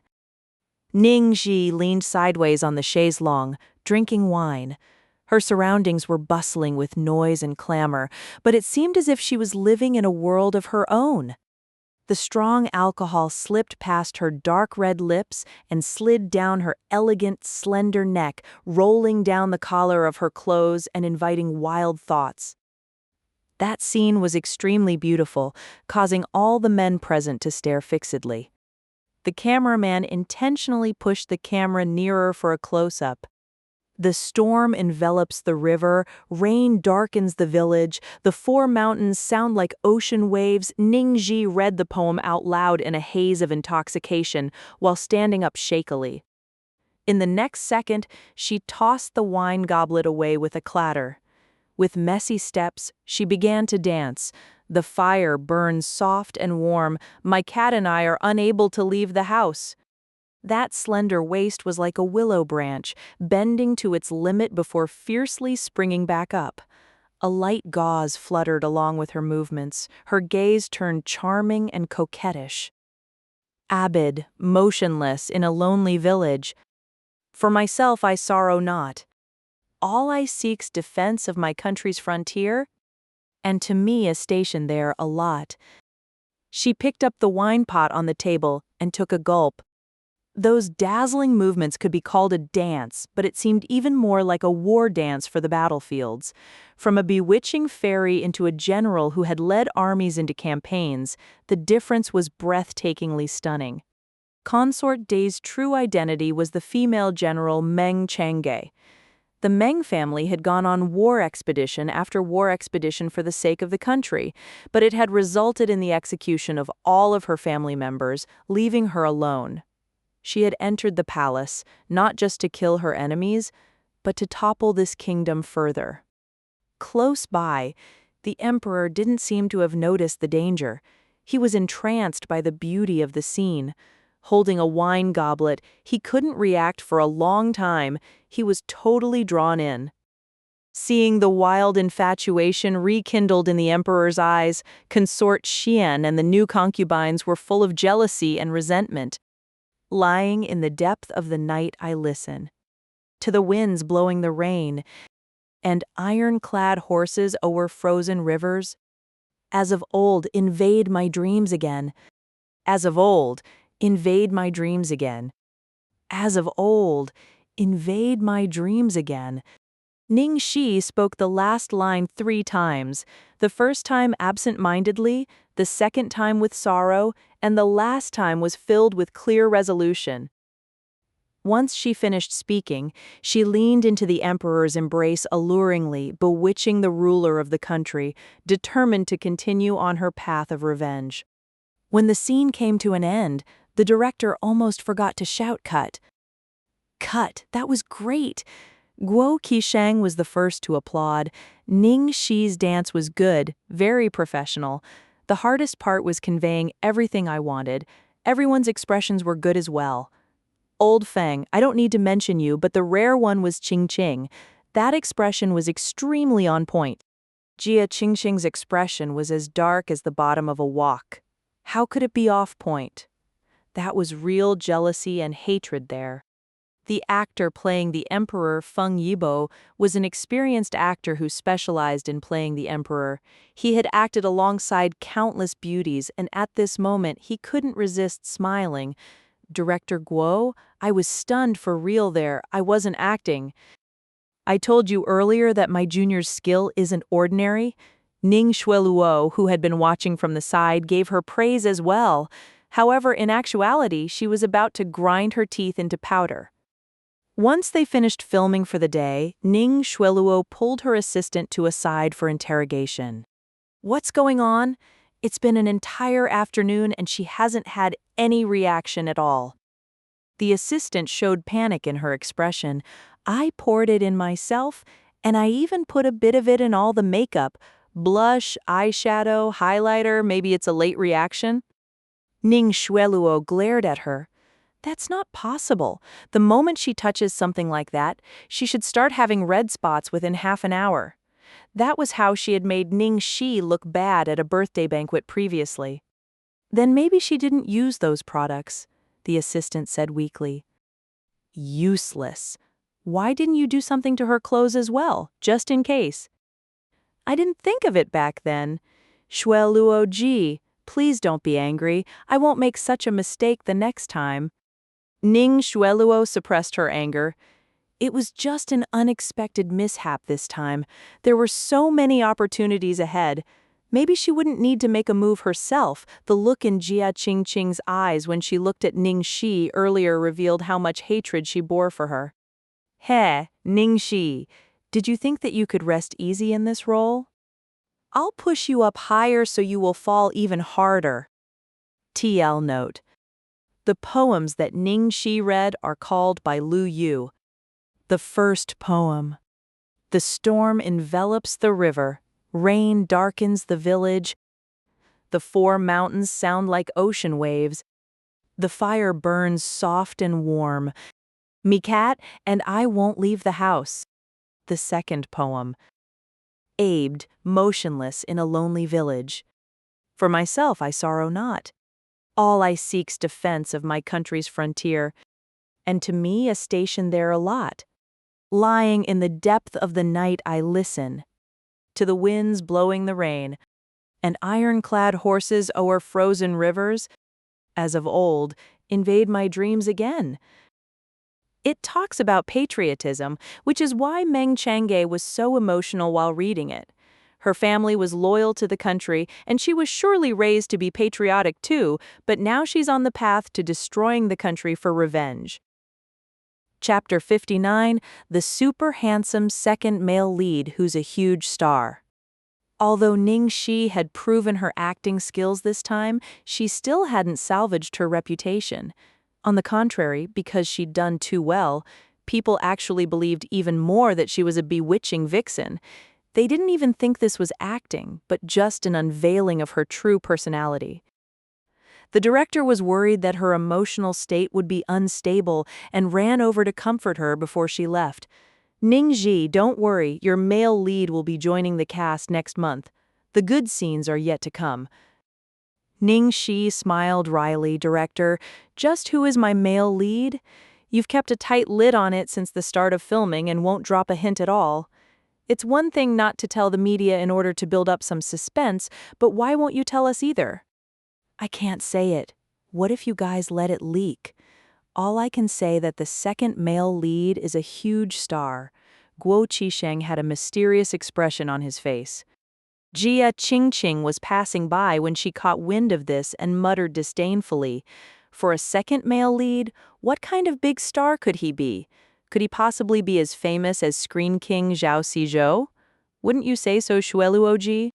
Ning Xueluo smiled and didn't say anything, obviously also thinking that the director was exaggerating. Ning Xi ignored Jia Qingqing's sarcasm as she stuck herself firmly behind Guo Qisheng. Then is he handsome? You can tell me that at least, right? The second male lead in the script is so handsome that all the heiresses in the city are willing to feign sickness for him. She had many intimate scenes with the second male lead. Not only did she have to flirt with and tease him, but there were many bed scenes as well. Hugs and kisses were par for the course, so she couldn't help but be more concerned about this. Of course he's good-looking. I'm sure you'll be satisfied. Just don't faint with emotion when you see him. Seriously? Don't lie to me, Director Guo. I'd believe it. The days passed swiftly, and it was August in the blink of an eye. It had been 2 weeks since she'd taken up residence in the Lu residence. Her relations with Little Treasure were becoming better and better, and filming progress was satisfactory. Ning Xueluo and Jia Qingqing had formed an alliance. They would get up to some tricks every now and then. Although Ning Xi saw through them all, it was still too tiring to be on her guard all the time. She was preparing to find the right timing to put things right once and for all. It was also a bit odd. She felt like someone seemed to be helping her from the shadows. She received very subtle hints the few times she had overlooked one of the alliance's tricks. Was it likely that there was someone who couldn't abide Kia Jingjing's tyrannical attitude? Ning Xi thought nothing more of it. Her biggest headache was needing to pick up a certain irritating fellow at the airport tonight. That guy had called her around a dozen times in a row while she was on set today. Ning Xi returned to the Lu Manor after she wrapped up work for the day. She needed to pick up some gear. "You're back. A nice hot pot place just opened up recently. Let's go there tonight with Little Treasure." Lu Tingxiao was reading a newspaper on the couch. He called out to her in a completely natural voice when he saw her return, as if he was talking to his wife. Ning Xi was a bit shocked by her thoughts. It'd only been half a month, but she was already used to interacting like this with Lu Tingxiao. The two of them and Little Treasure, they really did seem like a family of three. Ning Xi shook her head and dispelled her strange thoughts. She said a bit awkwardly, "I'm afraid I can't go tonight. I need to pick someone up at the airport and I won't be back until late. If Little Treasure wants to eat hot pot, then why don't you take him? He won't leave the house if you're not here." All right, then let's go together next time." Lu Tingxiao put down the newspaper and looked at her with a fathomless expression, picking up a friend. You could say that." Ning Xi nodded her head with difficulty. "Is it a man or a woman?" Wasn't this question a little out of bounds? Chapter 60. I'll love you for 1,000 years. It wasn't that Ning Xi had not felt Lu Tingxiao's different attitude towards her, but every time he would stop right at the boundary of good friends. If she reacted too drastically, then it would seem like she was imagining feelings when there weren't any. Thus, when Ning Xi heard this very ordinary question, she answered it in a normal manner: male. Lu Tingxiao's unfathomable gaze narrowed imperceptibly. "Are you coming back tonight?" These questions were getting more and more. Ning Xi used her acting skills and pretended not to have noticed the hidden meaning of the question. She replied nonchalantly, "I'm not too sure yet. I'll give you a call then. It's almost time for me to go. I'm going upstairs first." There were definitely going to be some unexpected situations popping up later. What if she couldn't hold back and beat up that kid, Jiang Muye, for the whole night? Ning Xi hurriedly grabbed a large black duffel bag from upstairs, then hugged and kissed the little bun goodbye. Watching the girl practically fly off, Lu Tingxiao's face was like snow in August. Other than Ning Xi, the little bun was completely uninterested in anything else, including his own daddy. However, upon seeing his daddy trying to suppress the gloominess in his expression, he bent his head to write something on his notepad, then reached out to poke him with a tiny finger. Feeling the small pressure on his arm, Lu Tingxiao lowered his gaze and saw the question mark that his son had written on his notepad. "You're asking me why I'm unhappy?" Lu Tingxiao raised a brow, then paused in deep thought for a moment. He finally spoke up faintly. "If your Auntie Xiaoxi becomes someone else's someday, if she calls someone else darling, kisses someone else good morning, good night, and goodbye, eats hot pot with someone else, and you're no longer anyone to her, without even the right to question her or get angry with her, would you be happy?" Little Treasure was dazed for a moment before his expression instantly changed to one that looked as if the sky had fallen. Thus, a certain daddy became a little calmer. With tears trickling down his cheeks, Little Treasure snatched away his heartless daddy's phone and complained to Auntie Xiaoxi. He sent a crying emoji to Ning Xi. Ning Xi, who was hurrying to the airport, thought that the little bun was upset because they weren't going to eat hot pot. She immediately gathered a bunch of sweet words to console the little bun. "Ya, darling, what happened? You're not happy? Don't be upset. If you're sad, then Auntie will be sad too. Auntie really has something to do today. I'll definitely accompany you to eat hot pot tomorrow, okay? Oksoal, I'll love you for 1,000 years. I love darling's smile the most." Little Treasure looked at Ning Xi's reply, and his tears turned into smiles. He even proudly showed the phone to his daddy. Lu Tingxiao glanced at the sweet words Ning Xi had sent. He felt like he had been stabbed in the heart. 2 hours later at Beijing Airport. Although Ning Xi had already been prepared before she had come, she was still scared silly by the scene before her. Jiang Muye, Jiang Muye, Jiang Muye. "Hubby, look over here. Hubby, I love you. Hubby, I want to give birth to your kids." "Muye, Muye, you're the coolest. Yezi will always support you." Teenage girls were the most numerous amongst the fans. She even saw some middle-aged women and quite a few male fans. They were all shouting at the top of their lungs. All the security guards at the airport had been deployed, but they still weren't able to control the situation. "My dear wives, could you keep it quiet? Don't disturb others. Shh." A sexy voice sounded from the crowd, and all the fans suddenly went silent before they burst out into screams that almost burst through the roof. The scene had not calmed down at all, but turned even more lively. Ning Xi hid behind a pillar and looked on from afar, her head full of sweat drops. This guy deserved to get cut up by 1,000 knives. He was definitely out to kill her. If she went out to pick him up at this time, could she even live past tonight? Luckily, she came prepared. Chapter 61. Oh, my dear grandson. Ning Xi slipped away and ran to the washroom behind her. She dove into a cubicle and opened a large black duffel bag. She pulled out her tools and started to put on makeup. When she came out from the washroom, Ning Xi had already turned into a white-haired old lady. The ringtone for a text message notification sounded on her phone. Ning Xi pulled out her phone to look, and it was indeed from Jiang Mue. "Corrupted Devil King, Ning Xi, I'm giving you 5 minutes to appear in front of me, or I'm going to announce our relationship." Damn it.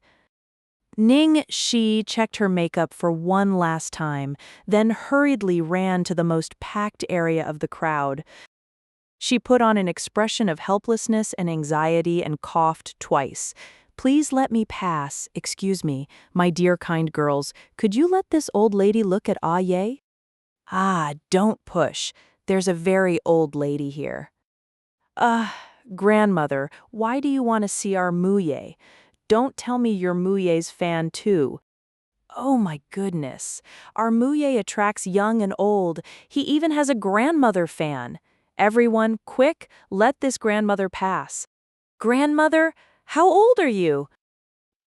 Ning Xi stooped over and beat on the small of her back, thanking them continuously. "Dear girls, thank you all. I'm already 80. I like this little fellow a lot because he looks especially like my grandson. My grandson is currently working in a place very far away. I only get to see him a few times a year." After saying so, she started to wipe away tears. "Muye, you have a grandmother fan here. Please meet her." "Yeah, please meet her at least once. She's quite pitiful." With the enthusiastic support from the fans, Ning Xi was quickly pushed to the front. At the center of the crowd, Jiang Muye used his fingers to comb back his unruly blonde hair. He took off his sunglasses and a trace of suspicion flashed across his handsome face. "A grandmother fan?" Yes, she's almost 80. She came specially to the airport on such a hot day just to meet you. She said she really likes you because you look like her grandson who's working overseas." As the fans finished speaking, Jiang Muye followed the path that the crowd had opened up and spotted a wrinkled old lady wearing tatty coarse clothes holding onto a cane. Jiang Muye's expression instantly became extremely warped. The F. He used the last of his reason to hold back the rest of the curse and glared at that old lady as if he wanted to strangle her to death. Of course, this all happened within a second, so the fans didn't detect his abnormality. "Ah, my grandson, my good grandson. Grandma misses you so much." Ning Xi fell onto Jiang Muye with a sudden stride forward. She ruffled his hair messily, crying like she had a broken heart. Everyone at the scene watched this warm and touching moment, and they followed along crying like the rain. The media's shudder sounds also fired off constantly. "Ning Xi, you just wait till tonight." Jiang Muye gritted his teeth as he whispered into her ear. "Ah, my grandson, my dear grandson, why have you become so thin? Grandma's heart hurts for you." Ning Xi was really into the act. The hair that Jiang Muye was most vain about had already been ruffled into a bird's nest. Seeing that Jiang Muye was close to letting go of his anger and was about to explode, his manager, Lei Ming, came out to help him out of trouble. Everyone, please give way." This grandmother got a little too emotional and her body seems rather weak, so we're going to help send her home. Zhang Muye kept up a warm and caring expression, but pinched a certain someone's hand viciously in secret and quickly left the airport. Chapter 62. Come, kiss me here. Inside the black minivan. My good grandson, do you know where Granny lives? Ning Xi, try calling me grandson again. Grand-so-un, so what if I call you that? I'm going to have it out with you. Come at me. I was still worried you wouldn't dare to. This damned woman, you're really hitting me. The back seat rocked with clatters and commotion, and the manager, Lei Ming, driving in the front was completely speechless. Muye, I told you wouldn't be able to outplay her, but you wouldn't believe me. Are you happy now? Tomorrow's headline is going to change from Hot Chick Picks Jiang Muye Up from the Airport to Old Lady Picks Jiang Muye Up from the Airport. Zhang Muye, who was currently being pinned down by Ning Xi, was flustered and exasperated. Shut up. Lei Ming looked at the battlefield in the back seat from the rearview mirror, and his mouth twitched as his head was filled with sweat drops. Ning Xi, could you go easier on him? Take it that I'm pleading you. He has to film a movie, a commercial, and a special magazine feature this month. I know, Ming. I won't hit his face. You better stop squirming about. At this point, Zhang Muye had completely lost the handsome and elegant image he had at the airport. He was currently handcuffed by both hands and pressed down on the car seat. He looked like he had been ravaged. Ning Xi, you forced me to do this. Ning Xi was still happily beating him up, but Zhang Muye abruptly used his cuffed hands to wrap around the back of her neck and pulled her down with him. Seeing that handsome face close up so suddenly, Ning Xi subconsciously backed away and raised her head, a carefree smile on her face. What? You're going to use your beauty since you can't beat me? Just as he was about to kiss her lips, Zhang Muye abruptly turned away. Yurug. Ha ha ha ha! Ning Xi laughed until she had to hold her stomach and curled up. Come try it again. Kiss me here. Isn't Granny's makeup so pretty today? Looking at Ning Xi's wrinkled and pockmarked face, Zhang Muye laid there like a dead fish, as if he had lost all interest in life. Ning Xi finally finished laughing and panted for breath as she sat up. What's wrong? You're really angry? Who made you try to trap me first? You're not going to let me take revenge. Bastard, we haven't met in so long. Can't you miss me just a little bit? You actually beat me up when we finally met again. Zhang Muye glared at her with anger, and even a trace of grievance in the depths of his pupils. Ning Xi smiled. Of course I did. Didn't I say it at the airport? Granny misses you. To prevent himself from dying from excessive anger, Zhang Muye finally gave up communicating with her. He raised his handcuffed hands and said in a rage, Why haven't you untied me yet? Where the heck did you get these handcuffs? These are prohibited items in China, aren't they? Ning Xi rubbed her chin. Well, it seems like I bought it from a sex goods shop on Taobao. It was 20 off. It only cost 9.90. Jiang Muye. Lei Ming. Worried that the two of them were going to fight again, Lei Ming hurriedly changed the topic. We've already left the reporters and fans behind. Where are we going now? Zhang Muye pulled out a hand mirror to rescue his hair. Upon hearing his manager's words, he didn't even raise his head as he said, Go back to my residence in the city outskirts. Ning Xi immediately sat up. Then let me down by the roadside, I'll take a cab home. Heh, did you think you could run away tonight? I'll see where you try to run. Zhang Muye gritted his teeth sinisterly and locked the car doors tight. Ning Xi sweat dropped. She knew that this would happen. On the road, as they continued driving, Ning Xi felt that something wasn't right. Why was this road so familiar? Mr. Rich Boy Jiang, you have properties in Beijing? That property wouldn't happen to be in Platinum Palace, would it? Ning Xi tried asking.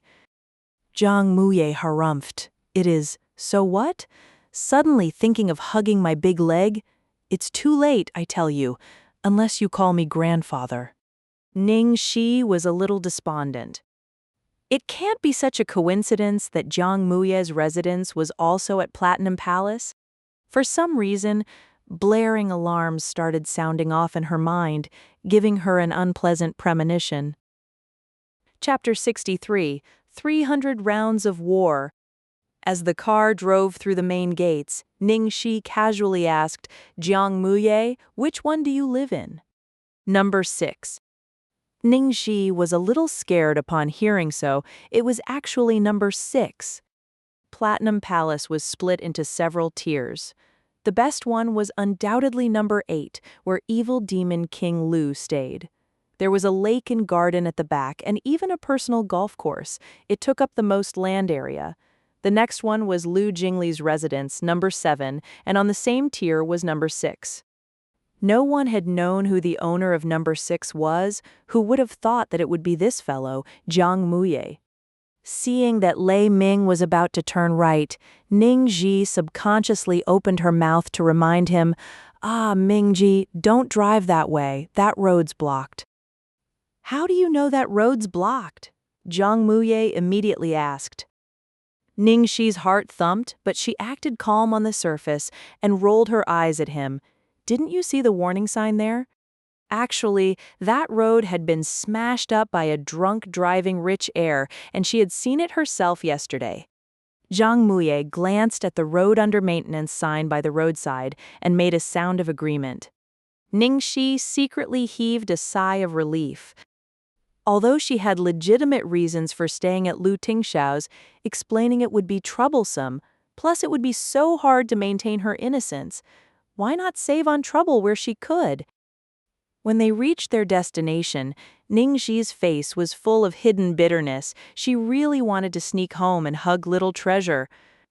Lei Ming got down and asked Muye, someone has been keeping this place clean, so you can just move in directly. See if you want to stay here or move into the apartment the company has arranged. If you want to stay here, it might be a little inconvenient to commute here and back.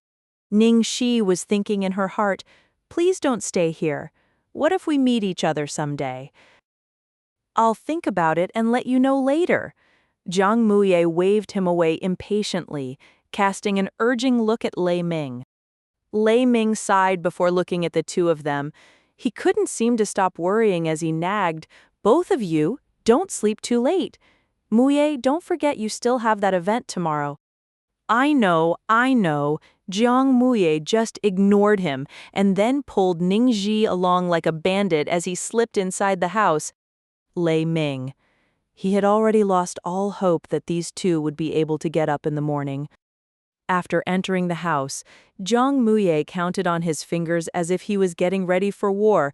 Don't listen to Mingji's nonsense. Ning Xi, tonight you have to accompany me for 300 rounds of war. I want to see if I can't kill you today. Ning Xi cast a sidelong glance at him with disdain. He, then come at me. You've suffered so many defeats under my hand and you still dare to spout such boasts. I'll make you call me Granny. In your dreams? You're gonna be the one calling me Grandpa. Jiang Muye buried his head in his giant luggage and rummaged about. I brought back the latest setup from overseas. You're profiting from this. After saying so, he turned to her as if she were a spectacle too horrible to endure. You. Hurry up and go wash all that off. You're piercing my eyes here. Are you trying to use this to lower my battle spirit? Shameless. I'm not going to admit my losses, I'm telling you. Lower my ass. I should be lowering my own skills. Do you think I enjoy this disguise? Ning Xi pulled off the heavy wig on her head and unbuttoned her collar. This was practically abusing herself while trying to hurt the enemy. Jiang Muye switched on the widescreen TV in the living room and started to connect the cables. I have clothes in my room. Look for one that fits you yourself. Hurry up, hurry up. My battle spirit is already so hungry it's difficult to hold it back. Ning Xi stared at his excited appearance speechlessly. Other people would find some hot chick to bang once they returned to their home country. But this guy, He was dragging her to play games with him by hook or by crook, even wanting her to play through the night. He was totally crazy. Chapter 64, A Visitor in the Night. Jang Muye set up the game with a practiced hand and even dug out a few packs of fruit jelly, potato chips, and dried fish from who knows where. While humming, he brought out a bottle of good wine from his wine cellar. When all preparations were done, he sat cross-legged on the floor, and just as he was rolling up his sleeves and preparing to try out the game, the doorbell outside rang. Jang Muye's face immediately darkened, but he didn't open the door. With a fiery temper, he called Lei Ming, "Stop ringing. I'll get there on time tomorrow, okay? You keep calling me back and forth like some animal. I can't even play a game. Do you believe that I'll just quit right now?" "Ah! What ringing are you talking about?" After getting shouted at for a long while, Lei Ming was utterly confused. Jang Muye immediately choked on his rant. "You're not the one outside ringing my doorbell? I'm already far away. In fact, I'm still driving." Lei Ming was completely innocent. "Then, who could it be?" "Not many people know that I live here," Jang Muye mumbled suspiciously. "It can't be that your address has been leaked? Be careful, don't open the door recklessly. What if it's the media? Ning Xi is still over there," Lei Ming immediately warned. Jang Muye scoffed and replied without a care, "So what if it's the media? What's going to happen even if they see her?" Lei Ming was helpless. "Muye, I'm not trying to lecture you. Even if you're trying to help her out of good intentions, the other party has to accept it. Ning Xi has already said she doesn't want to get on your pirate ship." Jang Muye immediately flared up. "What pirate ship? Who are you calling a pirate ship?" The doorbell continued ringing. It rang once every 5 seconds, following a strict pattern. "I'm not talking to you anymore. I'm going to open the door. Who could be visiting me at this late hour?" Jang Muye hung up and walked towards the living room impatiently. Jang Muye specially looked at the CCTV to check who it was outside. The result, he was struck dumb and looked as if he had seen a ghost. "Oh my God, it's Lu Tingxiao. Why is he here?" At the main entrance, the man was wearing gray casual clothes and slippers holding something in his hands. Although he was dressed so casually, Jang Muye could somehow feel a cold wind blowing from the tundra onto the back of his neck. It even sent shivers up his spine. Jang Muye was so panicked that he felt like running around in circles, like a bunny that had seen a wolf. It was only when the doorbell rang 2 more times that he took a deep breath and opened the door.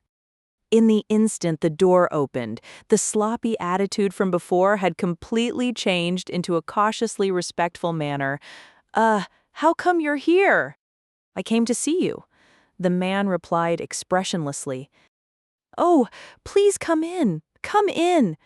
Jang Muye quickly invited him in.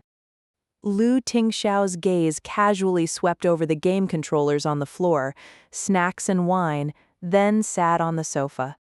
Noticing Lu Tingxiao's line of sight, Jang Muye coughed lightly and explained, "This job's too tiring. It's rare to get a break to relax." Lu Tingxiao wasn't bothered by this. He spoke up. "When did you arrive?" "Not too long ago." Jang Muye rummaged about for a long while before finally finding a tea bag. However, he didn't have any hot water, so he could only pick up a bottle of mineral water from the fridge. "I don't have any hot water at home yet. Is this okay?" "No need. I'll just sit for a while before I go." Lu Tingxiao pointed at the few boxes he had brought over. "Your mother sent these." "Then just send someone to bring it over to me. There's no need to trouble you to come personally so late at night." Jang Muye grumbled at his own dear mother 100 times in his heart. Why send him over? Didn't she know that he feared this person the most? Fine. There was no need to think. His mother had definitely sent this person to check up on him while clearly knowing that. Chapter 65, A Dreamlike Meeting. "How long will you be staying for?" Lu Tingxiao inquired, using a tone reminiscent of both an elder and a boss to address him. Zhang Muye sat up straight and answered honestly. If there aren't any hiccups, I should be staying in China from now on, although the common practice is to push overseas these few years, but our domestic movie industry has been developing very quickly in recent years. The market is also quite big. Going overseas to learn is a must, but I believe I need to return to my roots and develop within our country instead. Lu Tingxiao gave a rare affirmative nod to his words. Zhang Muye heaved a sigh of relief, then asked with concern, "How has little treasure been lately?" Lu Tingxiao, good. Right. I brought toys for him and some little presents for you. I was preparing to visit you tomorrow. I didn't think that you would come here first. Zhang Muye quickly brought out the presents he had prepared in his luggage. Lu Tingxiao, thanks. And then they went silent. Thus, the sounds of the shower became even clearer. Zhang Muye scratched his head awkwardly. Lu Tingxiao naturally came to an understanding and stood up after passing on some words. "I'm leaving. Go back and see your mother when you have the time." Yes, I'll send you." Zhang Muye, like a convict pardoned from death row, had just jumped up to send him out when a furious voice sounded from behind. Zhang Muye, what kind of lousy clothes are these? How am I supposed to wear this with such a big hole in the back? Lu Tingxiao had been about to get up and leave, but after hearing that voice, his body froze as if his acupuncture point had been tapped. After 1 second, he slowly turned around, and an icy dagger-like gaze shot towards the source of the voice. The girl was barefoot, her hair was wet, and her cheeks carried a natural blush from the shower. She was standing at the door to the shower, utterly exasperated, wearing a large men's t-shirt. That t-shirt was missing a huge chunk of fabric on the right side of her waist, revealing fair white skin. Zhang Muye didn't notice Lu Tingxiao's expression. He only felt like dying. This guy was already about to leave. Couldn't that damned girl just wait a while longer before coming out? I forgot to throw that away after I tore it while riding my bike. There were so many clothes there. Why did you have to choose one with a hole in it? Zhang Muye replied her, having nothing to say about her actions. He turned awkwardly to look at Lu Tingxiao and introduced, this is my friend, Ning Xi." Having said so, Zhang Muye suddenly found that Ning Xi's expression was a little strange. She was staring directly at Lu Tingxiao as if she had lost her soul. This damned girl, even if Lu Tingxiao was pretty handsome, she didn't need to stare as if she had never seen a handsome man before, right? Zhang Muye was extremely unhappy inside after seeing Ning Xi like this. His face was stiff as he said, "Ning Xi, this is my uncle, the Lu Corporation's CEO Lu Tingxiao. Why are you standing there in a daze? Greet him." At this moment, with her hair still dripping wet and her hand still holding onto the missing chunk on the shirt, Ning Xi finally found her voice. With a voice like she was having a strange dream, she insipidly spoke syllable by syllable, "Un-cli." Ning Xi's tone was completely questioning, but in Lu Tingxiao's ears it became an affirmative tone, as if Ning Xi was calling him uncle. Thus, that expression immediately changed, as if the great demon king had just cleansed all 18 levels of hell in blood. A frighteningly cold aura was exuding from his whole body, frightening the two into shivers. This strange aura continued on for quite long before Lu Tingxiao's frosty gaze landed on Ning Xi. "The person you were going to pick up was Muye?" Hearing this, Zhang Muye was in a daze. "Ning Xi, you're acquainted with my uncle?" Chapter 66. You promised to be with me tonight. Ning Xi was about to go crazy over here. She lowered her voice and said, "I was about to ask you, how do you know Lu Tingxiao?" Zhang Muye, "I've already said that he's my uncle." Ning Xi, "Why didn't you tell me earlier?" Zhang Muye, "Well, you never asked." Ning Xi, "Then how do you know my uncle?" Zhang Muye's gaze alternated between the two of them. The more he looked, the more he felt that something wasn't right, but he couldn't pinpoint where exactly. It's a long story. Ning Xi held her forehead, feeling fatigued in both body and heart. Those 4 words were directed towards Jiang Muye and were also a reply to Lu Tingxiao. Jiang Muye had an expression of being full of questions, but with Lu Tingxiao present, he couldn't speak up. Since she had just finished showering, a nice fragrance was wafting off the girl's body. 2 slender, white legs were stretching out from under that baggy t-shirt. One hand was still attempting to cover the hole in the shirt, but it was only making the hole even more conspicuous. This kind of scene sent the blood boiling. The thought of Ning Xi appearing like this in another man's house sent Lu Tingxiao into a state where he wanted to obliterate everything. Even though he had already gone on a rampage in his heart a few times, it had only happened within the span of a few seconds. However, it only showed as a cold expression on Lu Tingxiao's face. He looked askance at Ning Xi and said, "Are you preparing to stay here or go back with me?" That calm, indifferent sentence held an unseen pressure. Jiang Muye looked at Ning Xi with an expression full of shock and disbelief upon hearing that. What did he mean by that? These 2 weren't just acquainted, but were even living together. Ning Xi looked at the frosty cold Lu Tingxiao, then looked at Jiang Muye, whose eyes were spitting fire. She swallowed her saliva with difficulty. I'll go back." The cold aura around Lu Tingxiao's body lessened by 2 points. However, Jiang Muye threw a temper on the spot. He suddenly grabbed Ning Xi's wrist. That pair of extremely good-looking light blue eyes were full of nervousness and anger from getting deceived. "You promised to be with me tonight." When he finished speaking, Ning Xi was on the verge of punching him into the sky. "Could you not make it sound like there's something between us, young man?" She raised her head to look at Lu Tingxiao. As expected, that scary expression had reached the point where he could no longer hold it back, as if there was just one last metal bar left before the beast would immediately burst out.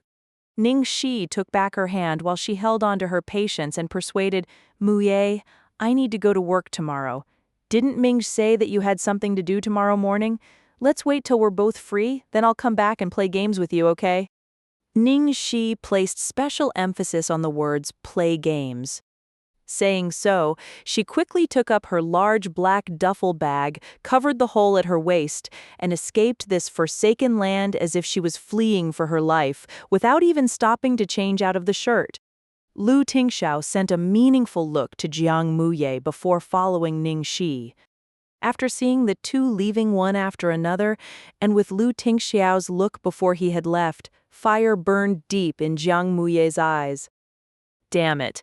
No wonder that woman had known so quickly that the road was blocked. "Ning Xi, how much have you been hiding from me?" Currently, Ning Xi was trembling with fear and trepidation as she walked back. Her hands were suddenly lightened of their load. Lu Tingxiao was helping to carry the bag in her arms. Following that, something heavy fell on her shoulders as Lu Tingxiao took off his jacket and placed it on her shoulders. "Thank you." Ning Xi thanked him awkwardly. Lu Tingxiao had no reaction. It would have been better if he had some reaction. As long as he reacted, then she would have some way to deal with it, but it was this kind of non-reaction that would make people feel nervous. Chapter 67. Kiss Under the Moonlight. In the Lu residence. After returning to the room and changing into her own pajamas, Ning Xi flew like a lightning bolt and ran to find the little bun. "Little treasure, Auntie's a little scared of the dark today. Can I sleep with you?" The little bun was extremely welcoming, of course. He happily gave up more than half the space on his bed for her. "Thank you, darling. Good night, darling. You're this Auntie's protection amulet. I'm going to count on you to save my life tonight." Everything that had happened today had been too exciting. Her little heart was still beating rapidly even now. After today's events, she could feel that the thin, hazy barrier between her and Lu Tingxiao had become so fragile that it could break with a single touch. If it really did break, then she really wouldn't know what to do then. Luckily, the little bun in her embrace served as a great sedative. After her heart thumped for half an hour, she slowly fell asleep. Ning Xi had the little bun as her sedative, but someone was finding it hard to sleep alone.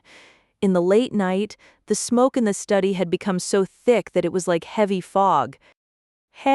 No wonder Chung Feng had not been able to find the identities of the two people who had sent Ning Xi those gifts that day on set. One of them was actually a hidden traitor.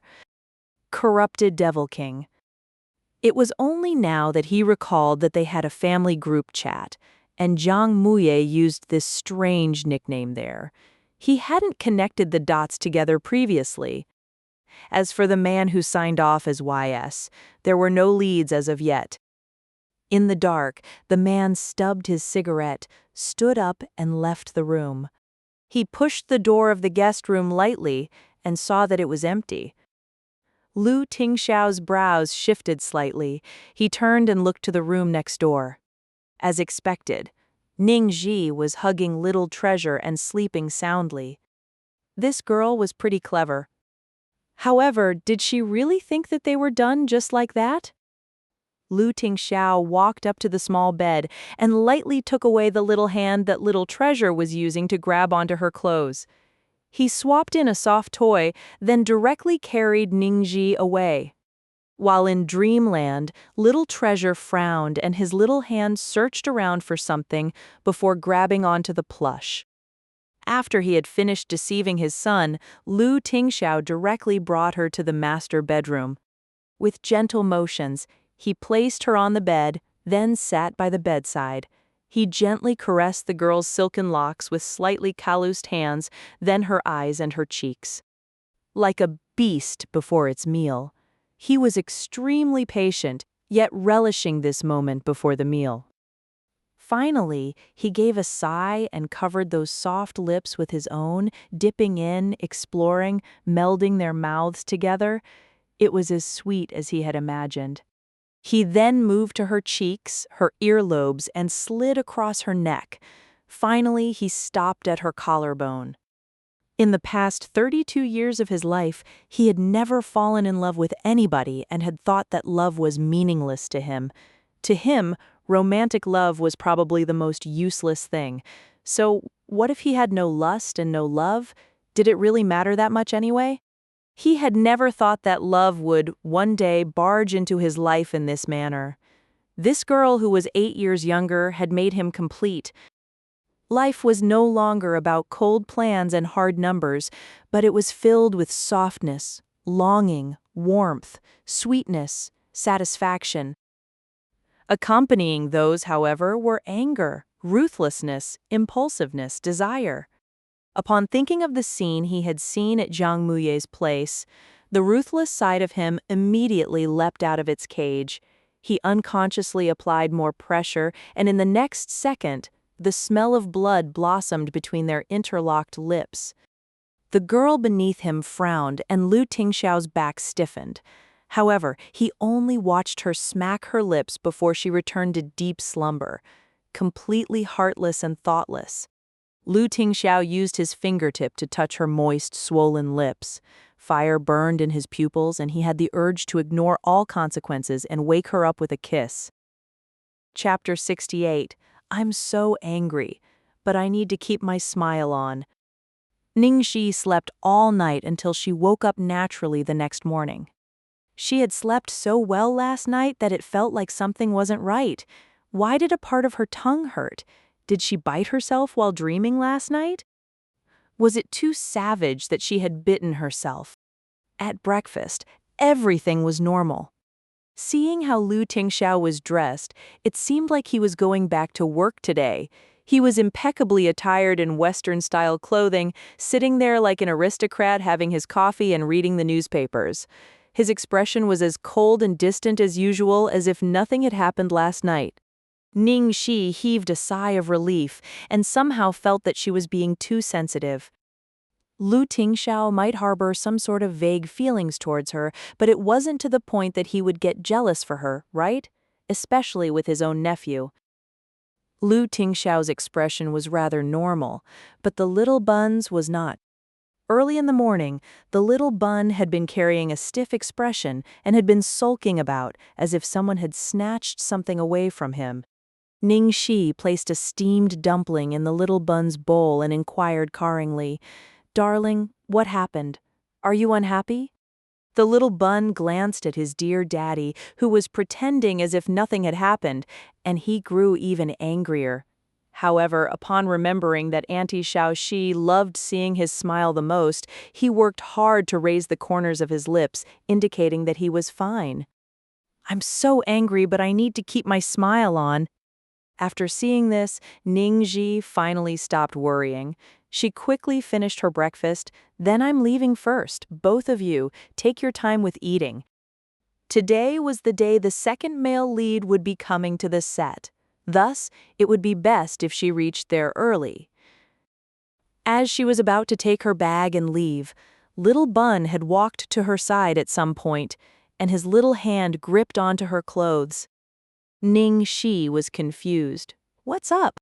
Seeing that she didn't understand, the little Bun's face was full of grievance. With an expression as if he had lost her favor, he was about to cry out loud. Ning Xi scratched her head and thought for a long while, but couldn't understand what she had done wrong. Finally, she could only send a pleading gaze for help to Lu Tingxiao. Lu Tingxiao shot a glance at her, then reminded her in a calm tone, "You forgot to give him the goodbye kiss." Oh, sorry. Ning Xi hit her head and finally remembered. Little Treasure waved bye to Auntie Xiaoji, then turned around and faced his dear daddy. That cute little face immediately carried an extremely angry expression. He seemed to be saying, "Don't think that you're forgiven just because you helped me just now," with his expression. Lu Tingxiao acted as if he didn't notice his son's anger, and sipped some coffee in a calm and collected manner.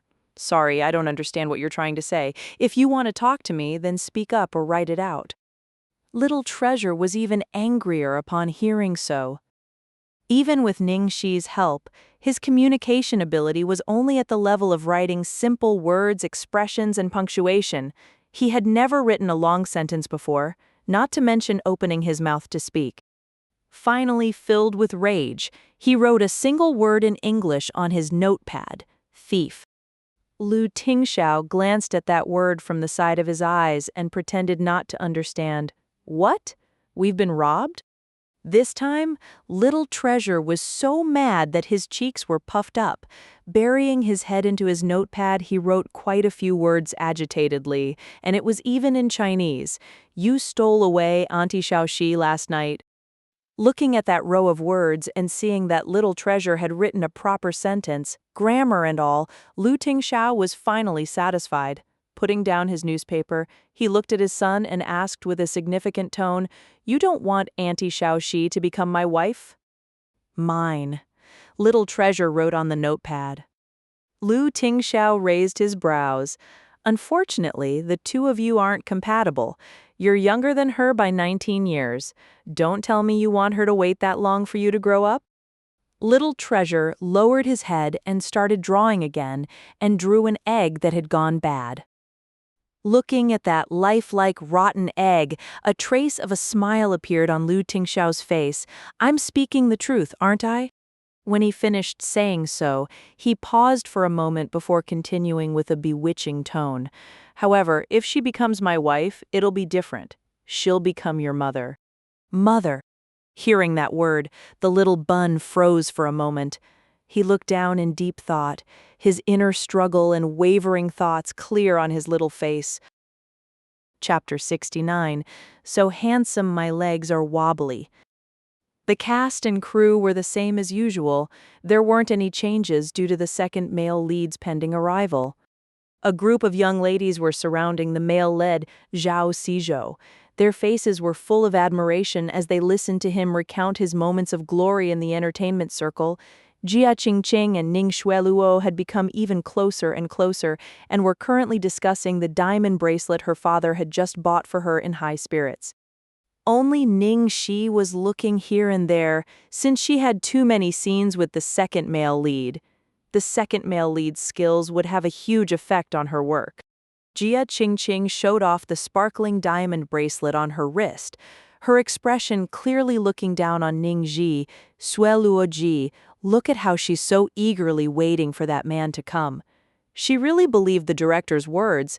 Does she think that a good actor will come just because she's waiting like that? Ning Xueluo had a helpless expression upon hearing this. She said in a displeased tone, "Oh you, don't keep criticizing Ning Xi. She has the most scenes with the second male lead. It's natural that she'll be more concerned about him." Heh, there really are quite a few of them, and there are so many kissing and bed scenes. Luckily, I didn't take that role at the start, otherwise I'd be getting taken advantage of. Jia Qingqing was rejoicing. After she finished saying so, she looked enviously at Ning Xueluo. Xueluo Ji still has it the best. Your boyfriend's so handsome, and your partner's also so handsome. At this moment, the director Guo Qisheng's excited voice sounded from the entrance of the set. Come, everyone come over. Our second male lead, the actor for the godly Dr. Sun Huanqing, is here. Everyone come and greet him. The cast and crew returned scattered replies, and Zhao Zijou had absolutely no intention of getting up. The young ladies were also still surrounding him, fighting to let him read their palms. Jia Qingqing gave a tea-esque full of disdain, and didn't even bother looking over. Ning Xueluo touched up her makeup before getting up and persuading her, "We should still go over and greet him. We're all colleagues here." It was only then that Jia Qingqing reluctantly followed her out of the break room. Ning Xi had naturally sprinted over at the first moment and was reaching her head out to look. In the next second, her whole body froze as if she had been struck by divine lightning. The guy next to the director was that eye-catching blonde hair. Even if she tried to deceive herself into thinking that she had seen wrongly, it was impossible. Why would the second male lead be that fellow? This couldn't be real. From the direction of the entrance, the errand boy Zhao Li suddenly screamed out loud as if he was getting killed. "Ah!" Jia Qingqing frowned deeply. "Are you crazy? What are you screaming for?" Having said so, she glanced over and spotted the man following behind the director. "Ah!" She also screamed once in shock. "What happened?" Ning Xueluo asked. "Jiang Muye Xueluo Jie. It's Jiang Muye." Jia Qingqing clutched Ning Xueluo's arm excitedly. "What?" Ning Xueluo followed her line of sight. She saw that the director was currently happily walking in front, his attitude polite and caring, while a blonde man was following him from behind. He was wearing a set of extremely trendy high-contrast t-shirt and shorts, one hand stuck in his pocket. His face carried his unique flair of arrogance. He looked like a complete bad boy. When he smiled and looked over, he even revealed some extremely adorable canines. Jiang Muye. The second male lead was actually Jiang Muye. Even Ning Xueluo had been shocked by this result. The young ladies who had been surrounding Zhao Zijou had already rushed towards the entrance like a pack of hungry wolves by now. Oh, Jiang Muye. Is it really Jiang Muye? Am I turning blind? Quick, pinch me. Heavens, he's really a walking aphrodisiac. He's too handsome. He's so handsome my legs are going wobbly. I even heard that Jiang Muye has granny fans. He's even captured the heart of an 80-year-old granny. Don't block me. It's so rare to see him in person. I'm going to bed him. If I don't bed Jiang Muye at least once in my life, how am I any different from a salted fish? Chapter 70. Let's start off a little more exciting. Who was the hottest young guy in the entertainment circle right now? No matter who you asked, they would tell you that it's Jiang Muye. Jia Qingqing was still unable to accept reality up to now. She paced about and said, "Did they make a mistake somewhere? Wasn't Jiang Muye filming overseas? Even if he came back, why would he take such a small role as the second male lead?" Ning Xueluo muttered lowly, "I heard that Jiang Muye refuses to take any role other than the male lead." Moreover, the main sponsor for this film is Starlight Entertainment, so why would he come here as a golden age artiste? Although she had been celebrating moments ago that she wouldn't get taken advantage of, Jia Qingqing was now close to going crazy, damn it.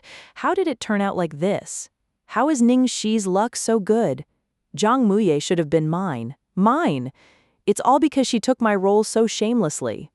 The people watching around her sympathized after seeing her expression and weren't at all surprised by her frenzy. It was because everyone in the entertainment circle knew that Jia Qingqing loved Jiang Muye and had even publicly confessed to him through her Weibo previously. Although Jiang Muye had completely ignored her, she would still frequently post about news related to Jiang Muye on her Weibo like an ardent fan. Guo Qisheng used tremendous strength and finally got that group of crazy ladies settled down. He couldn't resist teasing Muye. Look at how you've already gotten the ladies of our crew wrapped around your finger. Handsome guys really are treated better. Jiang Muye played along and joked, "Director, haven't you heard? All of them just want to bed me, so you have to protect me, okay?" Ha ha ha, no worries. Your partner is the war goddess Mengchangi. She'll protect you. Oh yes, where's Ning Xi? She kept asking who her second male lead would be. How come she's disappeared now? Guo Qisheng looked all over for her. Zhang Muye had a faint trace of a smile on his lips. Maybe she was scared away by me? That might be possible. Almost all the girls in this country are your fans. Maybe Ning Xi is one too, and she's suffered a shock from seeing her idol. Guo Qisheng smiled as he spoke. As the two were talking, Ning Xi was walking over. In a short amount of time, the expression on Ning Xi's face had already become flawless. She smiled as she reached her hand out to the person she was facing. "Senior Jiang, nice to meet you. I'm Ning Xi. I'm honored to be working with you." Although Ning Xi was the same age as Jiang Muye, since Jiang Muye had entered the industry earlier, he was her senior and she had to be respectful towards him. "Nice to meet you." Jiang Muye's lips curled up. He reached out to shake her hand lightly, but in the next second, he almost threw her hand away without caring about his image. This damned girl, she had almost crushed the bones in his hand. Jiang Muye struggled to hold on to his cool expression and acted as if a sudden realization had hit him. "Ah, Ning Xi, so it's you." "Oh, do you know each other?" Guo Qisheng was surprised upon hearing so. It wasn't just the director, but the rest of the cast and crew had focused their gazes on Jiang Muye. Jiang Muye smiled with hidden meaning.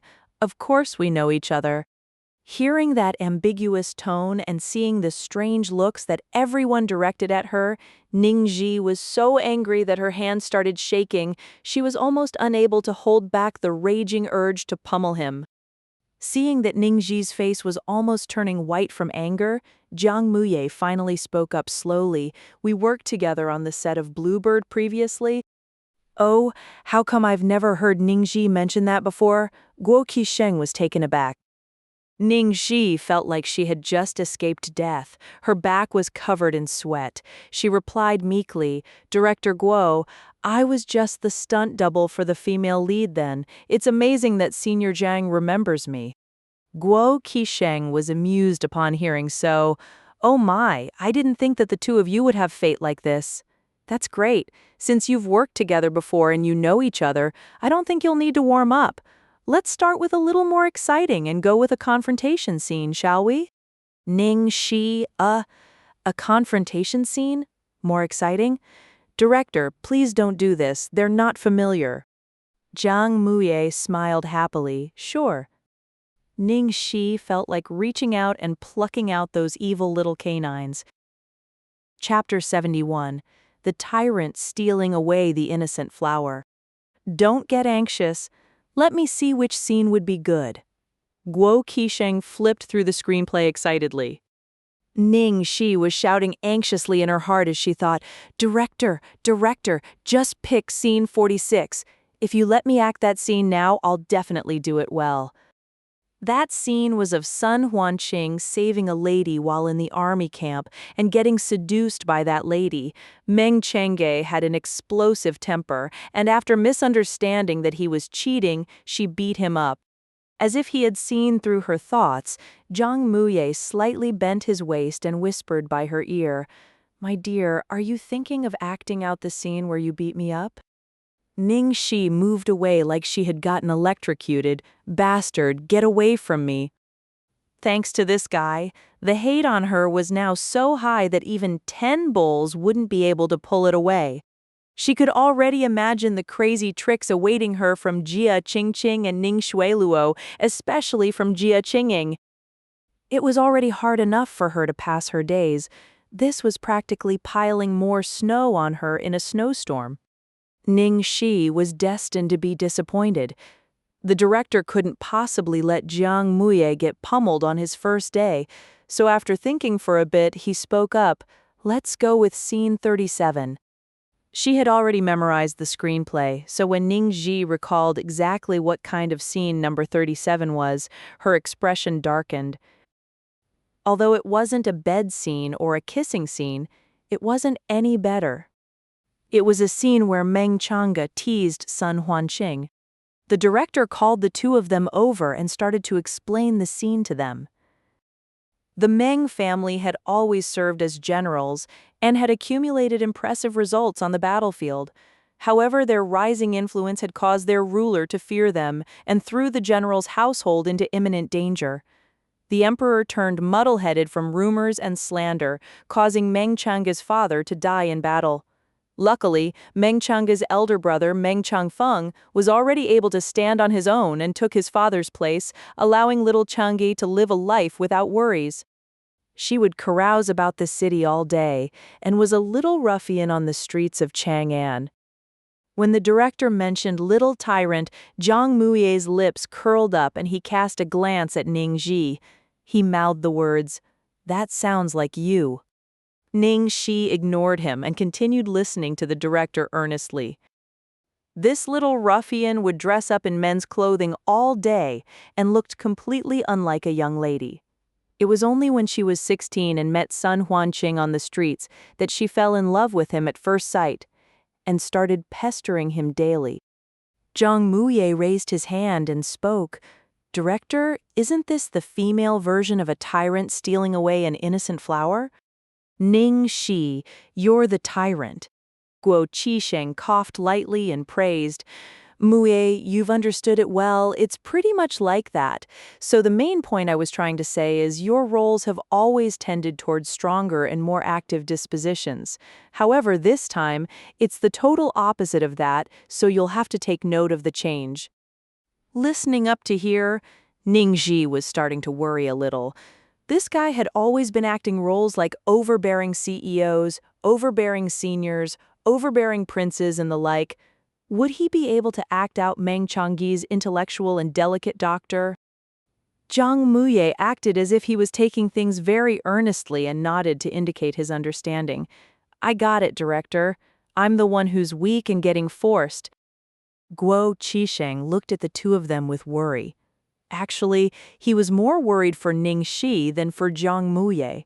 He was worried that Ning Xi was too womanly to act out the ruffian ways of Meng Chang'e.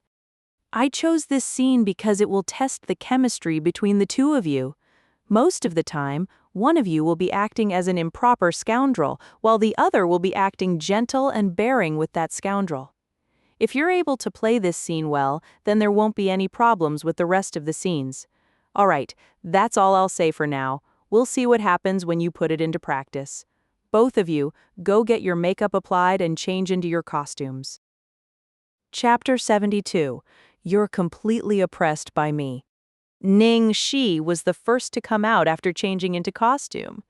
She was neatly dressed like a young man in an outfit that alternated between red and white.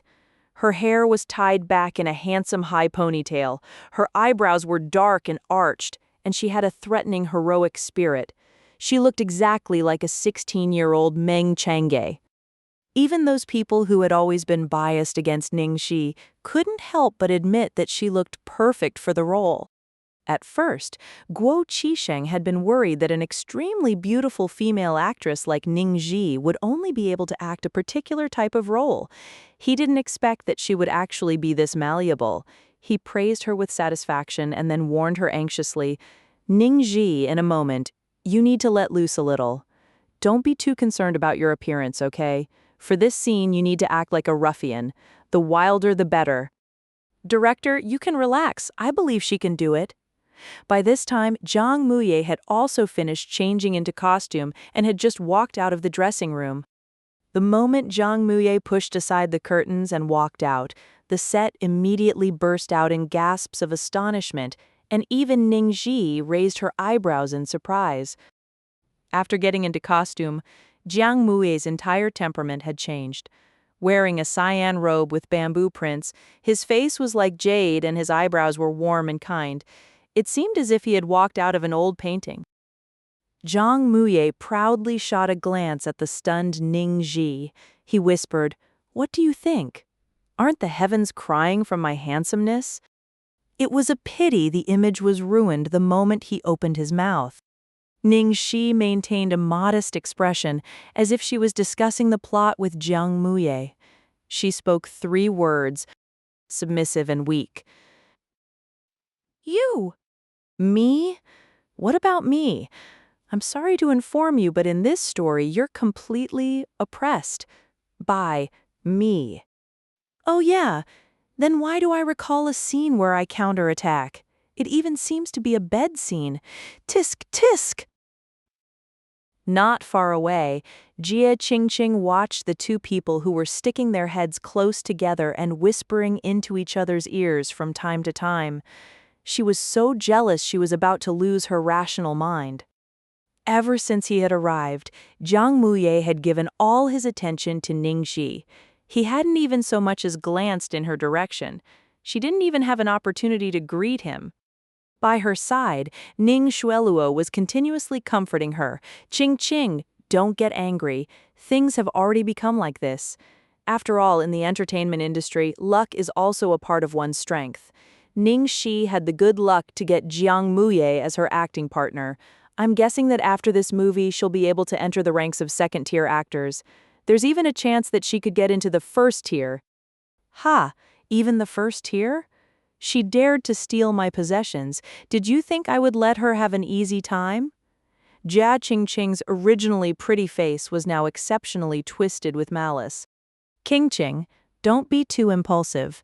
The company is preparing to invest a lot of effort into developing Ning Xi. If you tangle with her now, I'm afraid." "So what if I tangle with her? Don't tell me you're scared of a man-eating vixen like her." Upon hearing that the company was preparing to develop Ning Xi, Jia Qingqing was even more furious. After all, the type of movies she acted in were similar to Ning Xi's. If the company elevated Ning Xi, there was a large likelihood that a portion of her own resources would be taken away. Watching Jia Qingqing become completely fired up, Ning Xueluo secretly smiled. With Jia Qingqing as a knife, she didn't have to use her own hands at all. All she needed to do was sit back and enjoy the show. However, Ning Xi's luck did seem to be running a little too well recently. Some precautions needed to be taken. "Where's Zhao Cui? Have the props been prepared?" Guo Qisheng shouted. Coming, director, will this do?" The prop master brought a hemp rope over. "Yes." Guo Qisheng nodded and then called to Jiang Muye. "Muye, I'll have to inconvenience you a bit." "It's no inconvenience. This is necessary for filming the scene." Jiang Muye looked dedicated to his work as he laid down on a large carved bed with ease, allowing the prop master to bind his arms and legs. That's right. As the director had mentioned, this scene was very intense. After Meng Chang's confession to Sun Huanqing had been met with rejection, she had immediately kidnapped him and brought him home. Chapter 73, Keep Going, Don't Stop. All the young women on set started going wild again after watching this scene. Muye in bondage play. Even in my dreams I think about tying up Muye and throwing him on the bed. What are you getting so excited for? You're not the one going up there. Damn it, damn it. Why does it have to be that annoying vixen? Seriously, she's so annoying. Can't Muye ask the director to switch her out? She's not good enough for him at all. Ahem. Guo Qisheng coughed to signal for everyone to settle down. Then he clapped his hands and shouted, "Okay, everyone get ready! 3, 2, 1, action!" Ning Xi wasn't affected in the least by the surrounding chatter. When the sound of the director's voice died down, her expression immediately changed. Her eyes became that of a 16-year-old young woman, pure and clear, and as lively as the sun. Her face was perfectly adorned with a lazy, devil-may-care expression. She raised the hem of her skirt, lifted up a foot, and kicked open her room door. Next, the camera switched over to Zhang Muye. A young man laid on the crimson-colored bedsheets with his hands and feet bound up. That color made his complexion look even more pale and fragile, giving any observers the urge to ravage him. Upon hearing the kick on the door, Sun Huanqing slowly opened his eyes. He watched in a daze as a young woman approached the bed with light shining from behind her. Meng Changyi sat her butt next to the bed. From her bosom, she fished out a packet made of oiled paper. "I had to wait an hour in line to buy these fried chestnuts from Fauvism store. You gonna eat some?" Sun Huanqing turned his head away and closed his eyes, completely ignoring her.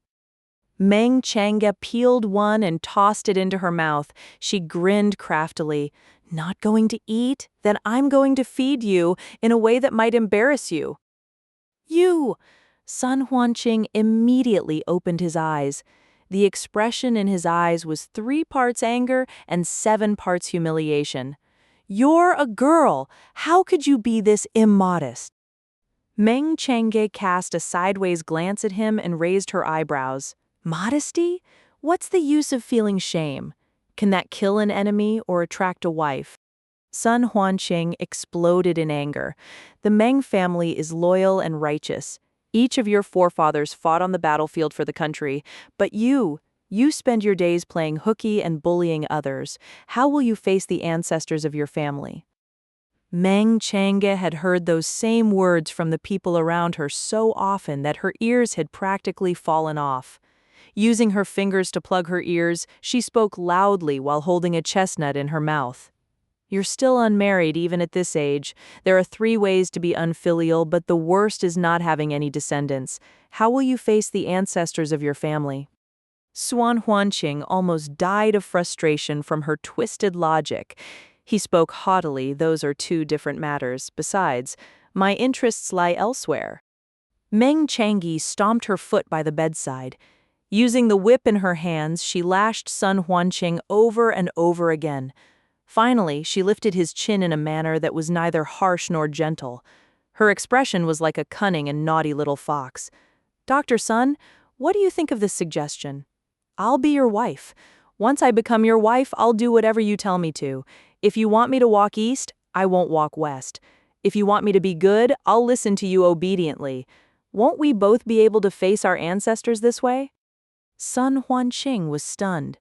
A trace of urgency flashed across his face. "You don't speak nonsense." As if she had discovered a whole new world, Meng Changyi scooted forward until she was almost touching his face. Dr. Sun, you're blushing. You actually like me, don't you? Why don't we skip to our wedding night and seal the deal?" Cut. Everyone had been full of anticipation when the director yelled, "Cut!" Why stop? Why not continue acting it out? They wanted to continue watching. They wanted to watch them seal the deal. Chapter 74, as if his soul had been sucked out. Their acting skills were on par with each other, and they had performed extremely well. It was Ning Xi's performance in particular that had completely brought them into the scene and washed away all their bias against her. The fans who had been wishing from the start that Ning Xi wouldn't touch their dearest idol had now changed to fervently wishing that she would hurry up and do it. Seeing her about to do it, they were as excited as if they were the ones doing the deed. Of course, after getting back to their senses, they were dismissive of Ning Xi as usual. All of them surrounded Zhang Muye, showing their concern and asking after him, while praising his acting skills. Today, other than Jia Qingqing, the one who was the most depressed was most likely Zhao Sizhou. He had previously occupied the highest position in the crew and had been enjoying the warm welcome of the girls. Now that Zhang Muye was here, all their attention had been sucked over to him while he sat out here in the cold. The happiest person was naturally the director. Today, Ning Xi and Zhang Muye tried out a few scenes, and all of them ended up extremely successful. The chemistry between the two was as if they had collaborated together over 100 times. Ning Xi's day could be summed up in 2 phrases: surging forward with great momentum, life after calamity. When they were about to wrap up for the day, Zhang Muye was surrounded by a group of people who wanted to treat him to dinner and give him a warm welcome. Ning Xi was packing up her things when the phone in her bag rang. The phone's display showed that it was Lu Jingli. It was Lu Jingli who had forcefully saved his number into her phone just a few days ago. What was this fellow doing, calling her at this time? Ning Xi showed suspicion on her face as she hurriedly looked for a corner to take the call. "Hello, second young master?" "Hello, Zhao. Ji. Lu Jingli's voice sounded as if he had completely run out of strength, as if his soul had been sucked out of his body. Ning Xi was a little speechless. "What happened to you?" "What happened? I was about to ask you just what happened. What did you do to my brother last night?" Lu Jingli exploded as he interrogated. Ning Xi was completely confused. "Ah, what do you mean? What could I possibly have done to him?" "If you didn't do anything to him, then why is he in a raging temper today? He's been holding a meeting since 8 a.m. until now. It's been 12 whole hours."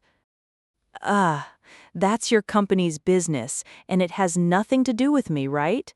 Maybe he has a lot to clear after returning to work from such a long break?" "That's impossible. I've already known my brother for so long. I know what he's thinking with just one look. This definitely has something to do with you. You're the one who caused this. He's about to torture everyone in this company to death." Lu Jingli was absolutely certain that it was her fault. Ning Xi was really wronged. She spoke with a helpless expression. "I really didn't do anything." The only thing that had happened last night was going to the airport to pick up Zhang Muye and meeting Lu Tingxiao while showering at Zhang Muye's house. Don't tell me that was it? But he seemed to be normal after that? I don't care.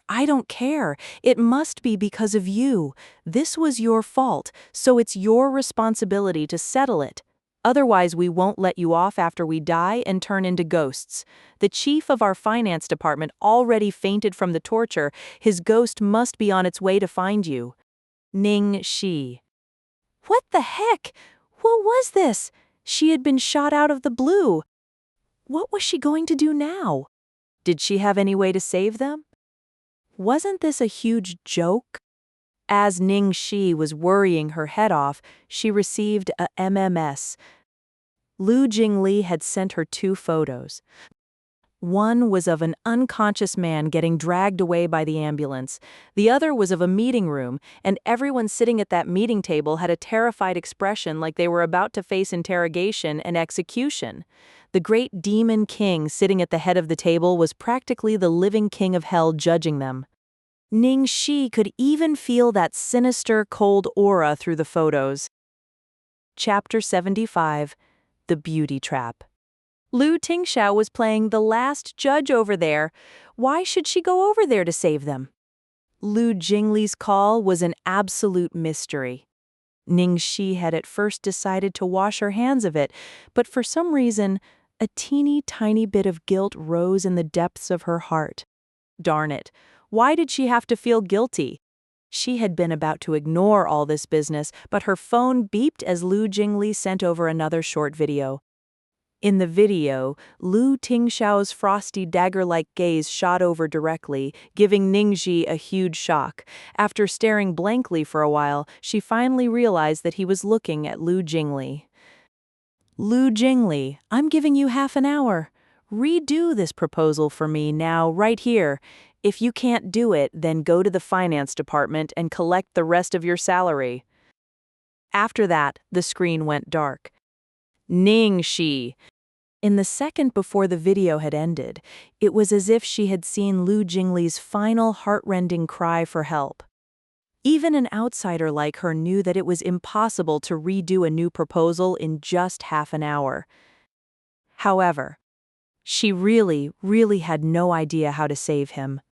The gears in Ning Xi's mind turned, and she flipped through Sun Tzu's 36 stratagems in her mind. Wait at leisure while the enemy labors? Lu Jingli's ghost would kill her. Defeat the enemy by capturing their chief?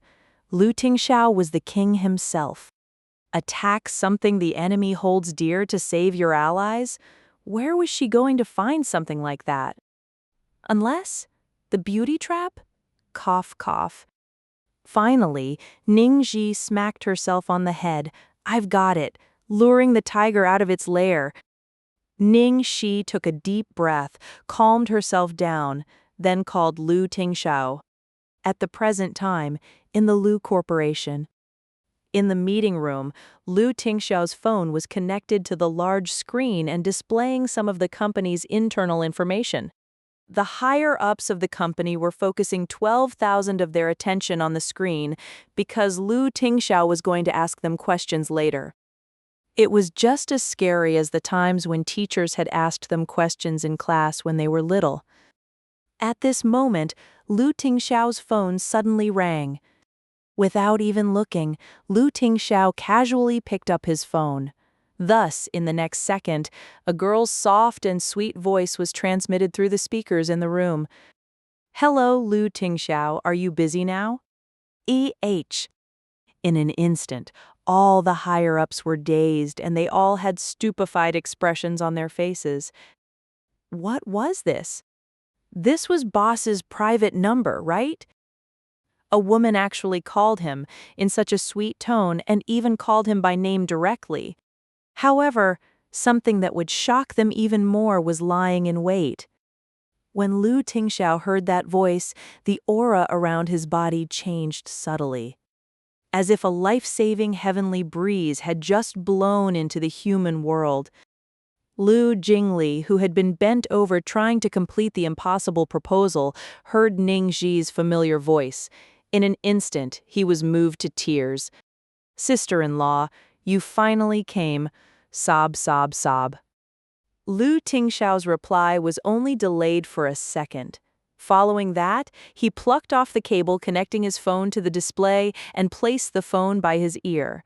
Not a single change could be seen in his expression, and his tone was equally cold and hard. Is something the matter? Hearing such a scary voice from the other side of the phone, Ning Xi wanted to retreat, but continued persevering in the end. She mustered up her softest, sweetest tone to mumble her request. Are you coming back tonight? We promised Little Treasure that we'd go and eat hot pot today. Lu Tingxiao remained cold.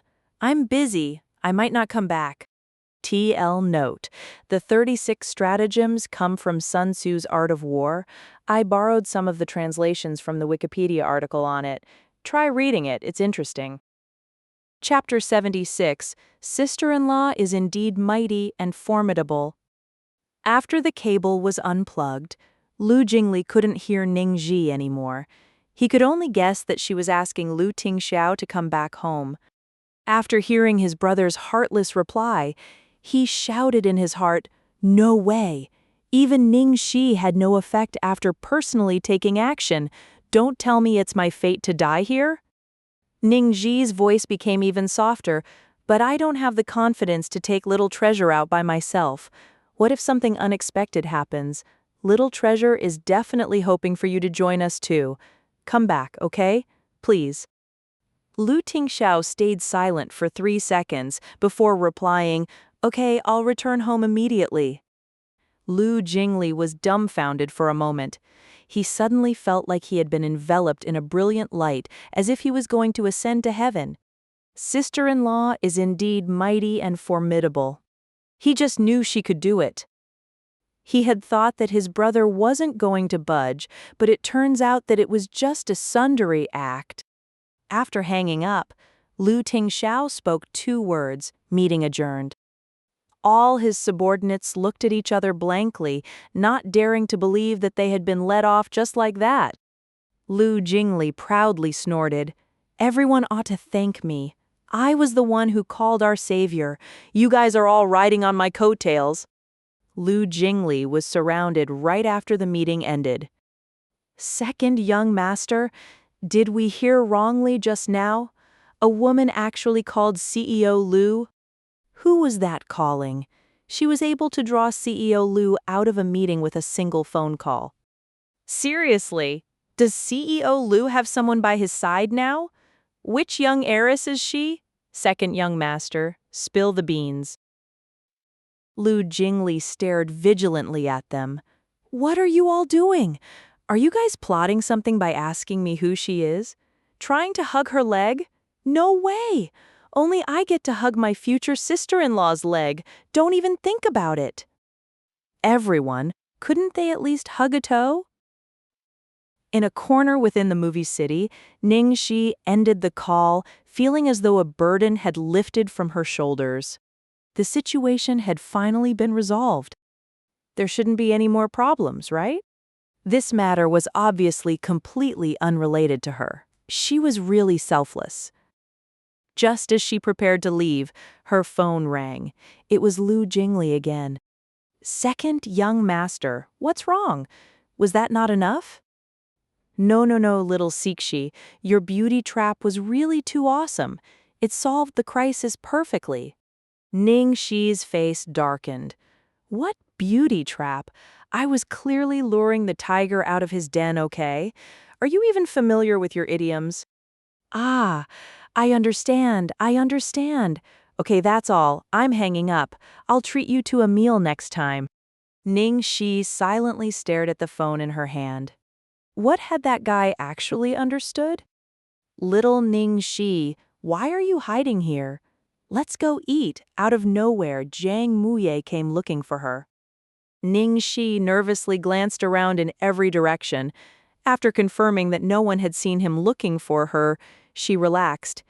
She leaned against the large red palace pillar with exhaustion and spoke, "You guys go ahead and eat. I'm busy tonight, so I won't be able to go anymore." "What?" Jiang Muye's face immediately fell. "This is my welcome dinner, and I'm your love interest in the movie. You're not going to come?" Ning Xi pinched the top of the bridge of her nose. I know, I'm in the wrong. But I really do have something important going on today. Next time, I'll take you out on our own, okay?" Not okay. Jiang Muye wasn't persuaded at all. He fiercely looked her up and down. "What important business do you have? Who are you meeting with tonight?" Ning Xi heard his words and her tone turned serious. "I believe that whoever I meet with isn't any of your business." After she finished speaking, Jiang Mue's expression immediately turned unsightly. "You're going to see Lu Tingxiao, aren't you?" Chapter 77. I want to take him home. Jiang Muye's interrogation made Ning Xi frown uncomfortably. "So what if I am?" Jiang Muye walked one round in irritation before staring straight at her. "Ning Xi, are you giving up on life? You even dare to play around with Lu Tingxiao? Aren't you afraid that you'll get burnt playing with fire?" "I'm happy to play with fire. What's it to you?" Ning Xi wasn't happy about Jiang Muye's tone, so her attitude wasn't all too good either. "You." Jiang Muye was about to storm off, but he finally threw a punch on the pillar behind her. "Ning Xi, I'm not trying to alarm you, but I'm just trying to give you a friendly reminder. Otherwise, you won't even know how you died when the time comes. Don't you know who Lu Tingxiao is? Did you think he's the same as those rich boys you dated in the past?" Ning Xi rolled her eyes at him. "Do you think I'm an idiot? Of course I do. Even knowing that you're..." "So what? What's it to you if you see me sleeping with Lu Tingxiao? You, Muye slowly calmed down.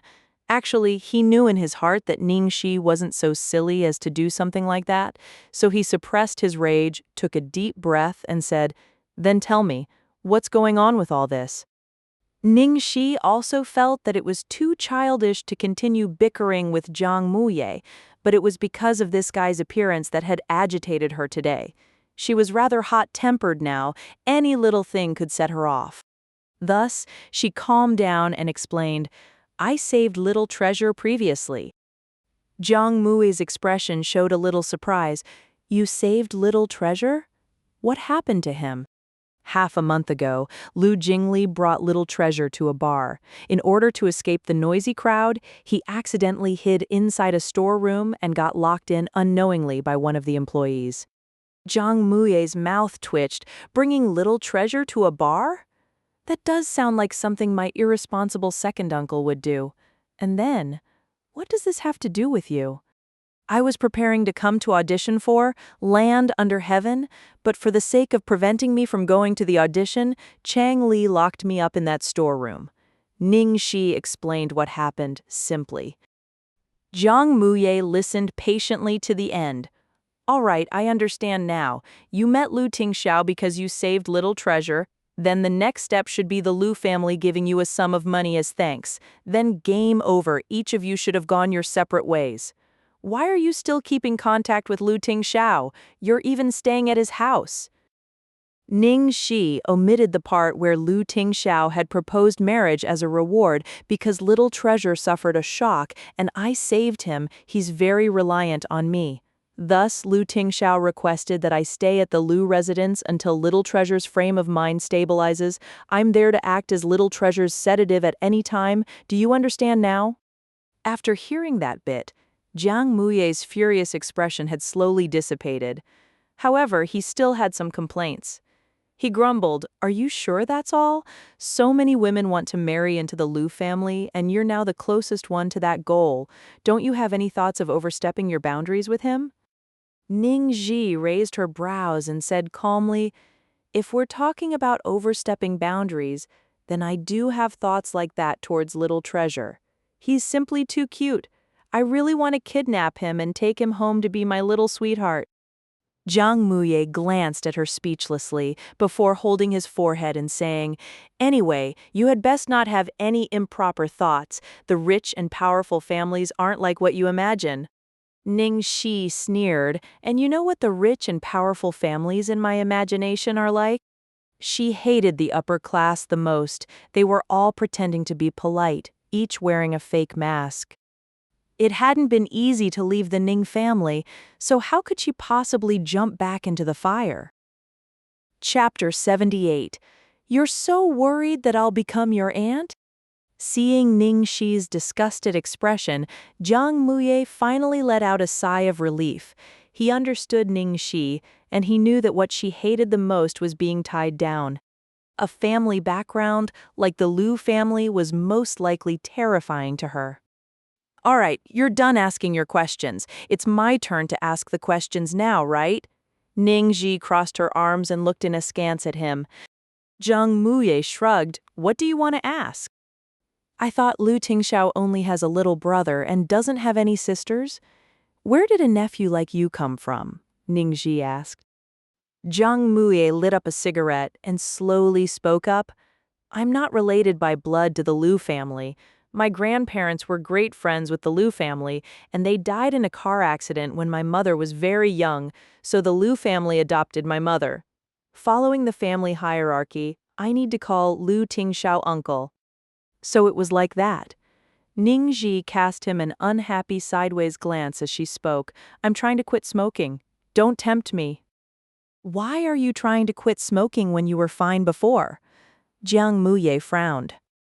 "Do I need a reason to quit a bad habit? Back then, who was it that told me, if I have alcohol today, I'll get drunk today? If I have a cigarette today, I'll smoke it today. Those who quit drinking and smoking are idiots." Jiang Muye complained as he stubbed the cigarette. "I've already told you whatever I could. Did you have anything else you wanted to ask?" course. Ning Xi gritted her teeth and glared at him. Tell me honestly, why did you take up the role of Sun Huanqing? Not only is it a second male lead, it's not even the type of role that you love to play usually. The meaning in her words was that this guy had done it on purpose to screw with her. Zhang Muye put on an innocent expression. What's wrong with me taking a second male lead? Who made a rule saying that I can't? What's wrong with me taking Sun Huanqing? I wanted to try challenging myself by taking a role I don't normally do. Is that not allowed? Isn't it meaningless to keep myself in a single type of role? Didn't I act pretty well today? You had so much fun teasing me. I didn't have fun, you idiot. She was definitely going to be in tears by tomorrow. Fine, I'm not going to play around with you anymore. I'm going back since I promised Little Treasure that I'd eat hot pot with him. Ning Xi hurriedly looked at the time on her phone. Zhang Muye looked unhappy. Is my uncle going to be with you? Of course he is. I don't dare to take Little Treasure out on my own. Who's going to take responsibility if something happens? Upon hearing that, Zhang Muye was so angry that he wanted to hit something, so you do know? Little Treasure is the entire Liu family's lifeblood, especially for his grandparents. They love him as dearly as their lives. If something happens, they might even bury you alive. Why would you take up such a hot potato? Ning Xi wasn't happy upon hearing this. What nonsense are you saying? What hot potato? My Little Treasure is so cute. Zhang Muye sneered. I see that you've been mesmerized by someone's looks. The moment he had a request for you, you immediately forgot about everything else. Ning Xi rolled her eyes at him impatiently. Fine, fine. Stop nagging already, would you? Did you think that I would dare to reject the great Demon King Lu's request? If it had been you, would you have dared to? Look at how afraid you are now. Are you so worried that I'll become your aunt? Aunt. Zhang Muye had been rendered completely speechless by the word aunt. He was in so much pain that he couldn't speak anymore. Good boy. Ning Xi patted a certain doggie's head and immediately skipped off after taking advantage. Taking up her bag and explaining to the rest of the crew that she wasn't free for the activities later that night, Ning Xi said her goodbyes and left. Watching the girl's figure hurriedly leaving the scene, a thick layer of frost gathered on Zhang Muye's face. Chapter 79. Cute, Adorable Bunny Ears. After work, Jia Qingqing finally found an opportunity to fawn upon Zhang Muye. What made it even more perfect was that Ning Xi wasn't around. Thus, she moved close to Zhang Muye with a shy expression. Muye gay? Where should we go to eat? Would you like to go to 100 Rivers Hotel for seafood? My father's a member there. We can use the VIP room there. Zhang Muye stretched lazily with waning enthusiasm. Forget it, I'm not going. I'm too tired today. Jia Qingqing was anxious upon hearing so. But today's your first day on set? You should have this welcome feast no matter what. Zhang Muye's expression sank when he heard this, who made the rule that there has to be a welcome feast on the first day. If you want it so badly, go eat it yourself. Actually, everyone knew that Zhang Muye's temper wasn't too good. He would be easy to get along with when he was in a good mood. If he wasn't in a good mood, then... And right now, this guy was obviously in a bad mood. Having been scolded, Jia Qingqing's eyes immediately turned red. I just thought that this was proper etiquette. Muye gege? Why did you have to say it like that? Damn it, who's your Muye ge? With the frustration in his heart, Zhang Muye was about to explode. To the side, Guo Qisheng saw that the situation didn't look good, so he tried to smooth over the situation and said, let's postpone it to some other day then. Muye seems to be very tired today. We should have let him rest and get used to the environment on the first day since we didn't think that we would immediately shoot a few scenes. Everyone, let's go back early and rest today. We have plenty of chances for a welcome feast later on. All right then. After she was able to get out of the sticky situation, Jia Qingqing unwillingly nodded. At the same time, her hatred towards Ning Xi surged. It was all because of Ning Xi hogging Muye Gege for the entire day. that he was tired to the point that he didn't even want to eat dinner. Jia Qingqing lowered her head and secretly flipped through the few photos in her phone, and a malevolent smile rose on her lips. Ning Xi, just you wait. I'm going to make you pay the price. In the Lu residence. Darling, I'm back! Once she got home, Ning Xi's fatigue was completely washed away. Little Treasure trotted over to welcome her upon hearing her voice, even holding a glass of ice-cold fruit juice in his hands. Darling, you're too sweet. Love you? Ning Xi took it over and gulped it all down in one shot, before happily saying, come here, Auntie's going to take you to change into some cute clothes. We're going out to eat hot pot in a while. The little bun, who had always run back to his room upon hearing going out, obediently allowed Ning Xi to lead him upstairs. When they reached the bedroom, he allowed her to try set after set of clothes on him. This one's too plain, this one's too dark, this one's too boring. My goodness, who bought these clothes for you? What kind of aesthetic sense is this? I don't even need to ask, it must be your dad. Has he forgotten that you're only 5 years old, not 35? Ning Xi complained as she rummaged through the closet, before finally picking up a piece that she was most satisfied with. Wow, this one's so cute. It was a white short-sleeved shirt with a hoodie that had 2 long bunny ears and a pair of overalls to match. The overalls even had a large pocket on the front like Doraemon. Looking at this style, your second uncle must have bought this for you. He's pretty dependable on this front. Little kids should wear cute clothes and look a little more lively. Ning Xi nodded in self-satisfaction before asking, darling, what do you think? Do you like this one? If you don't like it, Auntie will find another one for you. Ning Xi didn't forget to seek Little Treasure's opinion, though Little Treasure would always agree with her opinion every time. As expected, the little bun nodded without hesitation this time. Thus, Ning Xi happily helped the little bun put on the outfit. Chapter 80, Throwing Out His Card Without Warning. After helping the little bun change his clothes, Ning Xi also slipped into her room to change.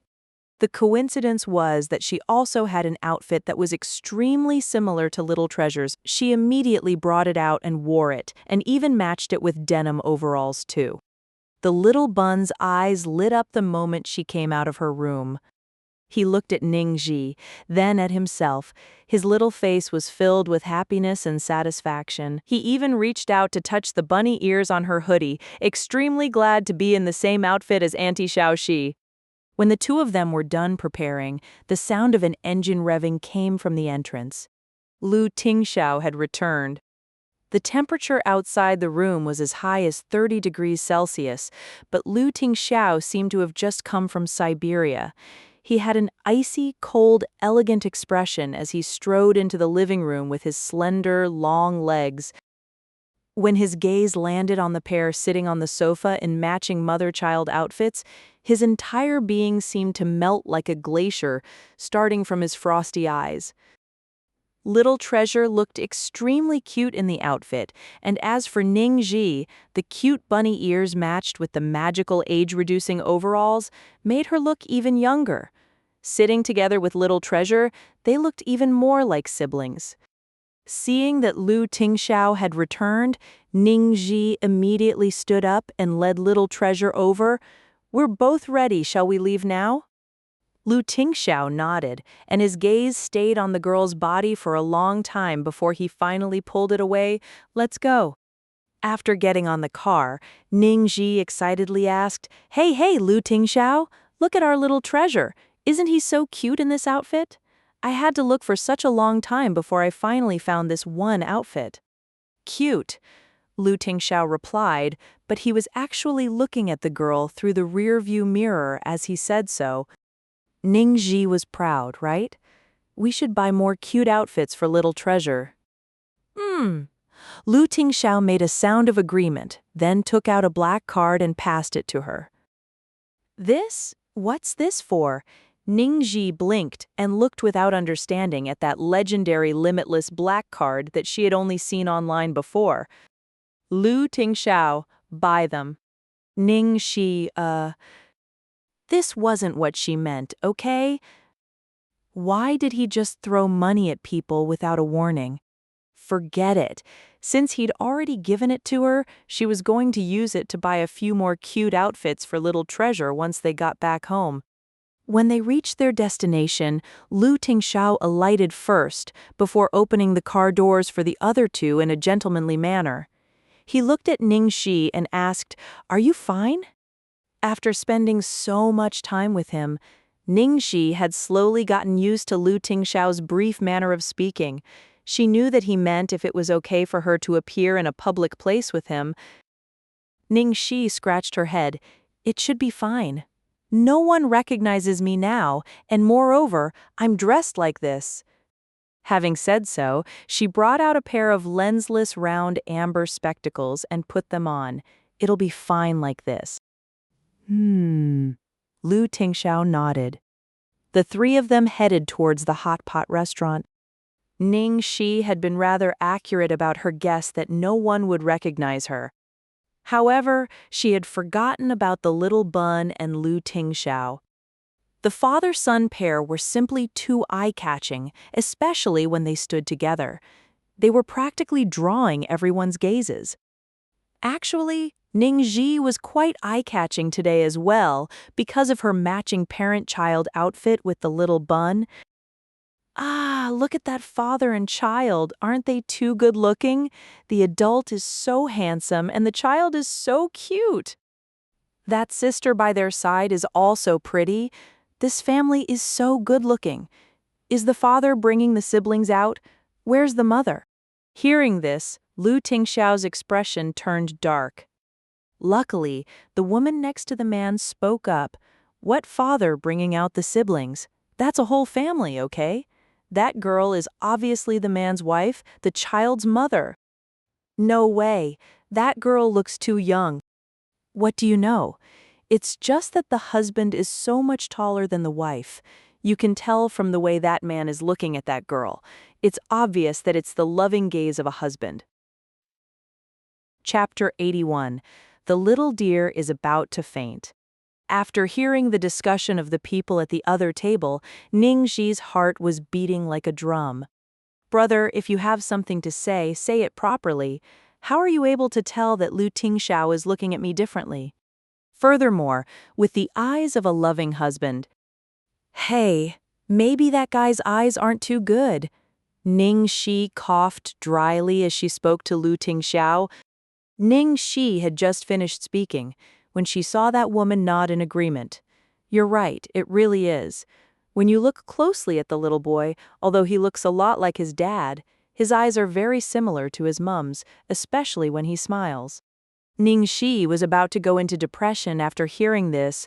That lady's eyes might not be too good either. How could the little bun look like her? She's not the little bun's mother. Without batting an eyelid, Lu Tingxiao glanced at the girl's eyes. Actually, they really were pretty alike. He had noticed previously that when little Treasure smiled, his brows and air were quite similar to Ning Xi's. If it was just a coincidence, it was quite a happy fate. This brief interlude passed quickly. After settling down into their seats, Ning Xi let out a sigh of relief. Ah, it's the most enjoyable feeling when you eat hot pot in an air-conditioned place in summer. Darling little Treasure, I swear you'll fall in love with this feeling. This was the first time that the little bun had gone out for a meal in 2 years. He was curious towards everything and looked about everywhere. However, it was only when his little hand was held in Ning Xi's hand that he would remain calm. Ning Xi flipped through the menu, then asked Lu Tingxiao for his opinion. "You can't eat spicy food, so let's order a hot pot with spicy and non-spicy soups?" "You decide." Lu Tingxiao nodded, took off his coat, and let his arm rest casually on the back of the seat. It was an extremely normal action, but when he did that, he seemed to exude pheromones, causing Ning Xi to feel like a little deer was bumping around in her heart. She didn't know what had happened recently. It seemed like incidents like this were happening even more frequently. The little deer in her heart was about to faint from bumping about too much. Was Lu Tingxiao doing that on purpose or not? Very quickly, the soup base and dishes they had ordered arrived. Ning Xi tossed everything to the back of her head in favor of appeasing her hunger. The great demon King Lu was rather strict in the way he ate hot pot. He had everything calculated perfectly, from the order of the items to place in the hot pot to how long it would take for that particular item to cook. Furthermore, he was regularly serving her and the little bun the whole time. It was even more professional than the time they had eaten hot pot at her home. Ning Xi had never eaten such a worry-free hot pot before. All she had to do was focus on eating. Every item was cooked to perfection, not like how she would accidentally cook items for too short or too long a time. "Are you working with Mue on the same set?" While eating, Lu Tingxiao suddenly asked a question. Ning Xi stared blankly for a moment before she reacted. Jiang Muye was the hot young guy who was one of the main pillars for Golden Age, and he was also Lu Tingxiao's nephew. It wasn't strange that Lu Tingxiao knew of his situation. Thus, she nodded. "Yeah, he entered the set today. Actually, I only knew of it today. I was shocked to see him." Lu Tingxiao placed a fishball in her bowl. He said in a careless tone, "Are you good friends?" Ning Xi scratched her head, but felt that there was nothing to hide. Thus she answered honestly, "This. The relationship between us is a little hard to explain. We dated for some time, but we've already broken up for a very long time. Right now, we're friends. However, I'm guessing that we're not even going to remain friends very soon. That fellow started pulling all sorts of hate to me the moment he came back. He's almost killing me." "If he bullies you, tell me," Lu Tingxiao said. Ning Xi smiled and said, "Haha, that won't happen. In the movie, I'm always bullying him in our scenes. As for outside the movie, if he dares to bully me, I'll just go and become his aunt and use my seniority to suppress him." After saying so, both Ning Xi and Lu Tingxiao were in a daze. Ning Xi hated that she couldn't slam her head into the ground. Why couldn't she hold back this dratted, loose mouth? Chapter 82. You want to leave? Ning Xi quickly placed food in his bowl as if her life depended on it. Heh, I was just joking. Please don't mind it." Lu Tingxiao looked as if he wasn't angry at all and was actually in a rather good mood. His lips curled up as he said, "Good idea." Ning Xi was flabbergasted. He actually thought that it was a good idea? Ning Xi. Lu Tingxiao suddenly looked at her seriously. She became nervous after getting stared at by those deep eyes. "What?" "If you change your mind, you can look for me any time," Lu Tingxiao said. Hearing this, Ning Xi's heart thumped. She knew he was referring to the marriage proposal. Although Lu Tingxiao had not mentioned it again since the last time she had clearly rejected him, but she could feel that Lu Tingxiao's attitude towards her was different from the start. Furthermore, the air between them had become even more ambiguous. The worst part was her heart had actually been slowly getting out of her control. Perhaps it was like Jiang Muye had said, that she had been mesmerized by his good looks. Ever since that incident 5 years ago, she had thought that she would never love anyone ever again. There had even been a long period of time where she had had a huge problem with her psyche. She had been extremely disgusted by men and found herself biased against them, especially when she saw bastards. She would lose control of herself, and her heart would be filled with the desire to mete out heavenly punishment on them. Although her mental state had balanced out a lot over the past few years, she would still reject the notion of getting close to men. Finding someone to marry was a complete fantasy that wouldn't come true to her. However, this man in front of her, who always had an expressionless face on as if his facial nerves were paralyzed, this man who had a terrifying aura, who quite frequently made her feel fear, had unwittingly opened a crack in the thick shell of her heart. After they finished eating the hot pot, Little Treasure was so tired that he fell asleep while they were halfway home. Ning Xi hugged that soft little child in her embrace and couldn't bear to let go of him. Ah, what a terrible situation. The big bun was already making her confused, and now there was a little bun. She found that she was starting to love the little bun even more as they spent time together. It was to the point that she would start to miss him if she didn't see him for a day. If she didn't hug him today, she would feel that there was something missing. This wasn't a very good sign. When they reached home, Ning Xi carefully carried the little guy into his room. Lu Tingxiao leaned sideways on the door jamb, his gaze warm. "I've troubled you these few days."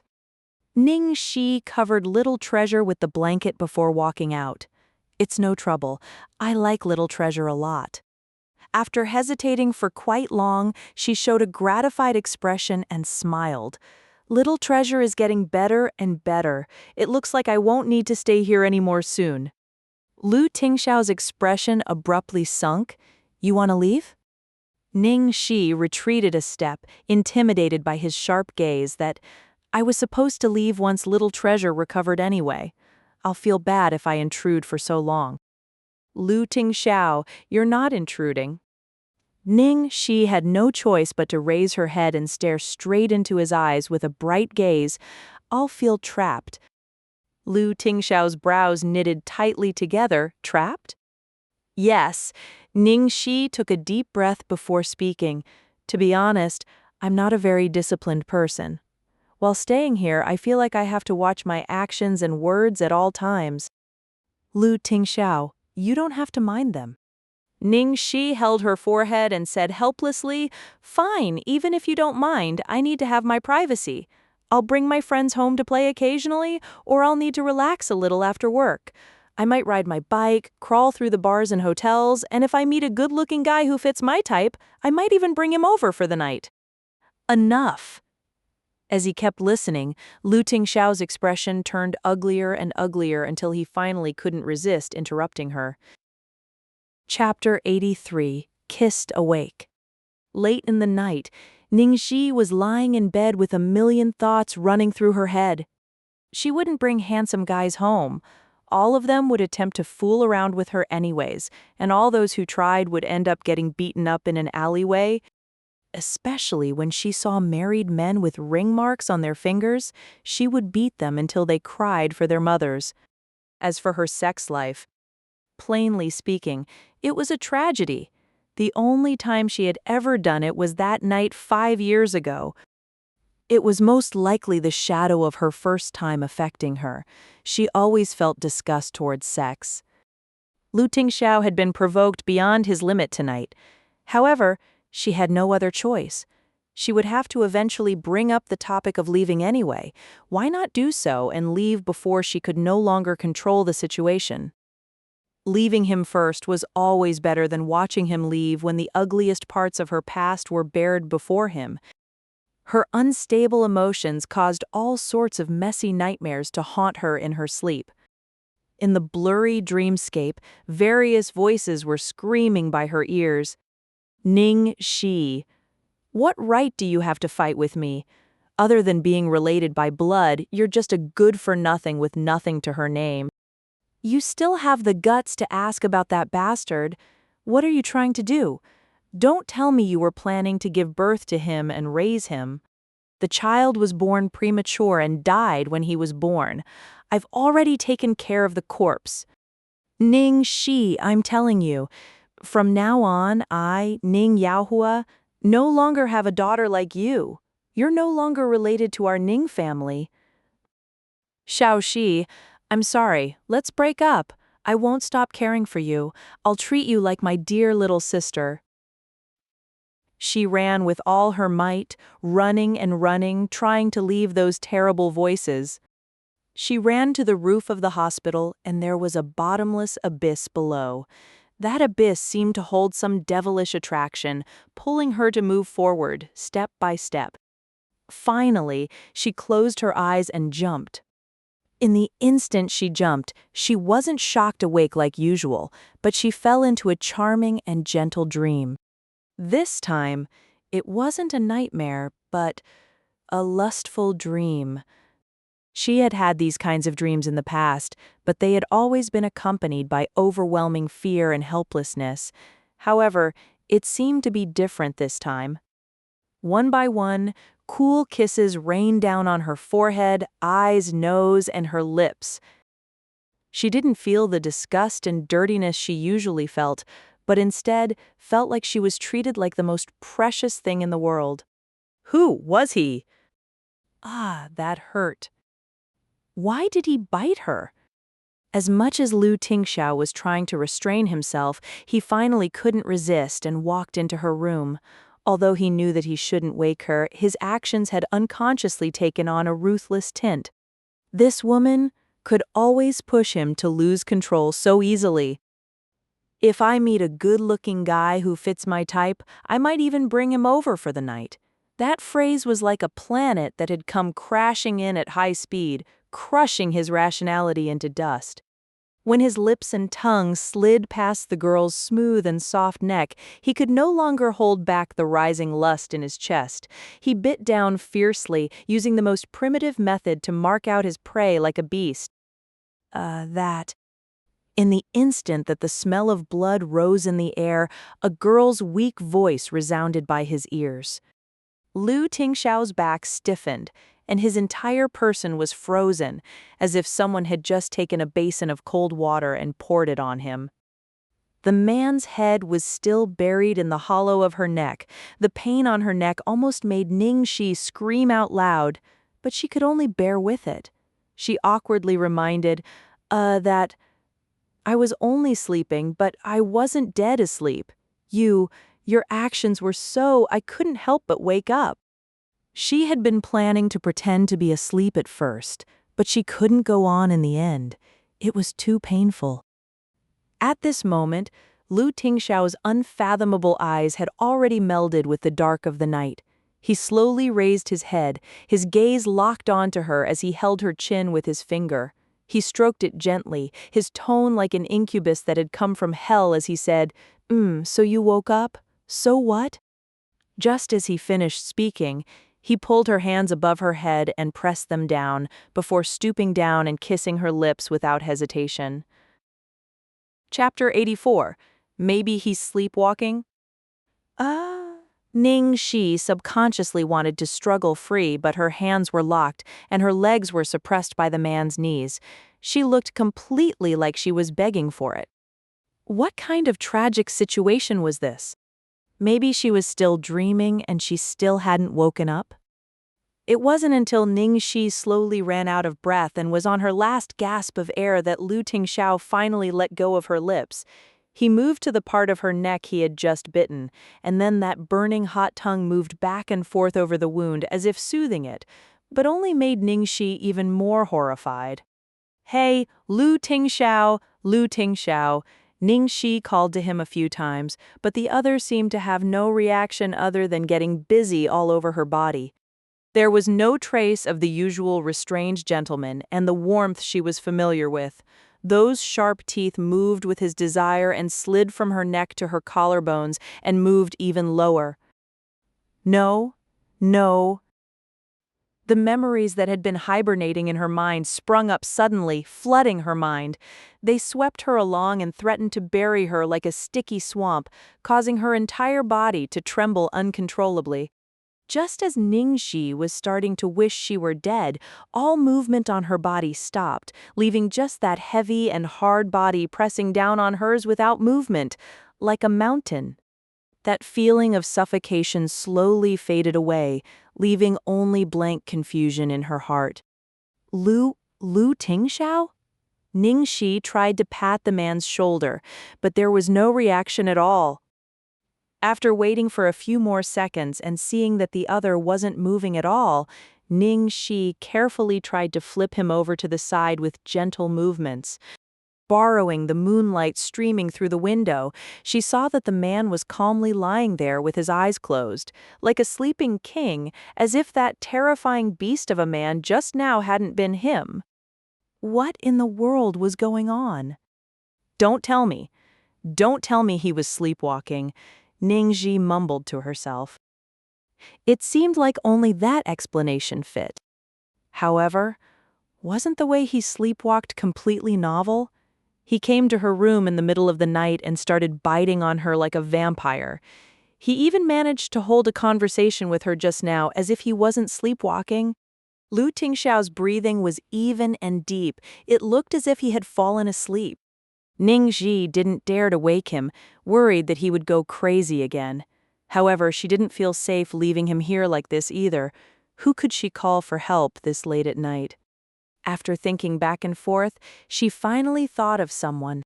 Picking up her phone, she called Lu Jingli. "Hello, Zhao Shishi. Wow, you're actually calling me this late at night. What happened? What happened?" Lu Jingli was very loud, as if he was shouting into the phone. Ning Xi had at first been worried that she would be disturbing him by calling this late at night. However, on the other side of the line, Lu Jingli's voice was so energetic, and there was a lot of noise coming from the background. From the sound of it, he was holding a party. "Lu Jingli, I need to ask you something." "Ask away, ask away." "Your brother." "What's up? What's up with my brother?" Was this guy a repeater? Why did he have to say everything twice? Ning Xi was speechless for a moment before anxiously asking, "Does your brother sleepwalk?" While on the phone, Ning Xi didn't notice that the man who was lying down straight by her side stiffened imperceptibly after she asked that question. He had just thought of this idea on the spot to get out of the awkward situation. He hadn't thought that Ning Xi would actually call Lu Jingli. What if that stupid fellow gave his ploy away? Then he would only have to break his legs. Chapter 85, Sharing the Bed. On the other end of the phone, Lu Jingli suddenly went silent for a couple of seconds, making Ning Xi feel even more agitated. She urgently asked again, "Second young master, does he or does he not?"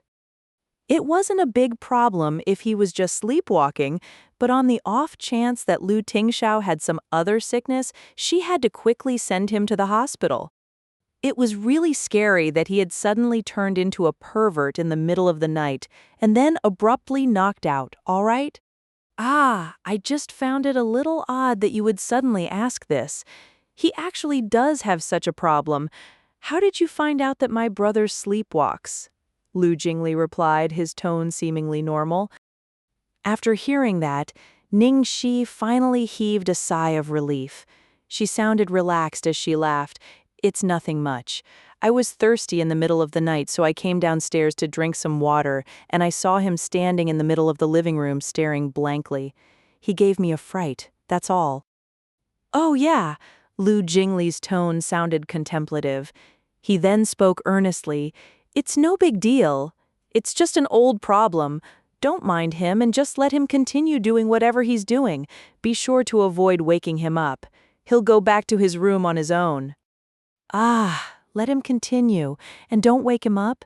Then, all right, I got it. Anxious that Lu Jingli would detect that something was off, Ning Xi hurriedly hung up the call. With a headache, she looked at Lu Tingxiao, who was lying down next to her. To avoid waking him up, did she really have to let him lie here like this? What if he started sleepwalking again? She was going to drown in worry. Because of this sudden, unforeseen development, the all-encompassing panic she had experienced earlier had already completely disappeared without a trace. She looked at the man sleeping completely unaware by her side. The more she looked, the angrier she got. Finally, as if to vent her anger, she reached out and pinched his face. "You bastard, you're sleeping so comfortably. I was nearly scared to an early death by you." Even after being pinched like mad, Lu Tingxiao was still quite obedient and looked completely harmless. She pinched him quite a few times before she was satisfied and withdrew her hand. It looked like she could only wait for him to leave on his own now. She had heard that if people in the middle of sleepwalking were woken up, they could suffer a huge shock and possibly even drop dead. She was clearly the one who had suffered the bigger shock, though. Ning Xi had originally planned to wait for Lu Tingxiao to leave before going back to sleep, but she unintentionally fell asleep while listening to the steady heartbeat by her ear. After a long time, the man next to her slowly opened his inky black eyes, revealing an expression of relief. Then he absent-mindedly watched the girl and used his finger to gently touch her faintly knitted brows with a complicated look on his face. The next morning, Ning Xi was woken up by a phone call. Rather than picking up the phone, her first reaction was to turn her head over to look at her side. Sure enough, Lu Tingxiao had already left. Afterwards, she dazedly groped for the phone and pressed the accept button. A second later, a furious voice immediately sounded through the phone. Ning Xi, you've really done it now. I've been warning you since the start to be careful about your words and actions and to avoid embarrassing the company. But look at you. Right now, everyone in the company has lost face because of you. Ning Xi immediately woke up. What happened? Chang Li spoke unhappily. Take a look for yourself on Weibo. Ning Xi climbed out of bed and quickly turned on the computer to log into her Weibo. Then she realized her Weibo had exploded. The Weibos of most actors were typically taken care of by their management. Of course, Ning Xi didn't get that treatment. She hadn't bought any followers or launched any campaigns. On Weibo, she only had a little over 30,000 fans. She couldn't even match up to an internet celebrity. Normally, she enjoyed sharing some tidbits about her daily life, but the number of comments and likes had never surpassed 100. However, right now, over 10,000 mentions and comments had suddenly appeared overnight. After skimming as quickly as possible over these messages, she finally realized what had happened. Chapter 86. Let the storm rage even harder. Ning Xi's reputation had been dragged through the mud, and very miserably at that. Yesterday, in the middle of the night, a popular tabloid blogger on Weibo had published a long post. The title was "The Story of How the Scheming Bitch Ning Xi Got to the Top, an Unprecedentedly Shameless Person." The summary of the content was that she had slept with a director to get her role and had gone around seducing wealthy old men to trick them into giving her gifts. She had even deliberately taken advantage of Zhang Muye while filming. The post even said that when she was on set, her room door was always open. Anyone who wanted to sleep with her could walk right in and sleep with her. It made her sound like a total whore who was extremely easy and completely lacked any moral boundaries. This made Zhang Muye's fans explode. They banded up to protest that their idol had been paired up with a woman like that and angrily demanded that the production crew change the second female lead. The comments on Ning Xi's most recent post were simply unbearable to look at. It was completely filled with angry curses. Everyone was yelling, "Ning Xi, get out from the entertainment industry." Have you seen it clearly now? Post a statement of apology to redeem the company's image right now. Chang Li angrily spat out an order. Ning Xi sneered, "A statement of apology?" Normally, when actors who were signed to a company encountered a situation like this, the company would organize a special public relations team to emphasize the actor's innocence and perform damage control. Chang Li, on the other hand, as if Chang Li really wanted her to redeem the company's image. Chang Li was only trying to thoroughly discredit her. Apologizing would make it seem like she was admitting to everything that was written in that blog. That's right. I had better see it before 8 p.m. tonight. It would be best if it was a video since that looks more sincere. Otherwise, just wait till you're kicked out of the cast. When the time comes, even the company won't be able to protect you. After Chang Li issued this threat, she ruthlessly hung up the phone with a smack. After this call, Ning Xi was wide awake. She had anticipated a situation like this long ago, but she hadn't expected that the other party would act this quickly. It looked like Jia Qingqing couldn't even wait another second. With Ning Xueluo adding fuel to the flame, she had been thrown into a raging storm over the course of a single night. Very well. Bring it on. She had actually been worried that they wouldn't make a move. Ning Xi immediately got out of bed and washed up. Afterwards, she took out her cosmetic products and began to apply her makeup. After half an hour, she looked at her face in the mirror. After putting on makeup, she had become haggard and pale, yet sweetly pitiful. She nodded her head in satisfaction. Right after she cleaned up the table, there was a knock on the door. Ning Xi stood up to open the door. Afterwards, she stared blankly. It was yesterday's pervert, Lu Tingxiao. After the events of last night, she actually felt a little weird looking at him now. Without waiting for Ning Xi to speak, Lu Tingxiao saw her incomparably pale and haggard complexion, and his expression immediately became incomparably ice-cold. Without another word, he picked up his phone and started to search for a contact. Out of the corner of her eyes, Ning Xi saw his finger stop at the name Liang Feixing. Liang Feixing was the director of public relations at Golden Age Entertainment. He had a pair of magic hands that had beautifully resolved the scandals of many actors and restored their reputations. He could be considered a model example for any public relations manager. When Ning Xi saw this, she immediately reacted. Like a tiger, she lunged forward and snatched Lu Tingxiao's phone. "Lu Tingxiao? What are you doing?" Settling the matter. Lu Tingxiao's complexion was extremely ugly, making it obvious that he had also found about the matter on the internet. Ning Xi helplessly looked at her opponent, Big Boss, who wanted to help her cheat her way out without saying a single word. The last time when Lu Tingxiao had acted without a word and ordered Su Yimo's personal stylist to help her out, she had already been shocked enough. At least no one had found out.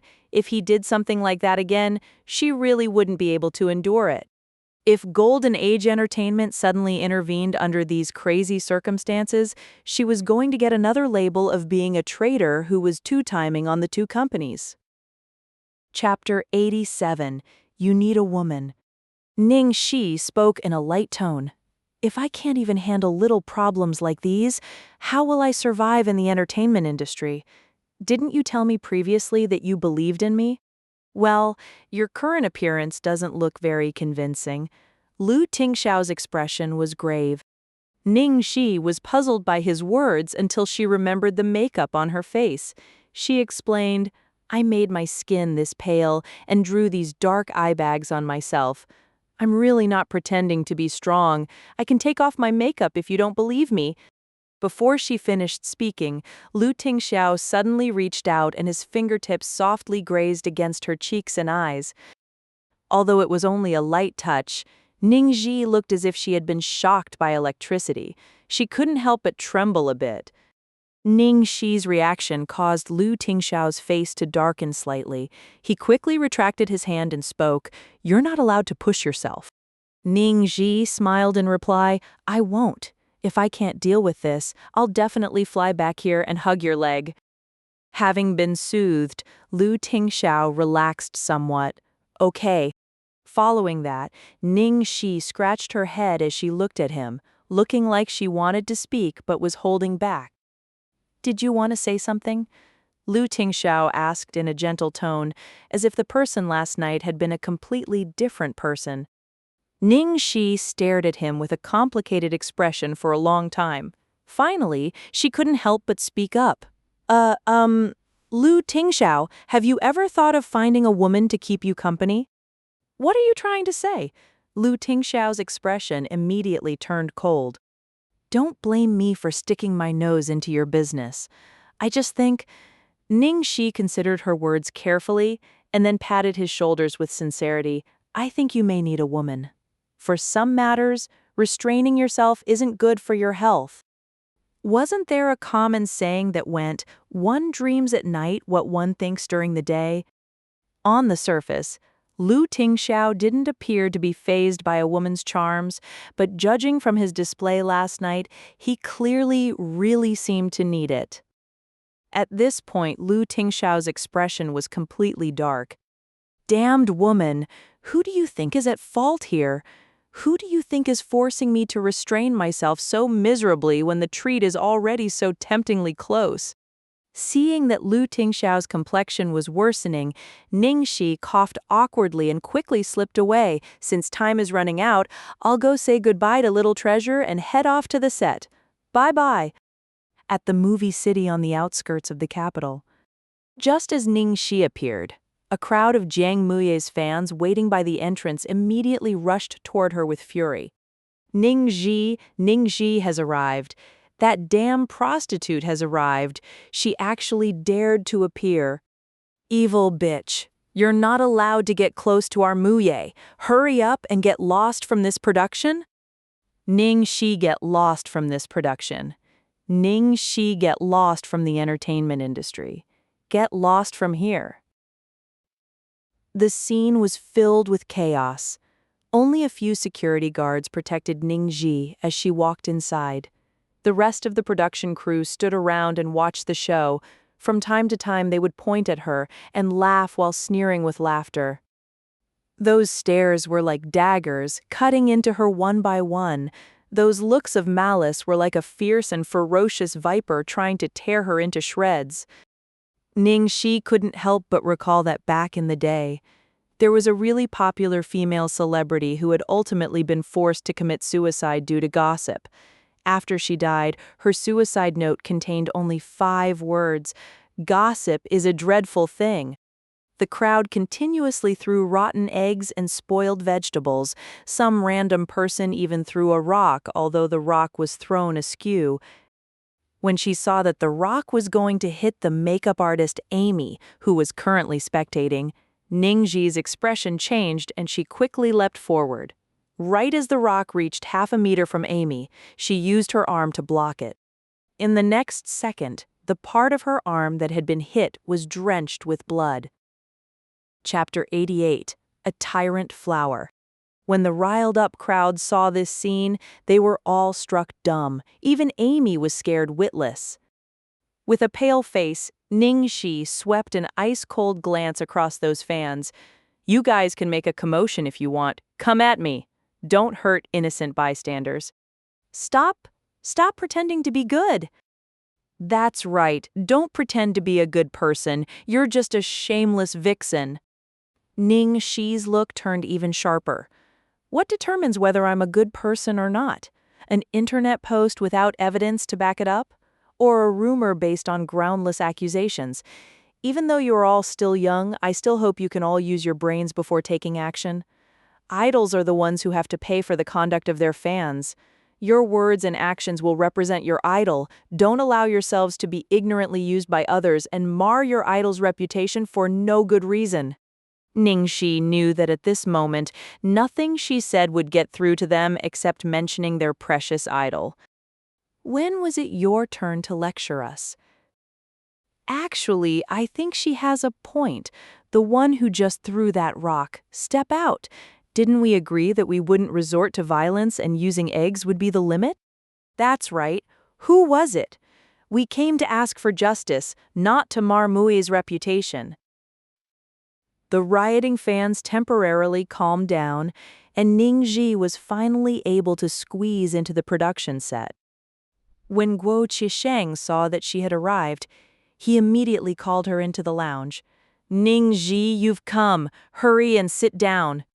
"Director, I'm sorry for creating so much trouble for the production team." Ning Xi had a guilty expression as she bowed deeply. When he saw how haggard the girl looked, Guo Qisheng quickly comforted her. "You're not the one creating trouble. How could I not be aware that other people are trying to ruin you? Just based on that line about you having no acting skill, that's simply nonsense.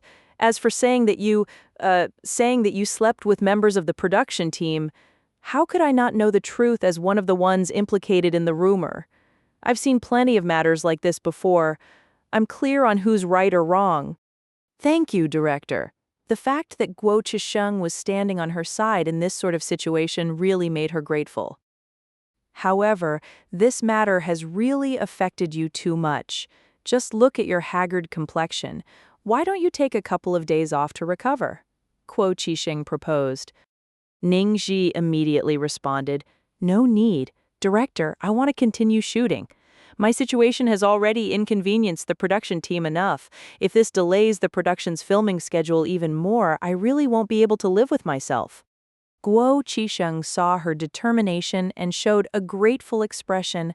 "Aye, all right then. If you reach your limit, you have to let me know." When she came out of her meeting with the director, a strong force suddenly pulled Ning Xi into a secluded corner. That person's face was full of worry, and even his head of golden hair looked listless. "Ning Xi, is your arm okay?" "It's a small injury. It has already been treated." Ning Xi spoke lightly. Jiang Muye's face was filled with anger. I was going to issue a statement to explain to my fans, but Mingji changed my Weibo password and wouldn't let me log in. He said that I would make things worse for you if I did anything right now. Ning Xi patted her chest and showed a glad expression. Lucky Mingji has intelligence unlike some people. Jiang Muye immediately looked hurt. "You ungrateful woman, I was just trying to help you out." Ning Xi replied helplessly, "If you really want to help me, then let me give you a heads up. In a moment, I'm going to pretend to be an innocent flower. Just act along with me and don't you dare act recklessly. Otherwise, don't blame me for really breaking off all relation with you." Jiang Muye scratched his ear and looked rather doubtful. "What did you say you were going to pretend to be?" "An innocent flower. Is there any problem?" "Are you sure a tyrant flower like you can complete such a difficult challenge?" Get lost. Chapter 89. The fun is just getting started. Coincidentally, most of Ning Xi's scenes were scenes where she would act as Jia Qingqing's adversary. As she reviewed the script under the shade of a tree, a sarcastic voice suddenly traveled to her ears. "Yo, isn't this our big star? Ning Xi, you've really become famous. Everyone knows your name now, hee hee, and they know of all the scandalous things you've done. You're so shameless, you actually dared to come back on set after creating a situation like this." Jia Qingqing gloated at Ning Xi's misfortune. As long as Ning Xi was forced out of the production, she would be able to take Ning Xi's place and act with Muye Gege.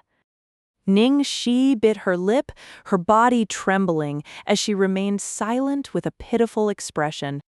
Jia Qingqing was even more pleased with herself when she saw Ning Xi's appearance.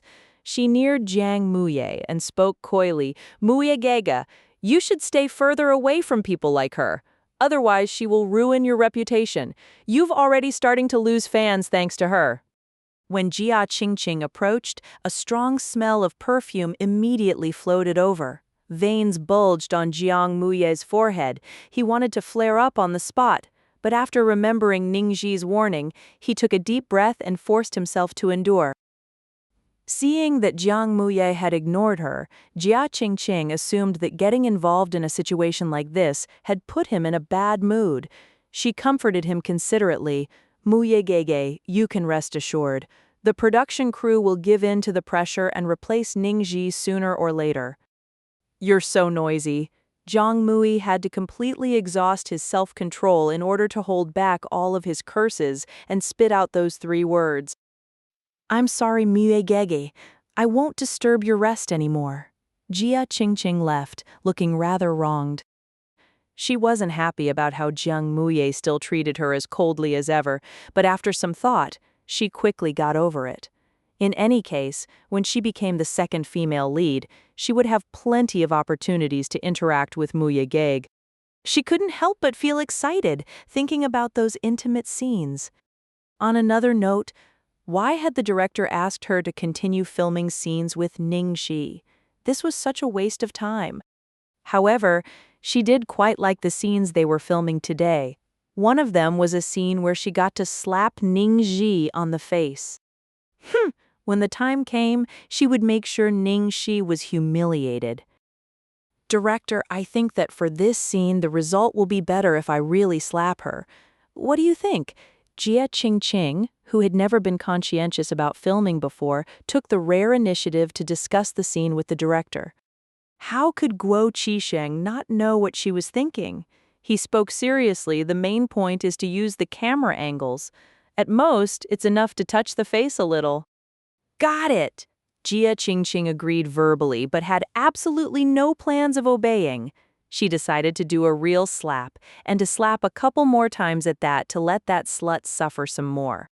It wasn't as if this was the first time she had taken revenge through her work, and she had been successful every time. After everyone had finished preparing, the filming began. In this scene, Meng Chang'e had just entered the palace under the alias Nan Wumeng. She was still only a small little palace maid, but because the emperor had given her a second glance, concubine Xian became jealous and called her to the Qin palace to give her a hard time.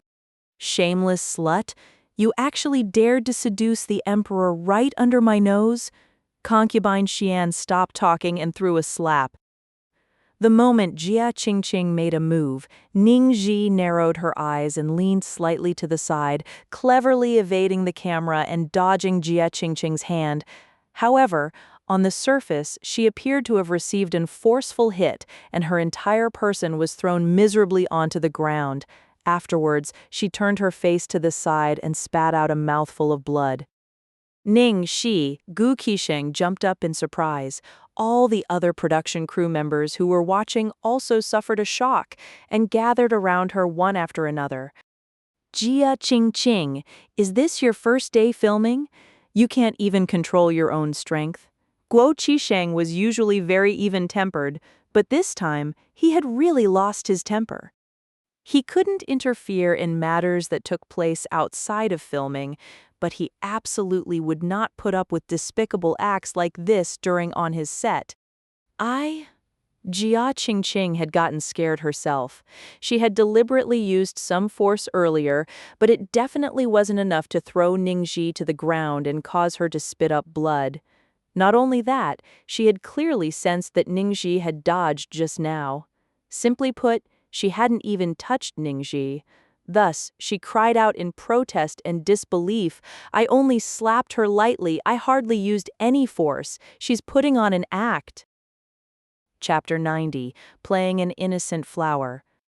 However, with Jia Qingqing's terrible reputation in the industry and her history of similar incidents, combined with her undisguised antagonism towards Ning Xi, no one believed her. "Director, I'm fine. I just have a cut in my mouth. It'll be all right after I apply some ice to it." Qingqing Jie was most likely just trying to make the scene look even more real, so don't get angry. Ning Xi's expression showed that she had suffered unrightfully but was trying to bear with it. She looked like she was trying to endure silently with understanding. With that expression, even the rest of the crowd felt some sympathy towards her, let alone the director. Jiang Muye was watching from the side as the corner of his mouth twitched crazily. He was almost shocked to death. This fellow was pretty good at playing an innocent flower. Jia Qingqing looked at her delicate appearance and was instantly furious. "Ning Xi, you're still pretending. You clearly did it on purpose. You bit yourself.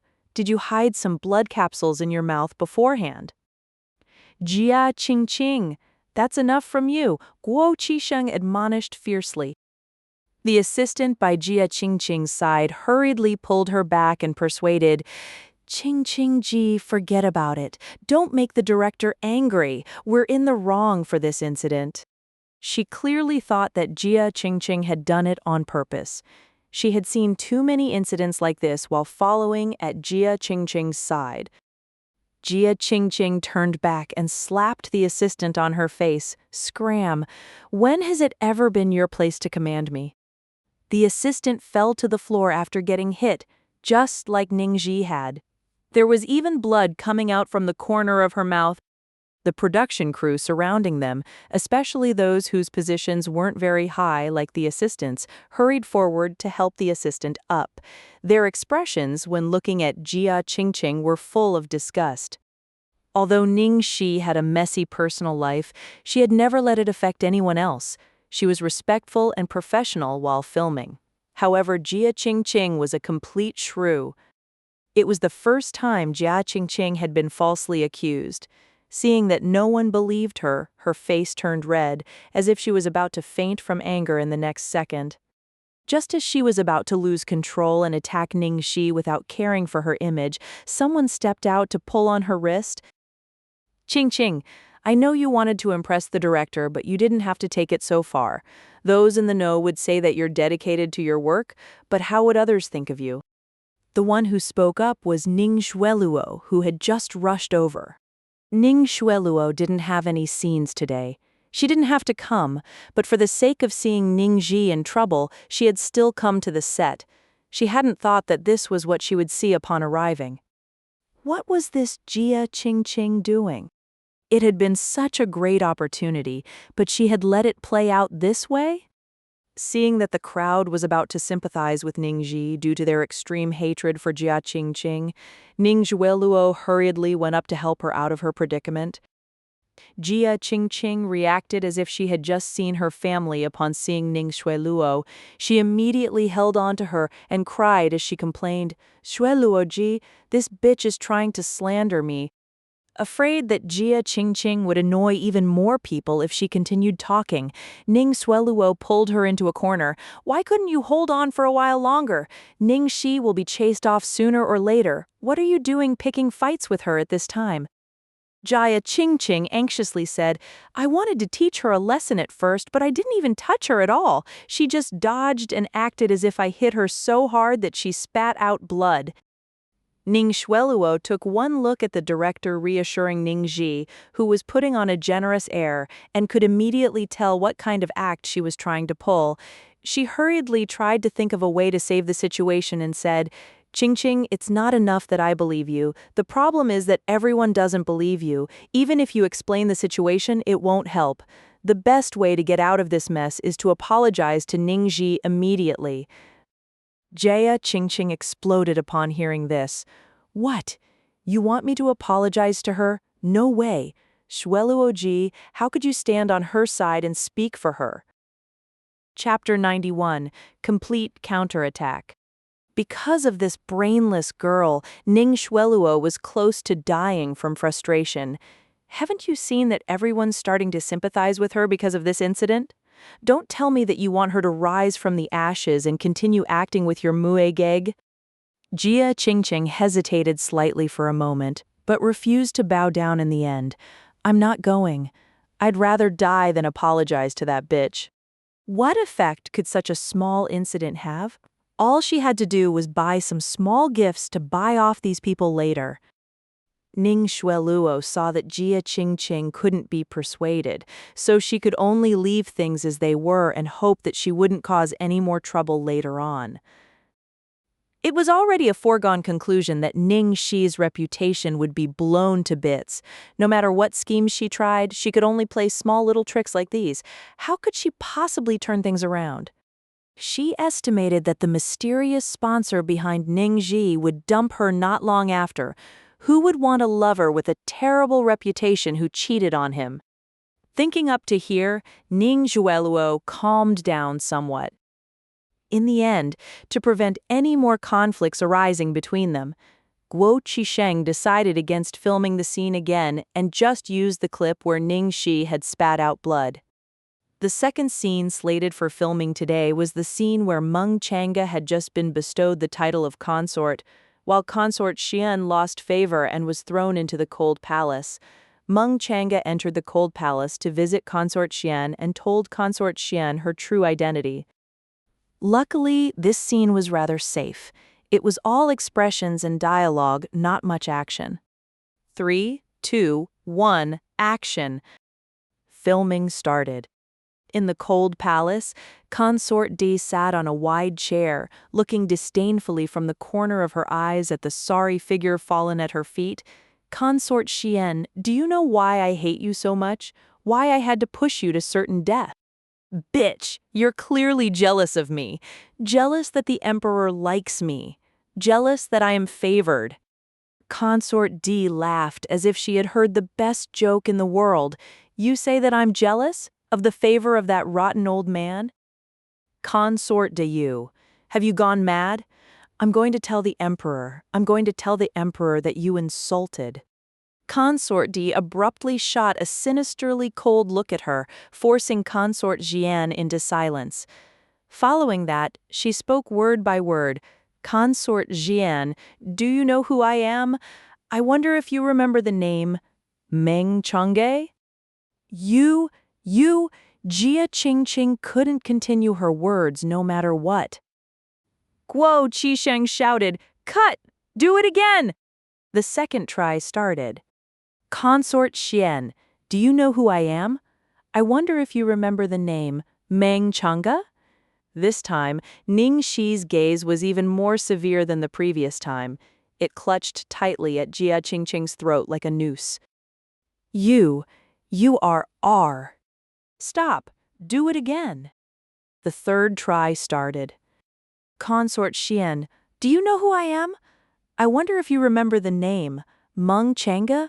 Ning Xi's emotions were even more intense. This time, her tone was like a malicious spirit demanding for Jia Qingqing's life. Even those watching around them could feel that unceasing torrent of wrath and resentment. You're Meng Changge? How could you be? Jia Qingqing was like a recorder on loop. She had forgotten her lines again. Cut! This time, Guo Qisheng finally lost all his patience and threw the screenplay. He thundered furiously. Jia Qingqing, what's going on? You can't even remember such a simple line. Do you even read the script normally? Guo Qisheng couldn't be blamed for getting angry. Ning Xi had pulled off the mood of the scene so well, stirring his emotions. They could have had a perfect scene, but Jia Qingqing's stupid mistake had ruined it. Translator, Henyi. Editor, Henyi. The staff who were watching this all showed scornful expressions. Is Jia Qingqing retarded, repeating the same line over and over again? Even I can recite it now. You are Meng Changge? How can you be Meng Changge? Meng Changge is already dead. Such a short line, how hard can it be to memorize it? That post said that Ning Xi's acting sucks, but they really should see Jia Qingqing, then they will know what real bullshit is. Actually, Ning Xi's a good actress. Do you realize that up to now, all her scenes were done after only one take? Her only NGs were because of mistakes by other people. You're right. I thought she was just being herself, but she did a great job pulling off a young Meng Changge yesterday. Even though she was teasing Zhang Muye for some reason, it didn't make me feel uncomfortable. Instead, it actually made my heart speed up. That's right. I was so excited watching it yesterday. If someone else is switched in, I wouldn't be happy about it at all. It feels like in my heart, Ning Xi really is Meng Changge. Ning Xueluo hadn't expected that an even worse situation would occur, and she immediately cursed Jia Qingqing hundreds of times in her heart. On the surface, she pretended to show concern as she walked over to her. Qingqing, what happened? Are you not feeling okay today? Jia Qingqing was caught up in her anger and going crazy. I also don't know what's wrong with me today. When I look at Ning Xi, my mind just blanks out like I've been cursed. How is that possible? Ning Xueluo actually didn't believe Jia Qingqing and assumed it was because of her own normally bad acting and laziness. However, she held on to her patience and comforted her. Take it slow. I'll run the lines with you. Ning Xueluo ran the scene with her, and in the end, Jia Qingqing recited the lines fluently. See, you can do it, right? Ning Xueluo encouraged her. Jia Qingqing immediately regained her confidence and ran to look for the director. Director, I'm ready now. During this time, Guo Qisheng had calmed down and his expression was more relaxed. Then let's start. However, this time, Jia Qingqing still forgot all her lines. She was unsatisfied and tried again and again. In the end, she continuously NG'd 28 times in total. It was such an easy scene, yet the two of them filmed until night fell and still weren't done. In the end, the whole production crew wound up complaining. They were filming a movie, not a TV show, and had to use a lot of film. That many NGs was a waste of manpower and money. By the 33rd NG, Jia Qingqing stood there blankly, then suddenly screamed like a maniac and rushed furiously at Ning Xi. Ning Xi, you bitch, what did you do to me? Why can't I remember my lines? Why? It's you. You did this. All the assistants waiting by the side quickly ran to pull her away, but in her madness she pushed all of them off her, even scratching Ning Xi, who was trying to help. This really made everyone hate her. She is such a retard, still able to blame others for the fact she can't remember her lines. Does she think other people can drill into her brain to steal her lines? She doesn't even feel the least bit guilty for making everyone work so late. Poor Ning Xi, to have provoked someone like that. Don't you think what happened last night was pretty weird? This thing happened to Ning Xi as soon as Jiang Muye came on set. If Ning Xi was kicked out of the production, who would benefit the most? Do you still need to ask? At these words, everyone had knowing looks on their faces. Chapter 93, The Truth Always Prevails. Finally, everyone packed up and left unhappily. After Jia Qingqing had caused such a ruckus, the director forced her to take 2 days off from filming to let her calm down. Ning Xi had removed her makeup and was preparing to leave when Ning Xi quietly walked in. With her arms crossed over her chest and an expression full of contempt, she said, "Ning Xi, I really couldn't tell that you were so devious." "Oh, I'm devious." With a faint smile, Ning Xi cast a glance at the bloody scratch on Ning Xueluo's arm, courtesy of Jia Qingqing. She then blinked with an innocent expression. "Wasn't it you who had such great vision, picking such a great teammate?" "You!" Ning Xueluo gritted her teeth. She was so angry that her chest hurt. How could she have known that Jia Qingqing would be so stupid? Ning Xi's reputation had already been marred to that point, yet she could somehow help her wash her reputation clean. The production crew were even changing their opinions of Ning Xi. Ning Xi was sure to have something planned next. She had to quickly think of a way to respond to her actions. She absolutely could not let Ning Xi turn the tables around. After that short confrontation with Ning Xueluo, Ning Xi was walking out of the set when her phone rang. It was a text message. "Corrupted Devil King, I'll wait for you at the alleyway in front." Ning Xi prudently replied him, "We'll each go our own ways. See you at home. I'll look for you at your house." An hour later, at number 6 Platinum Palace. Ning Xi had just walked to the door when Jiang Muye immediately tugged her in. He peeked out of his door and looked left and right as if they were doing something shady. Previously, he hadn't minded if Ning Xi was connected to him in some way, and had even hated that he couldn't announce their special relationship to the world. However, after experiencing that incident, he couldn't help but reconsider what he had done previously. Ning Xi put down her bag, kicked off her shoes, and sat on the sofa cross-legged. The first thing she did was reach out her hand and ask, "Did you film it?" Jiang Muye looked at her speechlessly. She completely didn't care about her image in front of him. Did this damned woman even treat him as a man now? Why was she so casual in front of him? Her scoundrel-like appearance was exactly like how she was in the movie. "Are you treating me like a lousy teammate too?" "Of course I got it." Jiang Muye passed his phone over unhappily. When she had mentioned that she wanted to act like an innocent flower, he had already guessed what she wanted to do. Of course, she was going to film all the exciting drama. Ning Xi took the phone and pressed play. She nodded in satisfaction. "You did pretty well. I'll add a chicken leg for you." Following that, she opened her Weibo and tweeted with her main account. Of course, the contents weren't an apology like Chang Li wanted, but 4 words, "The truth always prevails."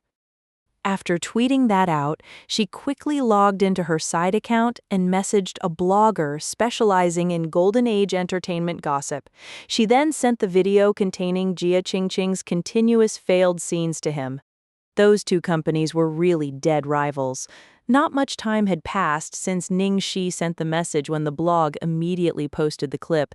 They even added a very eye-catching caption, failing a scene 33 times. The one useless flower vase in the entertainment circle shows you what shit acting is.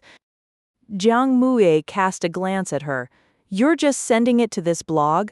You're not sending it to other blogs? I filmed that so painstakingly. Ning Xi had her head lowered and was buried in the comments section. This is enough to draw attention. We don't need to do anything for the next step. Did you think that you were the only one filming just now? Why didn't you use that to deal with Jia Qingqing earlier? If you had done that earlier, she would have been swapped out immediately and there wouldn't be so much drama. You even made me endure that woman for 2 days. Jiang Muye muttered unhappily. No one had understood why Jia Qingqing kept forgetting her lines. Only Jiang Muye knew what had happened. Chapter 94. Uncontrollable Burning Love. That's because Ning Xi was purposely pressure acting.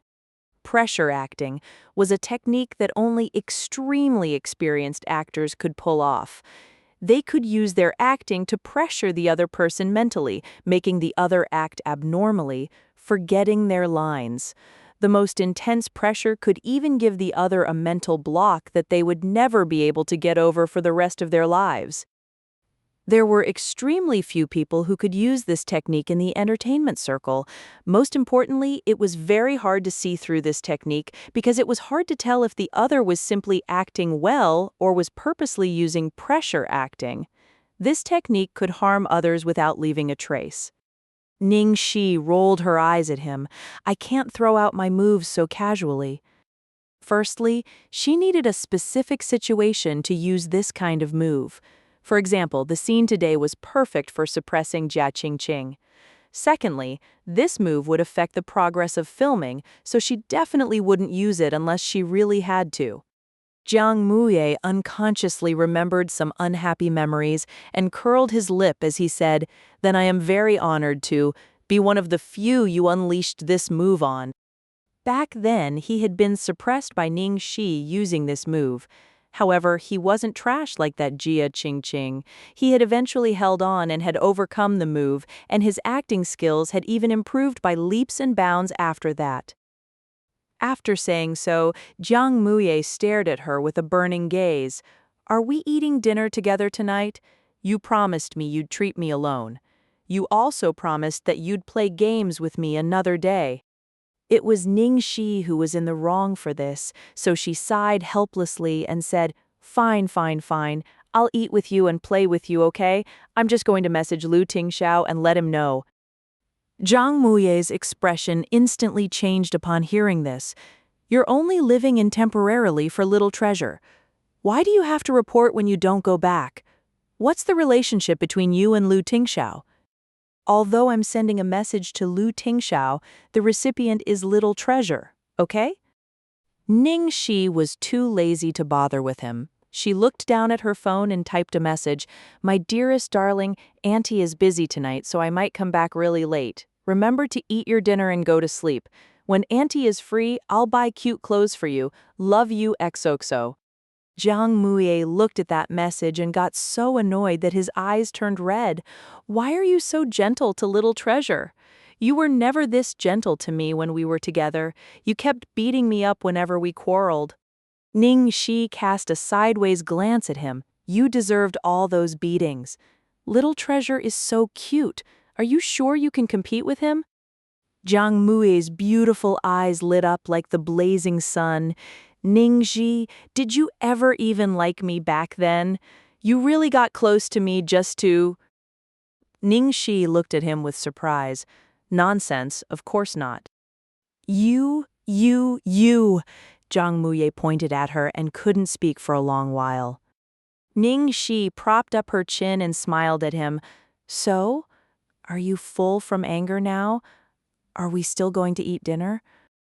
Jiang Muye gritted his teeth. We're eating. He absolutely could not fall for her evil schemes. At the same time, in the Lu residence, Lu Jingli sat on the sofa while hugging a pillow. If he had a tail behind him, it would be wagging up a storm, Bro, tell me, what happened last night? Because of Ning Xi's words telling him to find a woman this morning, Lu Tingxiao's expression was still a little gloomy. He had no mood at all to satisfy Lu Jingli's curiosity. Is it because you couldn't control the burning love in your heart and lost control and went to attack her at night? And then you weren't careful with your actions and woke Xiao Shishi up? Then you were trapped on the spot, so you just pretended you were sleepwalking? Lu Jingli's ability to fill in the details wasn't just for show. Lu Tingxiao raised his gaze and looked at him. This fellow's smarts were all used on things like this, weren't they? Seeing his dear brother's expression, Lu Jingli just knew that he had guessed it right, with an expression like he was about to fall in love with himself. Heavens! I'm too smart, bro. Don't I know you so well? Seeing Lu Jingli look like he was requesting a reward, Lu Tingxiao generously spoke up. You get a month's holiday. Overjoyed, Lu Jingli almost leapt up to dance on the spot. He immediately said with incomparable regret, Bro, if you keep on doing this, you'll be wasting your strength. Why didn't you just immediately pounce on Xiao Shishi? What a waste. Lu Tingxiao looked coldly at him in askance. And what do you think would result from doing that? Lu Jingli rubbed his chin and said, Seriously, you've always used Little Treasure as an excuse to get closer so that she wouldn't get alarmed and run off. If you exposed your trap at this time, Xiao Shishi would most likely run thousands and thousands of miles away. Lu Tingxiao. Although that was the truth, having Lu Jingli say it out just like that made his mood rather bad. Actually, he had wanted to find out what she thought about it while acting recklessly last night. However, the extreme fear and rejection that Ning Xi had instantly forced him awake. After that, his way of handling it had been proven right. Otherwise, in that situation, Ning Xi would surely have been scared off by him. Why did she have that kind of reaction? What had she experienced before? Bro, can I ask you a question? Why is your mood so unstable lately? Did something happen? Lu Jingli asked carefully. He had already been rather tactful in putting it this way. Truthfully, Lu Tingxiao's temper had been so irritable that he seemed like a girl on her period. Lu Tingxiao knocked against the armrest of his chair with the joints of his long, slender fingers. He spoke calmly. The one who sent flowers that day was Zhang Mui. Say what? Lu Jingli stared in a daze for a long while before finally reacting to Lu Tingxiao's news. Following that, he jumped up. What? Corrupted Devil King is Jiang Muye. Didn't he just return back the day before yesterday? I even got the news that he was going to be the second male lead for Land Under Heaven. He hadn't thought that he had this kind of relationship with Xiao Shishi. It looked like that kid had suddenly come back for some reason. Furthermore, the first movie he had chosen after coming back was Land Under Heaven. This was food for thought. He had many intimate scenes with Xiao Shishi in the movie Tisk Tisk. Let me think. Has he met with Xiao Shishi recently, and you saw it? You even saw some ambiguous scene? Lu Tingxiao. Lu Jingli's guesses were all on the money. My God, no wonder you haven't been acting right recently. Lu Jingli paced wildly on the spot. Who would have thought that we had a traitor in our ranks? Then what about YS? Did you find that out? Lu Tingxiao's eyes darkened. The person who sent the diamond vanished without a trace after leaving the set. Furthermore, the diamond's origins can't be traced. It's most likely smuggled goods brought in from a special channel. The corner of Lu Jingli's mouth twitched upon hearing so. He said somewhat speechlessly, There's another headache. It can't have anything to do with the Lu family this time, right? ES, is there anyone who has those initials by our side? It seems like there isn't. It was so complicated for his dear brother to get a simple date. Other people had dating lives like some romantic drama. His was practically a mystery detective novel. At this moment, Lu Tingxiao's phone rang. It was a message from Ning Xi. Upon reading the contents, the dangerous creature hibernating in the depths of Lu Tingxiao's eyes threatened to move. Lu Jingli moved closer curiously, Xiao Shiqi's message. What did she say? Why did his brother look as if he had been cheated on? Lu Tingxiao stared at that message for a few more seconds before immediately calling her. At residence No. 6, Ning Xi quickly picked up the call. Hello, Lu Tingxiao, is anything the matter? Did you see the message I just sent? Remember to show it to Little Treasure? I saw it. Where are you? Lu Tingxiao asked. Ning Xi glanced at the kitchen, where Jiang Muye was busy trying to show off his culinary skills. I'm at Jiang Muye's place. I have something to discuss with him, plus he just got back, so I'm having a welcome dinner with him. Chapter 96. You said there was nothing between you two. All right, I got it. I'll come over later, Lu Tingxiao said calmly. However, on the other end of the phone, Ning Xi was stunned. You're coming over. Why? Is there a problem? Lu Tingxiao returned the question, his tone slightly cooler. No problem. Lu Tingxiao's tone was too matter of course. She couldn't refute it. Seeing Ning Xi at a loss after hanging up the phone, Jiang Muye poked his head out and asked, What happened? Who called? Your uncle, he said that he'll be coming over later.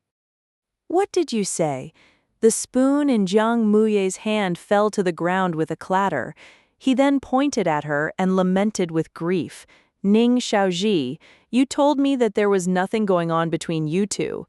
We're just having a meal together. Why did you call him over? Calm down. Don't throw a temper at me, okay? Ning Xi rolled her eyes at him, feeling a headache coming on. I didn't call him here. He asked where I was, and I just replied very normally that I'm having a welcome dinner with you. Then he said he was going to come over. It's most likely because he feels that he should take care of you as your senior. So he's coming over to eat together? That seems to be his logic. Jiang Muye threw a bowl on the floor. What logic? Do you think Lu Tingxiao is the kind who would get close to people? You think he would eat dinner with me?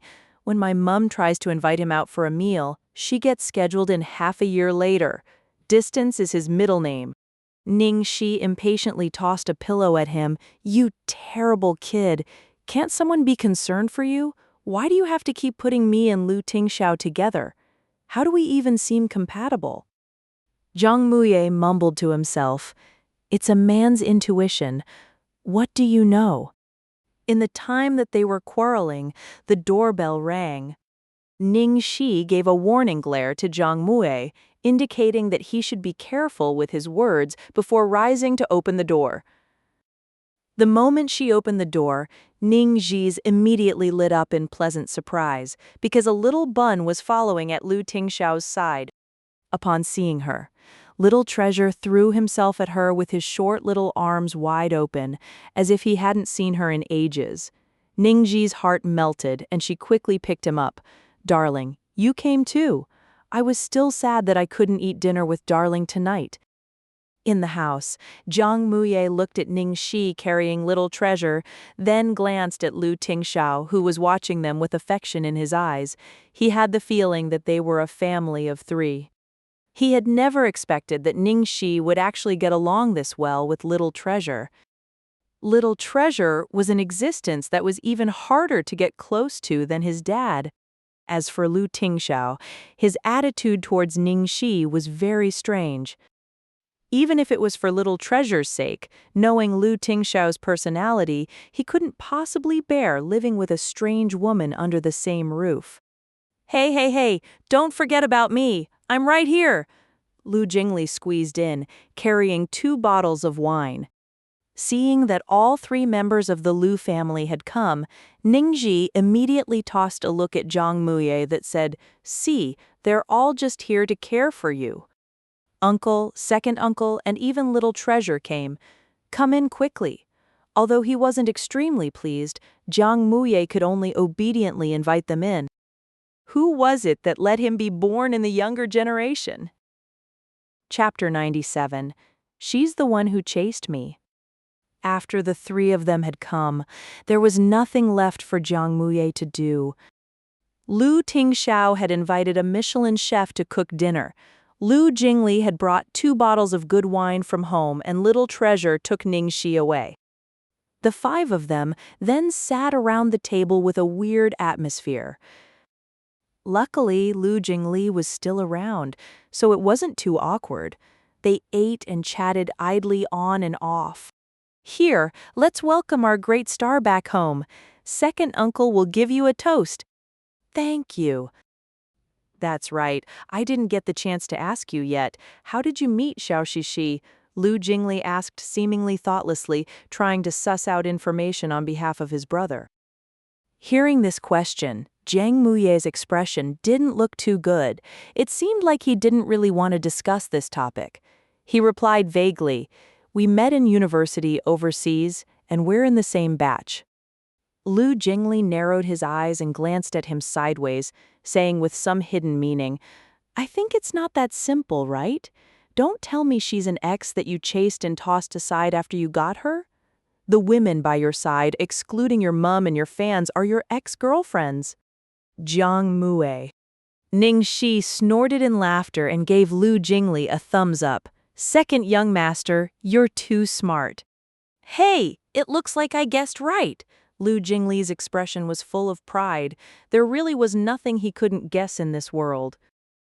"You're only half right," Jiang Muye retorted, his face turning dark. What do you mean by half right?" Lu Jingli didn't understand.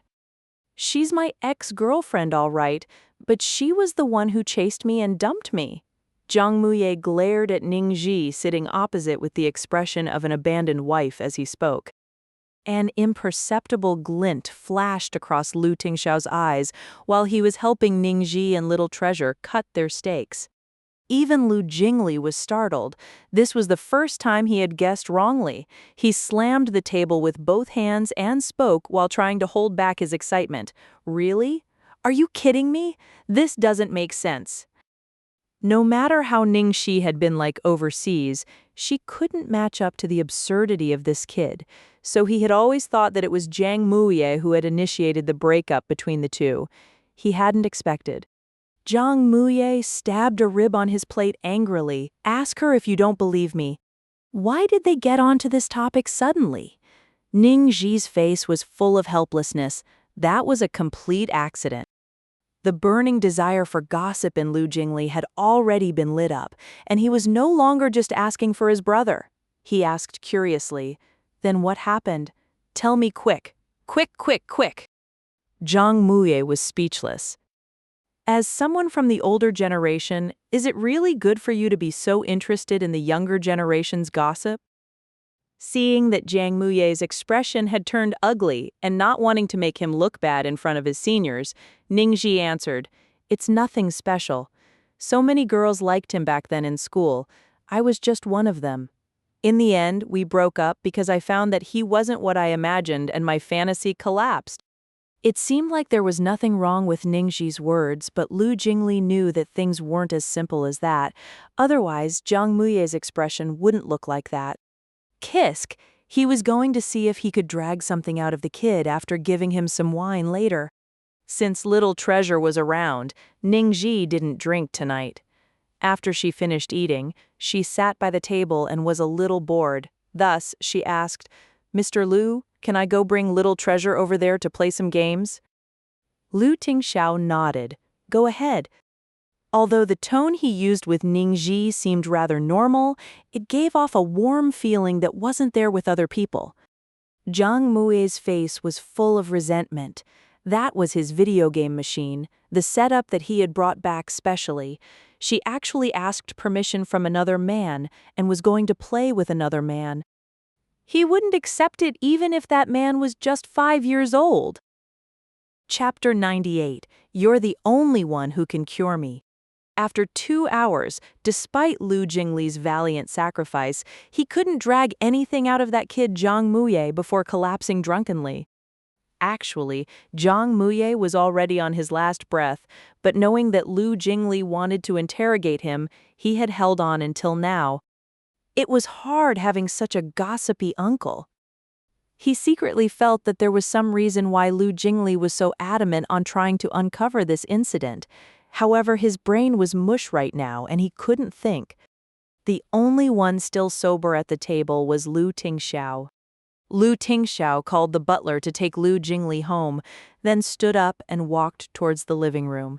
The sight that met his eyes was Ning Xi and Little Treasure lying flat on their backs on the sofa, sleeping soundly, with the words "stage clear" on the TV screen in front of them.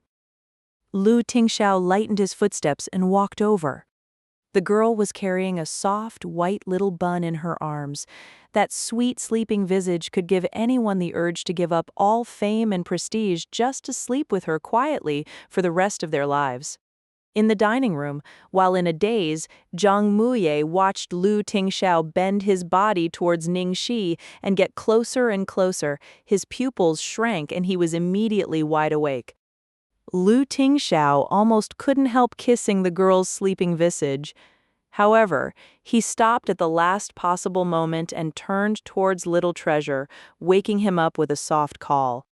The little bun rubbed his sleepy eyes. With a tuft of hair sticking up on his head, he looked even cuter than usual. Lu Tingxiao rubbed his little head. "Can you walk by yourself?" The little bun nodded. Lu Tingxiao showed an expression of satisfaction, then bent over to pick up the sleeping Ning Xi in his arms. He met the little bun's eyes and said, "Let's go."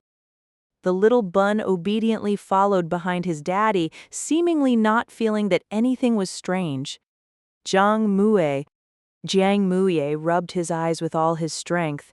He was so drunk that he was hallucinating, right? It must be. Why were Lu Tingxiao's actions so mysterious? He called the butler to pick up his younger brother and shook his sleeping son awake, but personally picked Ning Xi up to carry her back without waking her.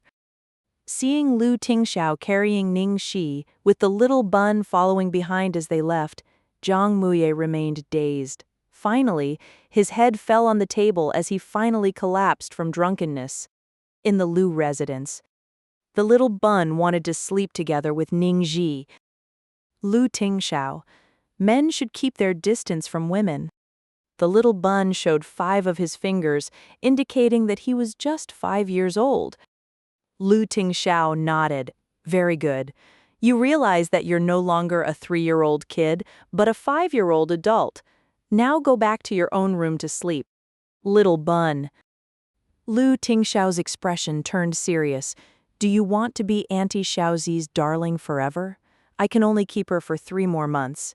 If I can't marry her by then, she'll leave you forever." The little bun's expression changed upon hearing this. He pouted in grievance and looked at Ning Xi, reluctant to leave. Finally, he slowly walked out while turning back 3 times with every step. Lu Tingxiao sighed lightly. Although Little Treasure was his biggest ally, he was also the greatest obstacle. It was good that he had finally convinced him for the moment. Lu Tingxiao placed Ning Xi gently on the bed and helped her take off her shoes before calling one of the female maids to change her clothes.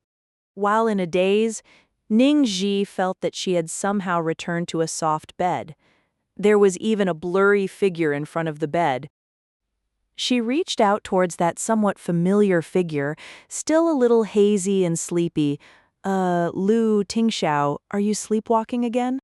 Stunned at the touch, Lu Tingxiao froze for a moment before his large palm covered her warm little hand. "Yes." Ning Xi frowned as she mumbled, "This is an illness. You have to treat it." Lu Tingxiao chuckled lowly and kissed her palm. "You're the only one who can cure me." Chapter 99, Smashing Windows in the Early Morning.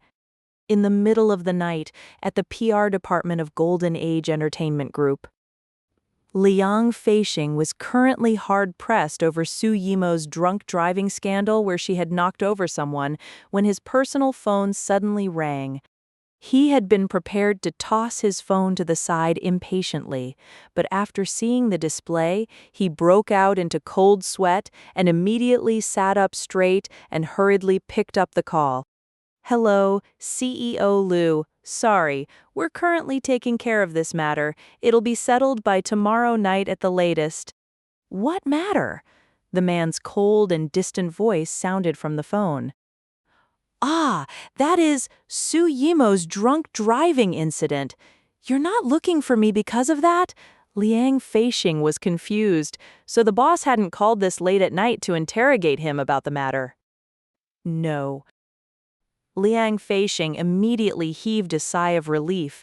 His brain was fried from working too hard. CEO Liu had never interfered with Golden Age's business. Even though this incident involved Golden Age's top female actress, Su Yimo, and was a huge matter to them, it was most likely nothing in Lu Tingxiao's eyes. So why was the big boss looking for him at this time? Liang Feixing started getting even more uneasy. Then you're looking for me for? Get Jia Qingqing to retire from the entertainment circle in the next 24 hours. Lu Tingxiao immediately set down an order. Jia Qingqing? CEO Liu? Which Jia Qingqing do you mean? Starlight Entertainment. When the voice had finished speaking, Liang Feixing's face was full of surprise. The Jia Qingqing, whose looks were only above average, but had been billed as the entertainment circle's one beauty by Starlight? He had been wondering which big shot the boss had meant. Liang Feixing's face was full of bewilderment, but he didn't dare to say another word. He agreed. Got it, CEO Liu. I understand. As far as I know, Jia Qingqing has been having a catfight with one of the female artistes in the same company. Her opponent isn't someone easy to deal with and has already collected a lot of blackmail material on Jia Qingqing. She even knows how to get someone else to do her dirty work. She handed over all the material to our company to create a scandal video. Jia Qingqing offended too many people. There are many people waiting to hit her once she's down.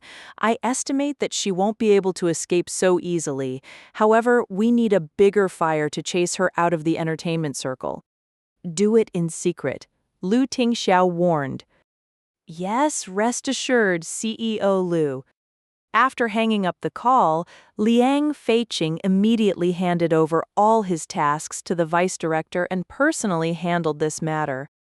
This matter was no challenge at all. Having him work on it was like using a guillotine to kill a chicken. The artiste fighting with Jia Qingqing had already completed 80 of the work, so he only needed to give it the final push. However, Jia Qingqing was just a second-rate artiste. What had she done to have the big boss personally give the order for execution? No matter how Liang Feixing guessed, he probably couldn't guess that Lu Tingxiao's true aim wasn't to block Jia Qingqing from the entertainment circle, but to support a little actress whose name he probably didn't even know, Ning Xi. The next morning. When Ning Xi woke up, she was a little stupefied. Why was she lying in the Lu residence? She had clearly played games with Little Treasure for 2 hours straight. Then she had fallen asleep on the sofa in Jiang Muye's living room out of fatigue afterwards. While in a daze, a bang sounded from the window behind the bed. Ning Xi suffered a fright and hurriedly climbed up to check what was happening. When she opened the window, she saw a golden head of hair below. Ning Xi's head was full of sweat drops. Jiang Muye, what are you doing here? Jiang Muye, who had always cared the most about his image, was actually still wearing the same clothes from last night. By this time, his outfit was all wrinkled and his hair was messy. He said impatiently, Ning Xi, come down right now. I have something to tell you, quickly. Ning Xi sighed, feeling a headache coming on. She knew that nothing good would come of this guy knowing where she lived. As expected, he had come to throw stones at her window at such an early hour in the morning. Chapter 100. Older sister is aiming for the stars. Just jump right down, quickly, and stop acting like you're some virtuous lady. Jiang Muye urged her like his pants were on fire. Speechless, the corner of Ning Xi's mouth twitched before she held onto the windowsill and threw herself out. Jiang Muye immediately pulled her over. After spinning her around a few times and seeing that there weren't any traces of night activities on her, he stared at her with a burning gaze. Did anything happen last night? Ning Xi almost fainted from being turned around in circles. She said unhappily, Jiang Muye, it's so early in the morning. Why are you throwing a fit out here instead of staying in bed? I was just sleeping peacefully. What could have happened to me? His veins were popping on his forehead as he said, Ning Xi, are you a pig? Don't tell me you don't know how you got here last night. I really don't know. Ning Xi had an innocent expression. Jiang Muye took in a deep breath before he could calm himself down. Gritting his teeth, he said, You're so stupid. I wonder how you haven't been taken away by someone and sold already. It was Lu Tingxiao who carried you back personally last night. Hearing this, Ning Xi seemed to be a little scared before she objected. So what? Then it must have been my darling little treasure who couldn't bear to wake me and asked his dad to carry me back. Since that had been the case when they were in the bar, where little treasure wouldn't let anyone else touch her except Lu Tingxiao, she didn't think much of this. Jiang Muye almost expired from frustration. Ning Xi, could you be a little more cautious? Lu Tingxiao clearly has some intentions towards you, okay? Ning Xi heaved a long sigh before placing her arms on Jiang Muye's shoulders. She said with utmost sincerity, Brother, this older sister is aiming for the stars. I won't stop for any random love interests. Even if you kneel down and beg for me to be your aunt, I won't give you the chance, okay? Please stop with your delusions, take a shower and go back home to sleep. When he heard this, Jiang Muye's mood was complicated. While he heaved a sigh of relief, at the same time, he stared at her with a conflicted expression. Don't tell me you really don't intend on marrying at all for the rest of your entire life. What if you meet someone you like? Ning Xiaoji, this way of thinking is dangerous and you shouldn't be having thoughts like that, you know? Let me tell you, although your career is important, for a woman marriage should be, Ning Xi had been unable to resist any longer and had thrown a kick over. Jiang Muye, are you done yet? Are you trying to pick a fight with me? I see that it's been too long since I beat you up and you're itching for a beating. You just beat me up yesterday. Then I clearly didn't beat you enough the last time. This older sister is going to beat you into submission today. Let's see if you still dare to spout nonsense. Jiang Muye fled in terror and suddenly looked behind her and shouted, Uncle? Ning Xi sneered sinisterly, Uncle. Even if you cry, Uncle, no one's going to come help you. Just as Ning Xi's claws were about to strike, Jiang Muye shouted loudly, No, it's my uncle. Ning Xi's back stiffened and she turned her head over mechanically. Lu Tingxiao was standing there in workout attire, sweat rolling down his skin. From the looks of it, he had just finished a morning jog. Since she had been caught red-handed on the scene beating up his nephew, Ning Xi tried to think of something to say. She immediately pointed at Jiang Muye and said, Mr. Lu, this guy came over early in the morning to smash the windows of your house. I discovered him and I was preparing to beat him up for you. Jiang Muye glared at her, shameless. Do you dare to claim that you didn't smash them? Ning Xi said sternly and righteously. Lu Tingxiao reached out to remove a strand of grass in the girl's hair, before stroking her head with his large palm as if it was a natural thing to do. Don't fool around. Go and wash up. It's time for breakfast. Yes, sir? I'm going now. Pleased with herself, Ning Xi made a face at Jiang Muye before skipping away. Jiang Muye hated that he couldn't grab her and shout wildly at her. It's not once, nor twice, but 3 freaking times. Lu Tingxiao is already acting so obvious, can't your freaking dog eyes see it?